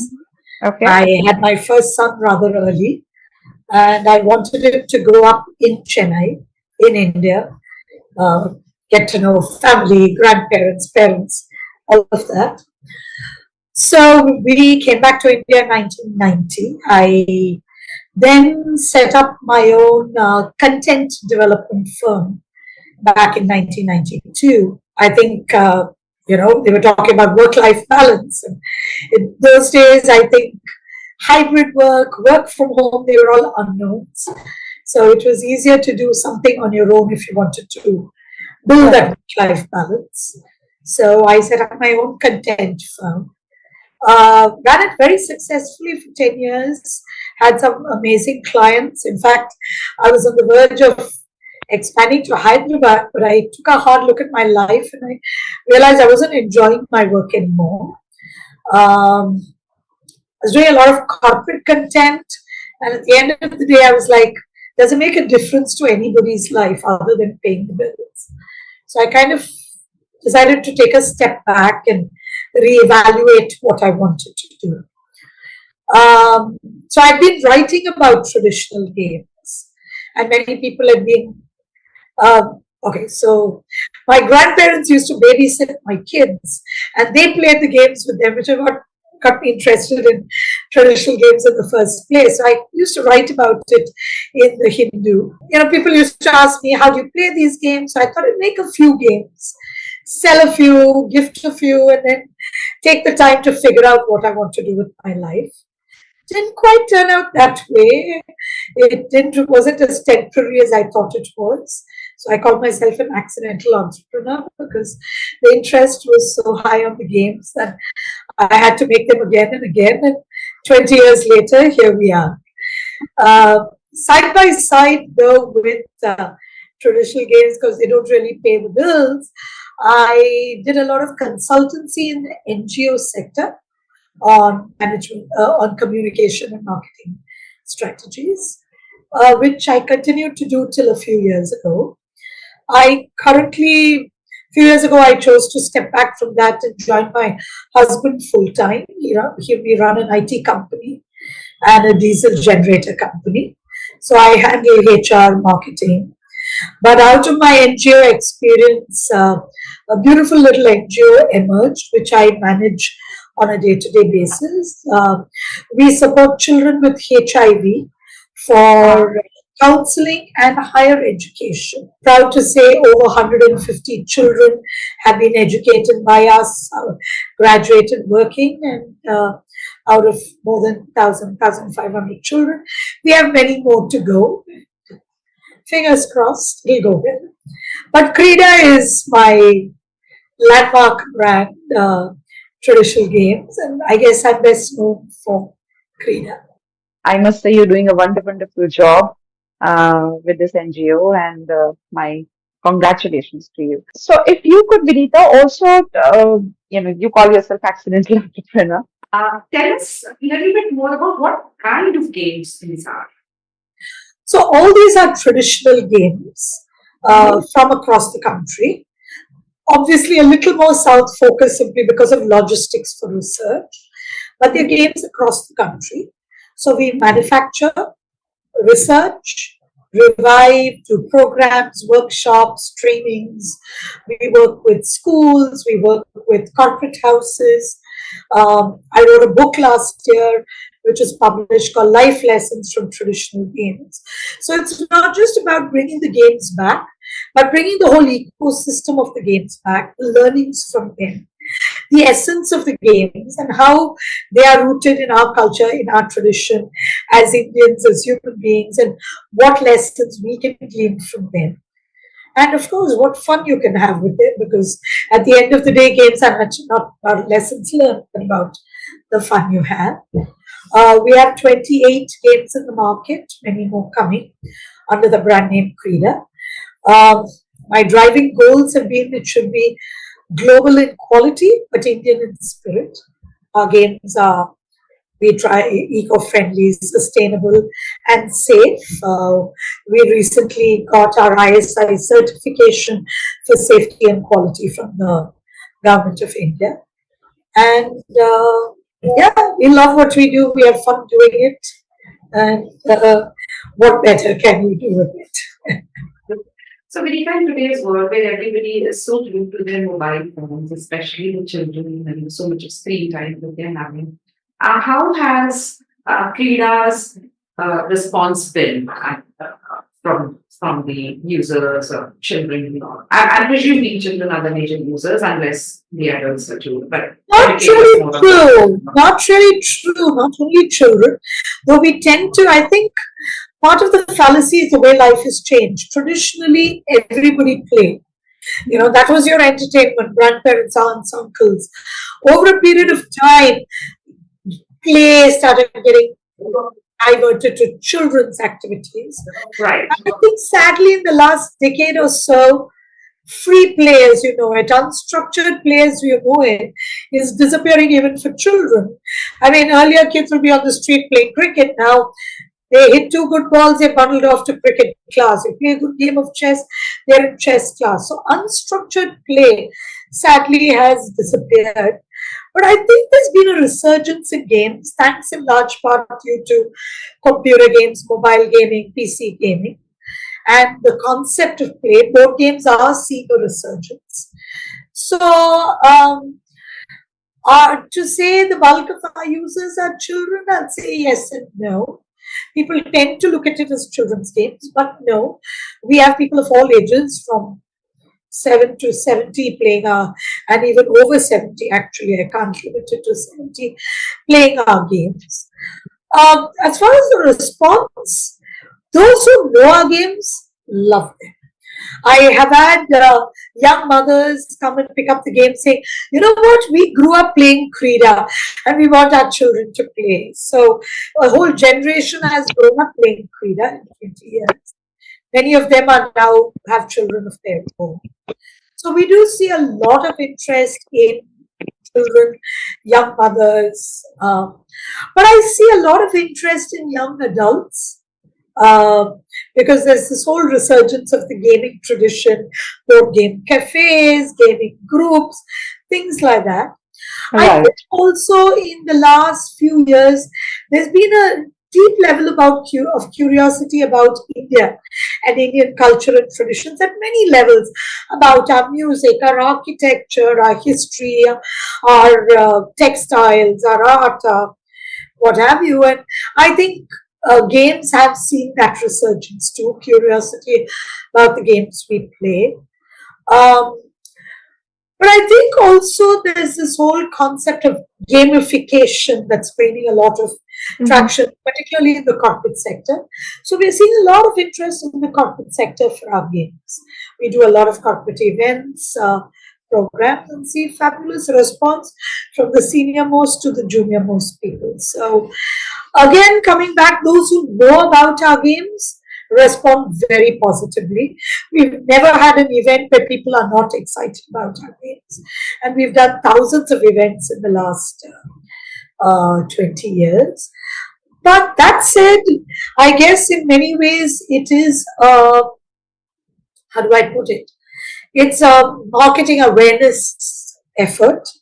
The more people, you walk into a store, you know you can ask for Monopoly, you know you can ask for, say, a Scrabble, but you don't know you can ask for a Chopper or a Bagar Bakri or a Pasapali, whatever it is, because you don't know that someone is even making it. So, right, the awareness we do, the greater the awareness, people do get to know the games.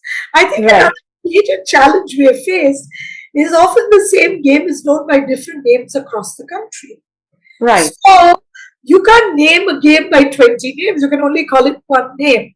So sometimes there's this challenge of someone will come in and ask for a game, and the person on the shop floor knows it by the game we're marketing it under.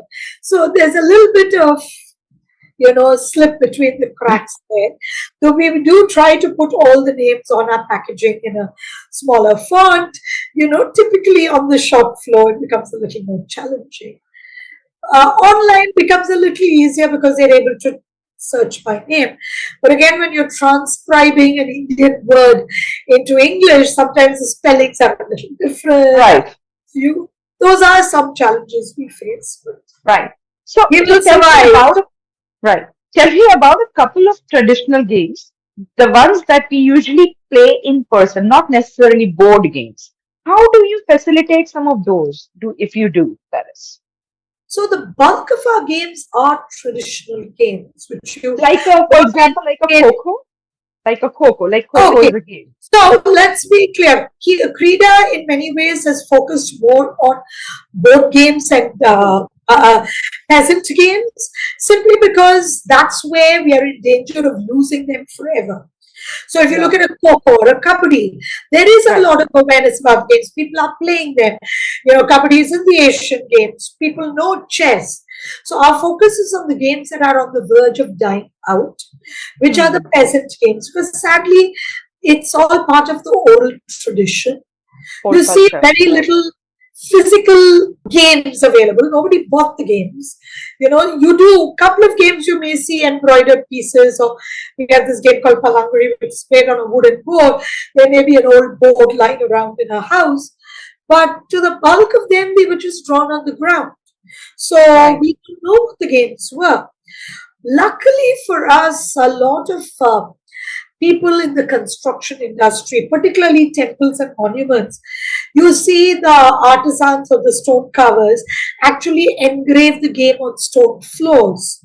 So that gives us some clues to the games that were played, their geographic spread, their popularity. So we try to document those and go from there. But that only shows me the board. I don't even know if the board was actually a game or not. It's just the beginning of a quest, if you'd like to call it that. And we have to find the clues and put it together. So, what are your plans for next maybe 2 years, 3 years for Krida? Definitely look at more and more traditional games. There are many, many more. We're doing a lot of research. Interestingly, I think your previous speaker was from Orissa, and I'm actually traveling to Orissa this afternoon because I'm working on a project there. And we're doing a lot of research on the games from Orissa. I found that a strange coincidence that the previous speaker was from Orissa. It'll be wonderful to connect with the Varam in Bhubaneswar if possible. And so looking at many more board games, many more traditional games. We also have a bunch of games which we have created, which are not traditional but anchored in tradition. Hoping to see many more of those. I think also different types of use for our games, using them more in the corporate sector, in education, in special ed. So we are working on a bunch of initiatives which hopefully will bear fruit in the years to come. Who do you consider to be your close competitors, Sunita? If there are any? At least the Indian brands. 2-3 things. There are a couple of brands who work on games, traditional games with games. I mean, this is not the work of a single individual. We have to protect our games for future generations. You know, everyone has to do it. You need to talk about it. You need to go home and say, you know what, talk to your grandma and find out what games you play, bring it to your family. This has to be, so I don't look at it as competition. I just look at it as, I have a job to do. The market is large. Maybe a broadening of the entire ecosystem. The ecosystem, absolutely. The market is broad. People are there. We need to bring the games to them. One very interesting question that has come to my mind, Vinita, since I've spent about 26 years in the corporate and of which about last 12 years were with Deloitte, and I heard you say corporates, right, getting interested in, you know, your product or your services. How do you think you can combine or, you know, develop a product or an offering or a service for Indian corporates wherein they can take that to their training rooms or classrooms? We are already doing that. We work with a couple of trainers. In fact, my book, which was published last year, is about life lessons from traditional games. And you coming from corporate, you'll understand when I say I've divided the book broadly into 3 aspects: strategy, synergy, and survival.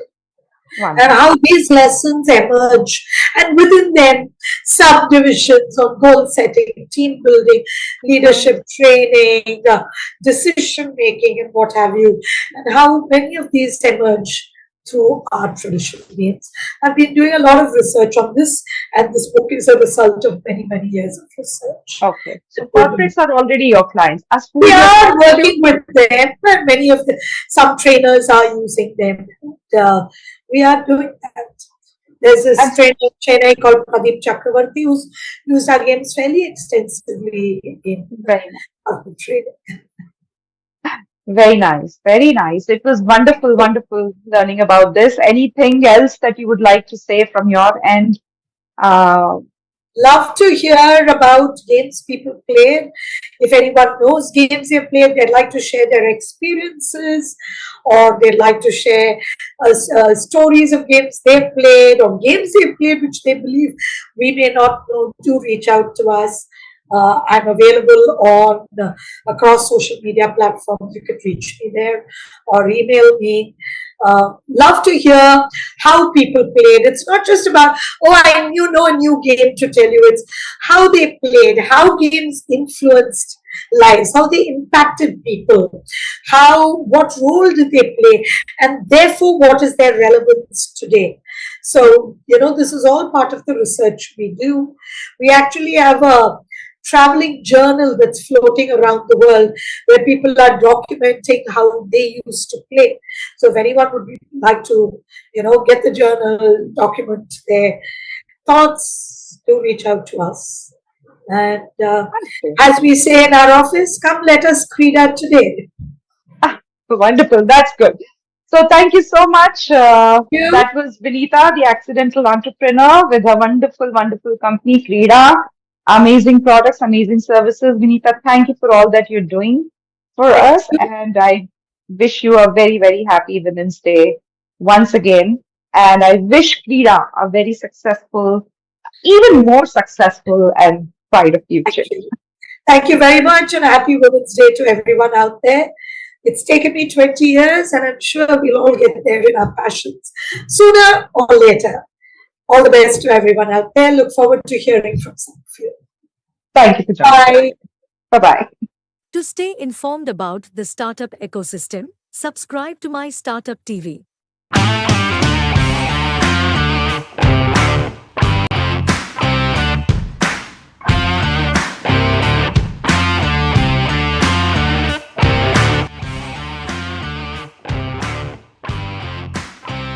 It was, in fact, very pleasant.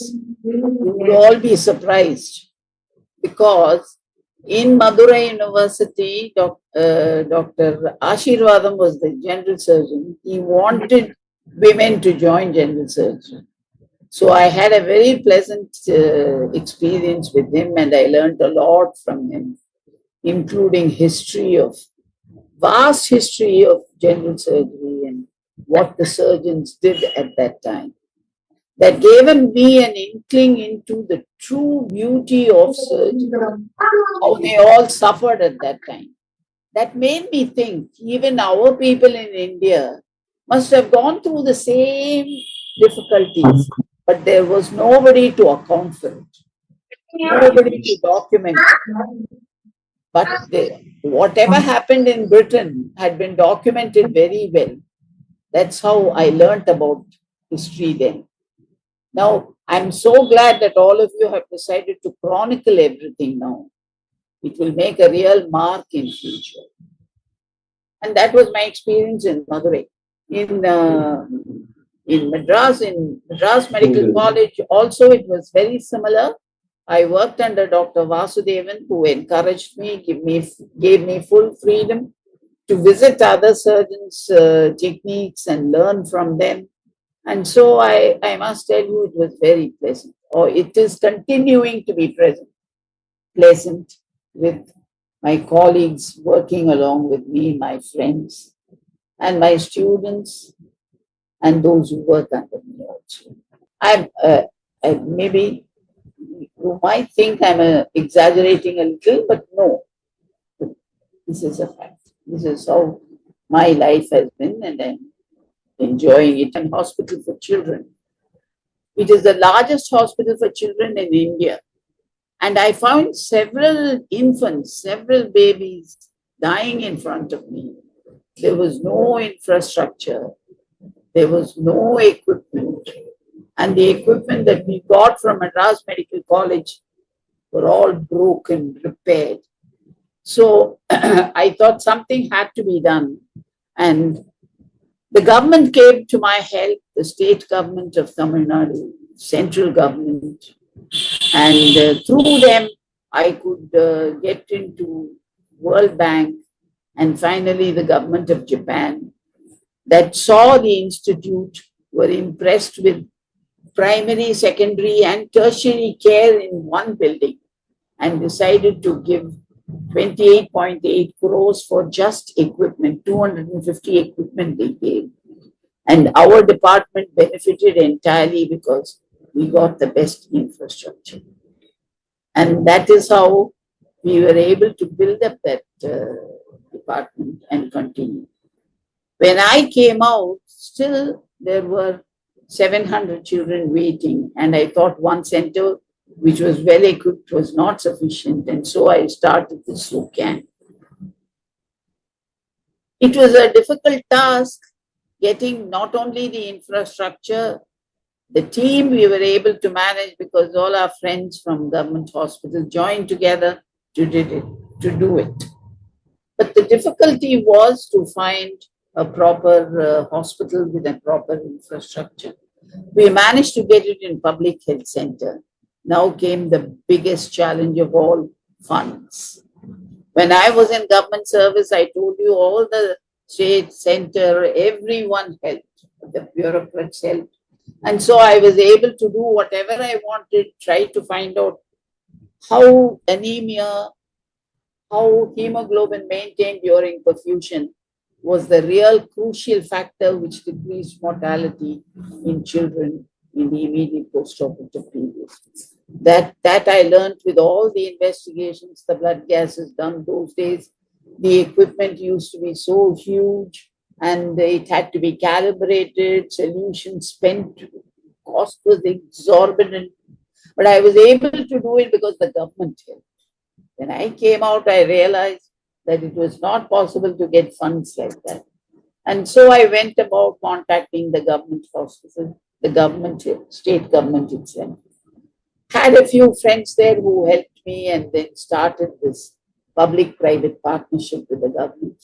And then with other components of society like organizations, philanthropists, campaigns, started collecting funds. Now I have a fund of a large fund of about 50 lakhs from which I keep doing patients who are underprivileged free of charge.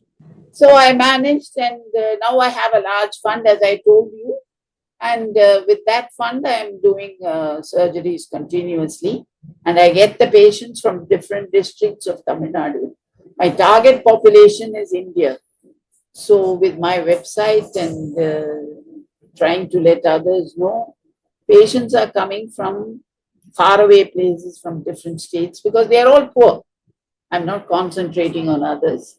Just the poor come. I was mainly children I have started doing, but I started doing adults because some of them came and said that they needed, and their history was pathetic and decided to do it. That's what I'm continuing to do now. We have a partnership with Children's Hospital Boston, who with the IQIC and International Quality Improvement Collaborative, they help us in upgrading our knowledge of post-operative care and maintaining risk factors. Our data also goes to them. They come here, check our data. We learn from that hospital. Our anesthesiologist went there and refreshed his knowledge. I am proud to say I have a good dedicated team because this is only for poor and you can't expect that I pay very heavily. In spite of it, this team helps me a lot. And so that the first step, the anesthesiologist is back here and we have started doing challenging cases in infants also. It has been an uphill task. It was very, very difficult to get these children because they are all malnourished and the respiratory infection, as you would all know, has been vexing and we have found out ways. We have a shelter in a destitute home where they stay and we make sure that they are prepared well before taking the surgery. We are following them. We are documenting all these facts to find out when they become really normal with the cardiac function and physiology, everything. How long does it take? So we have documents to prove what we are saying, and that's how it's going on. Excuse me, I always thought this is nothing extraordinary. Anybody who would decide to do it would do it. And what we are doing is also not very, very different from what others are doing. What we are aiming at is perfection in what we are doing. We are trying to modify all techniques to tailor to our needs, to our forms, to our patients. And you know that the problems in India, whatever you learn from the West cannot be applied. What I saw in Roger Mee in Royal Children's Hospital, Melbourne, I couldn't apply it to Institute of Childhood. I found all those children dying in front of me. So I realized that If hemodilution is the factor that allows oxygen to be taken to the tissues, here they were already hemodiluted. And when you hemodilute them further when they go on bypass, the post-operative period was catastrophic. When I realized that, I cut short everything, the lines, the oxygenator, everything I cut short. And then realized that 7.5 grams of hemoglobin was a must. That was a watershed. And once I maintained that, the mortality came down. But now I realize when on bypass, even now I'm following them up, the same, if they go below 7.5, nothing really happens post-op, because there are other risk factors. If they are maintained properly, you can really win. That's not a single individual risk factor when other factors are maintained. When I started, when everything was new, nothing was perfect. At that time, it was catastrophic. Now, the same hemoglobin can come down to 5.5. I need not fear if it's a short bypass. But we are very, very careful. If we go down, we bring it up immediately, and we are trying to be as safe as possible. As I told you earlier, this is nothing new. All of you would be doing the same thing. But what is different with me was I saw such children dying then, all of them dying right in front of me. But now I'm seeing them living. So I know the differences between the infrastructure and no infrastructure. In no infrastructure, it is terrible. Now you have ventilators to modify, you have so many things which can be done. And it's a pleasure to do cardiac surgery today. Blessed are all of you who are born now. You would learn more. And I saw that one of you had a fellowship in robotic surgery.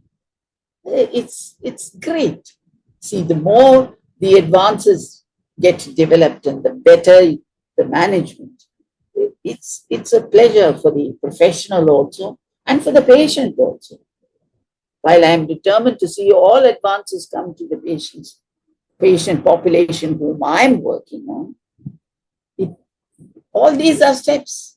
And the surgeons who work along with me are younger than me. So probably they'll carry the baton onwards. And we are definitely going to see the underprivileged people who are really neglected get the best. That is our goal, the goal of Hearts for Hearts. And so can Project. That's how we are going. I really didn't work with Dr. Cooley. I was there in Texas Heart. There are operating rooms, which are about 10 operating rooms, and they're assigned to each surgeon there.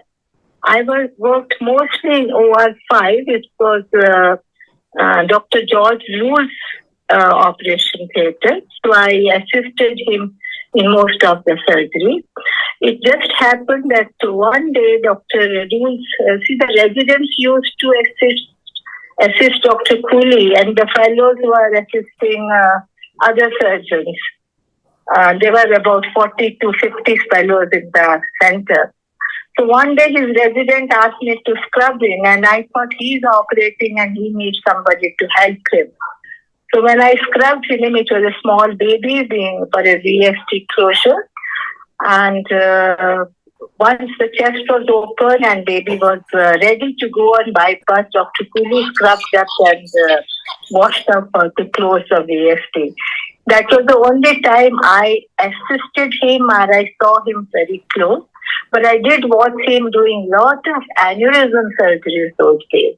He would do all the worst aneurysms which were coming, but he would operate for 5 days continuously and then take a week off and go off to his ranch or somewhere else. So there was lots to learn that how one should work and how one should balance the life. And he would walk through all operating rooms. It's not that he kept himself aloof. And he'll come and ask questions while we were operating. He would ask, what have you done and what was it? So it was very nice interacting, but I can't say I worked directly with him for all the time that I was at PHI. There were very few women. There was no woman cardiac surgeon over there, neither as a resident nor as a fellow. So it was a sort of unusual for them to see from India a lady coming and as a cardiac surgeon, So I used to get lot of inquisitive looks. And the fellows are usually very good. They are mostly senior positions.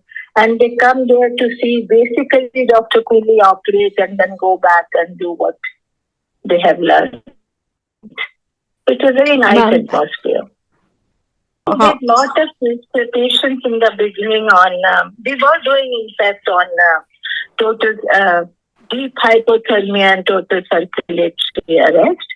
And the results were good with Dr. Cherian, although not so good, right, you would expect now.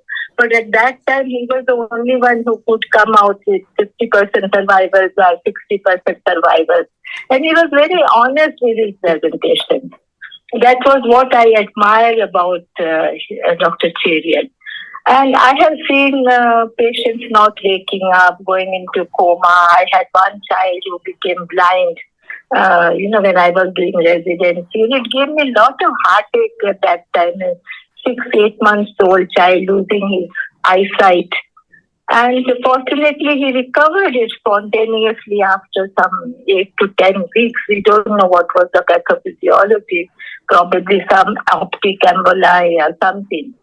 So that time the articles were coming on these low flow techniques. And I followed those articles and I found Mr. Debrol, he was at Leeds that time, who was the chief investigator.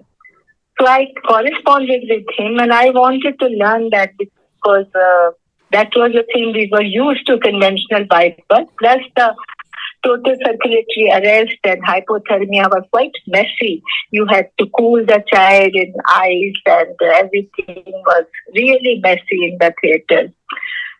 So when I went there, basically my purpose of going to Guide Hospital was to learn that technique. And it was quite simple. All it required, and which we didn't have that time, was specific thin walled pacifico cannulae for cannulation so that you could keep sufficient flows and venous returns. And it seemed to work very well. When I came back, I had brought a lot of those used cannulae with me. We re-sterilized them and used them. And slowly everyone got used to it, and that's how it started. You would want to know something more? And maybe briefly what I feel I had thought to share with you was that you should really are doing great work. All of you, what I was watching, you are been very brave and courageous. And I think we have easy time because there were not too many women. And now as the numbers are multiplied because there are more voices coming in. So that's why you feel there is discrimination or something. Secondly, I don't know how many of you have seen the recent webinar on STS on women representation, global representation in cardiac surgery.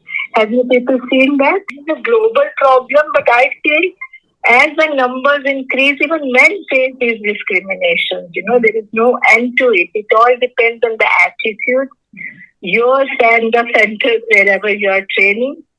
So one should remain positive and harness your best energy and find a support, whether it is a male, a female, it does not matter, in your specialty or outside, with whom you can really discuss your issues and find out solutions. And I used to call it action learning.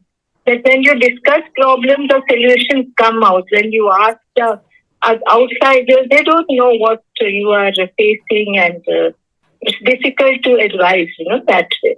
This is my personal feeling, but I really don't know whether there are something As far In as the they interest have of mentioned a lot of pace differences, I don't think that matters there. At least didn't matter for me because I was working in a public hospital and municipal scales or UGC scales, which was same for the men and women. I had a lot of support from all my colleagues, either seniors or my contemporaries, and I made good friends with outside Dr. Raj Tandon. He was a pediatric cardiologist in AIMS, Delhi. So, it's more you widen your circle, you broaden your own outlook also. I've been hearing the real legends who have been there in India, that is Dr. Srimati and Dr. Ratna Mangotra, who also had happened to be my MCH examiner. So we have heard from them. So my experience may not be of that caliber, but I have had an experience which was it was very pleasant and a very nice journey all through the cardiac surgery career while I was from my starting in cardiac surgery until my retirement from Tirupati. So presently, I'm not in Tirupati, in Sri Venkateswara Institute of Medical Sciences. I'm working as Dean of Integral University in Lucknow, and I'm the Dean for the Faculty of Medicine and Health Sciences here. So I'm basically looking after mainly the education part, as well as I do a bit of vascular surgery here at the moment. So as my journey goes, choosing cardiac surgery as a career was a very big, it was between two inverted commas, whether I should take it up or whether I should not take it up. But as I was doing my internship after my MBBS and when I was posted in surgery, my first posting was under a neurosurgeon. And I remember that in the very first week on the rounds itself, when he took me to the theater, he made me do a VP shunt. And I was really excited about it. And that was Professor Mazhar Hussain, who happens to be one of the leading neurosurgeons in Lucknow at the moment. I'm in Lucknow at present. So this is my hometown. So that was really fascinating. And then when I joined my house job in surgery, this was at Aligarh Muslim University, which is one of the central universities of India. So my first posting was in cardiothoracic surgery under Dr. M.H. Beg. And he was quite an enthusiastic young surgeon that time. He started mainly with thoracic surgery. So I saw a lot of thoracic being done there, including lobectomies, pneumonectomies. He used to do CMBs also once in a while. And I think at the time when I was doing my MS in general surgery, that was the time when... Anyway, so once I was in general surgery and working with Dr. Beg in cardiothoracic unit, I was really fascinated with thoracic surgery itself. And when I was about to finish my MS general surgery, the department had acquired a heart-lung machine, and Dr. Professor Gujral from Chandigarh used to come and help Dr. Beg out with doing ASTs and mitral valves. So that was the start of cardiac surgery at Aligarh Muslim University. Though at that particular time, after finishing my MS in general surgery, I took up pediatric surgery. And I was working in pediatric surgery for almost a year and a half as a registrar. And then that was the time when I saw a bit of cardiac surgery at Aligarh. And when I came back home to Lucknow, my intention was to join MCH pediatric surgery, but I think my fate took me towards cardiac surgery. And I joined as non-MCH resident in Sanjay Gandhi Institute in Lucknow in 1989. And so I remained as a non-MCH resident for 2 years. And then I joined as MCH in 1991 and completed my MCH from Sanjay Gandhi in 1994. And thereafter, I moved over out of UP to Bombay. And this was the time when I really had a lot of experience working with Dr. Dev Saxena in his unit in Bombay Hospital. And I think that was the time when I gained a lot of confidence and lot of techniques I learned from him. He used to give lot of tips during and after seeing when I used to do surgeries there. He used to give lot of opportunities. So there was nothing like there had been a gender bias or they don't like girls. But Bombay always welcomed girls. That's what I felt there. And I had a wonderful time for whatever short duration I spent with him. In the meantime, I had applied at Tirupati and I was given a call to join as assistant professor in Department of Cardiothoracic Surgery in Tirupati, which was still a very primitive department at that time, though they were doing some amount of cardiac surgery. The number of surgeries they were doing, like I remember in my first year, they did about 38 surgeries the whole year. Next year, it increased to 52. And following year, then the sequence went up and the numbers went up to about 200, 250. And finally, by the time I left, we were doing almost 500 plus cases in Tirupati. So I have been operating pediatric, adult, thoracic, vascular, everything, because this was a teaching institute and we did have MCH also. So I had to do everything there. This in case, because I had to teach my students also. Though there were not many students we got through, but yes, whatever we got, I have trained them. And one of them is Dr. Govini Subramani, who's in Chennai, and he's one of the transplant surgeons there, quite a well-known one. So he's been doing well. There are a few of them who have become professors in Andhra in their respective government colleges. So they also have been doing well. So I have been I have been on my own most of the time, and I have learned the skills from all my teachers. Then I have opted for some fellowships through the ICTS, that is the SS Anand Fellowship. So you can have some experience with very good surgeons. Though I did go and worked for thoracic with Dr. Unikrishnan, and that was thoracic and vascular fellowship. So I had a very good experience of vascular basically with Dr. Unikrishnan there at Sri Chitra Institute. So it's not, I never went up outside India, but I have been outside India, but not on any fellowship or any particular term period, spending some time with Dr. Manke, Dr. Saxena. Both of them taught me a lot of skills in coronaries that time. And this is how I've been learning. And the only place where I went was Hong Kong, the Prince of Wales University, where on my own, and to learn the skills of video-assisted thoracoscopic surgery. So this was all the experience which I gained through, and whatever was there was through books, like observing people operating, attending workshops live, and then coming and performing yourself in your own institution. So this has been there. And of course, later part of my career also, when I was professor, I just decided, let me appear for the National Board of Examination and see how much I remember the text. So I went and appeared for the National Board of Examinations in 2007 and got through it. And then, of course, now coming back home, because I had some other task on my other end, like building up a house and settling here. So that took me about a year and a half. So I took up a lighter job of an administrator. And this brought me to Integral University. I never went there. They only invited me. And I just look about take care of the education for the MBBS student, the postgraduate students. It's a new university, so we are getting up some new courses coming in. So it's a totally different experience right now. And we are going to start the cardiac surgery program here, I think in another year's time.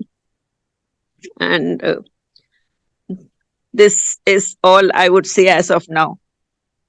So the only thing what I felt was, as a resident in Sanjay Gandhi, of course, that was the time when myocardial protection was a big question mark. We used to use the crystallite cardioplegia, and sitting in the ICU, we used to see that a lot of patients are developing arrhythmias at that time. And slowly it was Professor Prabal Ghosh who got in the blood cardioplasia, then warm heart surgery came. So Sanjay Gandhi, being a new institution, was also in the learning phase that time. So this was what I would say. And when I went to Tirupati, I started with my own, there also they were using crystalloid cardioplasia at that time. And then there I introduced the warm heart surgery and the blood cardioplasia, and we did have much, much better results. So this is all I would say from my side.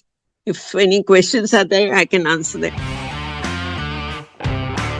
Delighted to hear so many living legends. As I was discussing with ma'am, Ava ma'am, that she has been a force of nature for all of us. Srimati ma'am, Ratna ma'am.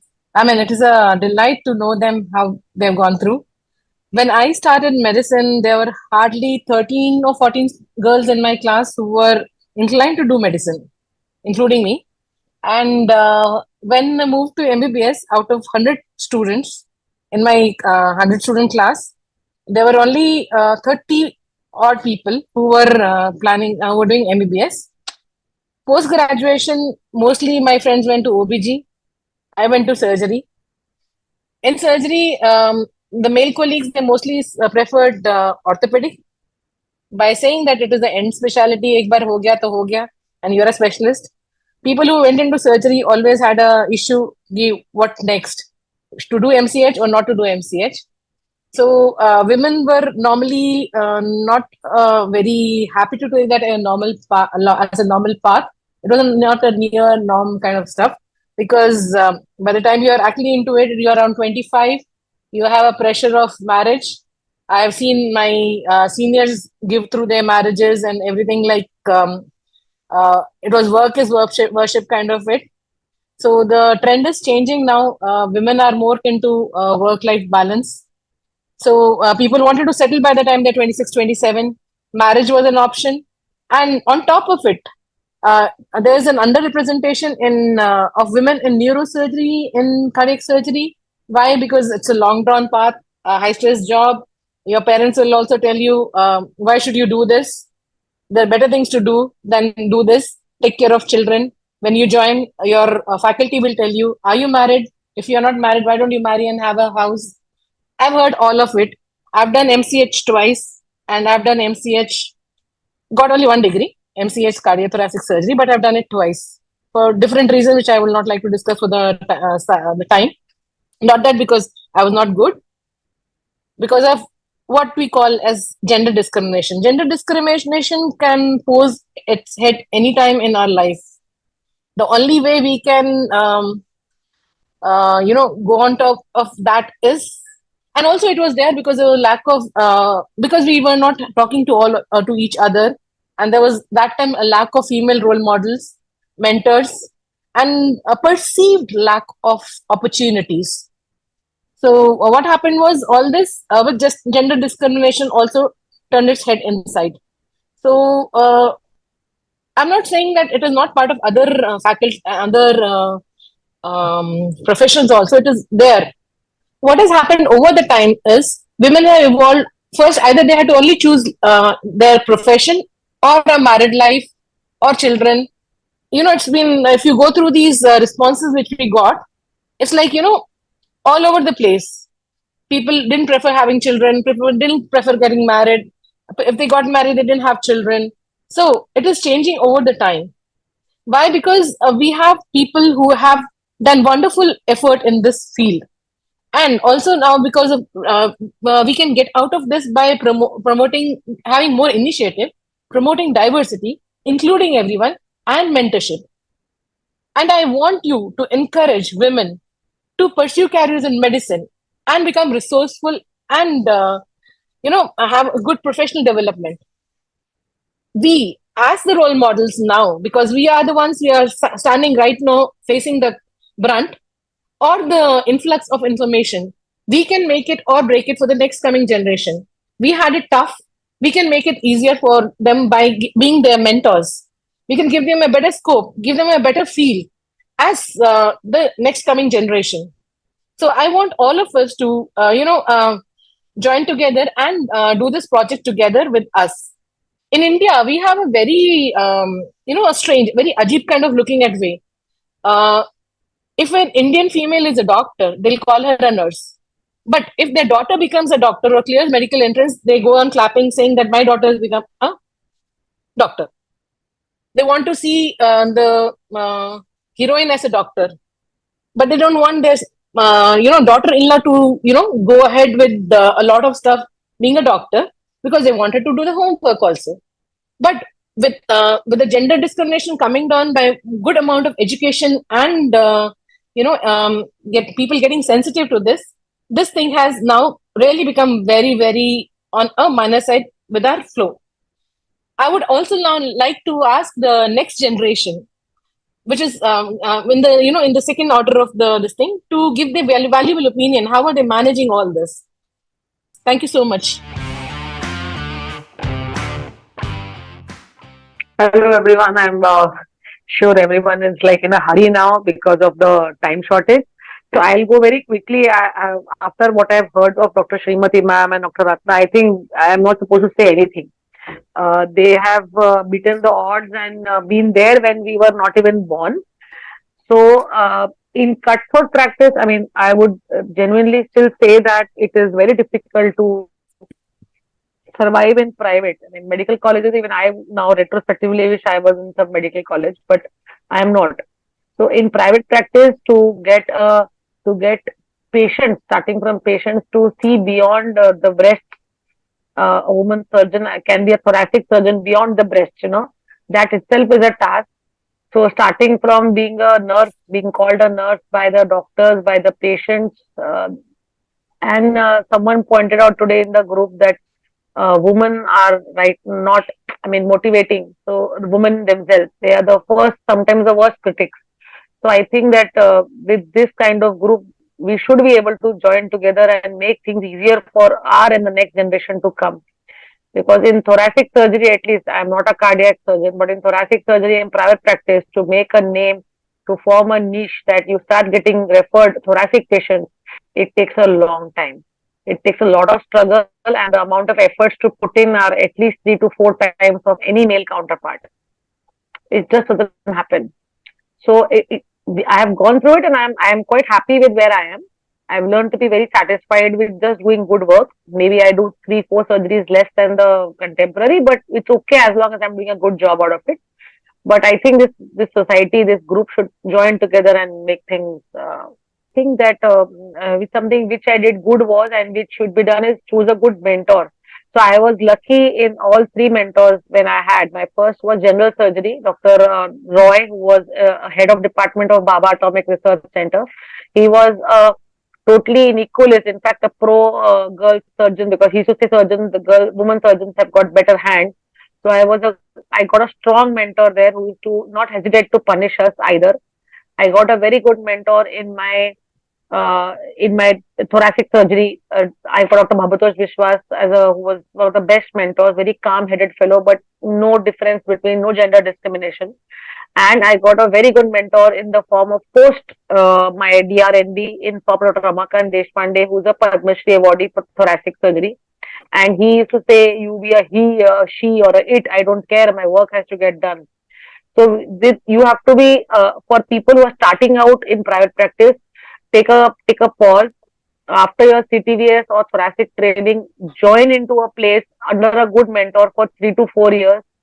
Work, put your head down and work very hard. You start off a little late than your contemporary male people, because you will not get patients so easily. But the 3-4 years after your MCH or your DRNB, if you are under a good mentor and you work it out, then slowly and steadily your practice will build up. There is just no shortcut to it, and there is no trick or tip for it to get patients faster. You just have to wait your time out. But to get the right, I mean, from trachea to esophagus, the only thing which has helped me is that Dr. Vishwas used to say that what your eyes cannot, what your mind knows, only that your eyes will see.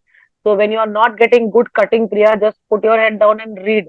So that is what helped me when I came on to doing work with Dr. Deshpande, and that's how I built up my practice. So once you do that, slowly and eventually the name will start coming up. That's what my experience is.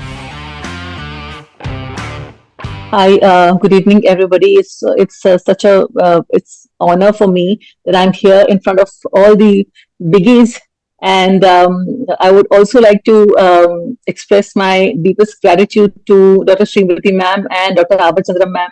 Dr. Abhachandra has been my examiner during my DNB days.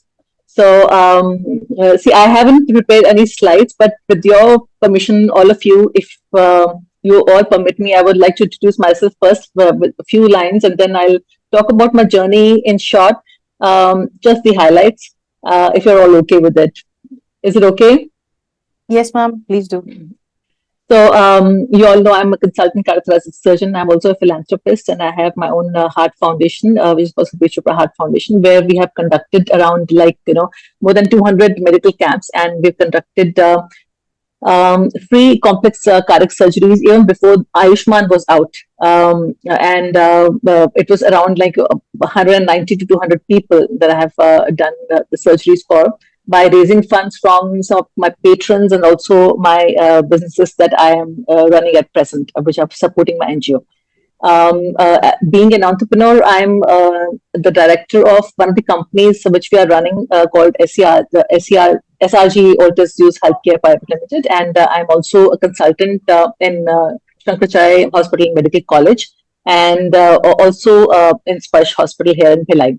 And you're all aware that I'm a joint secretary in Indian Association of Interventional Cardiac Surgeons, and where we are pushing the surgeons to start interventional cardiac surgeons and take the things in their own hands.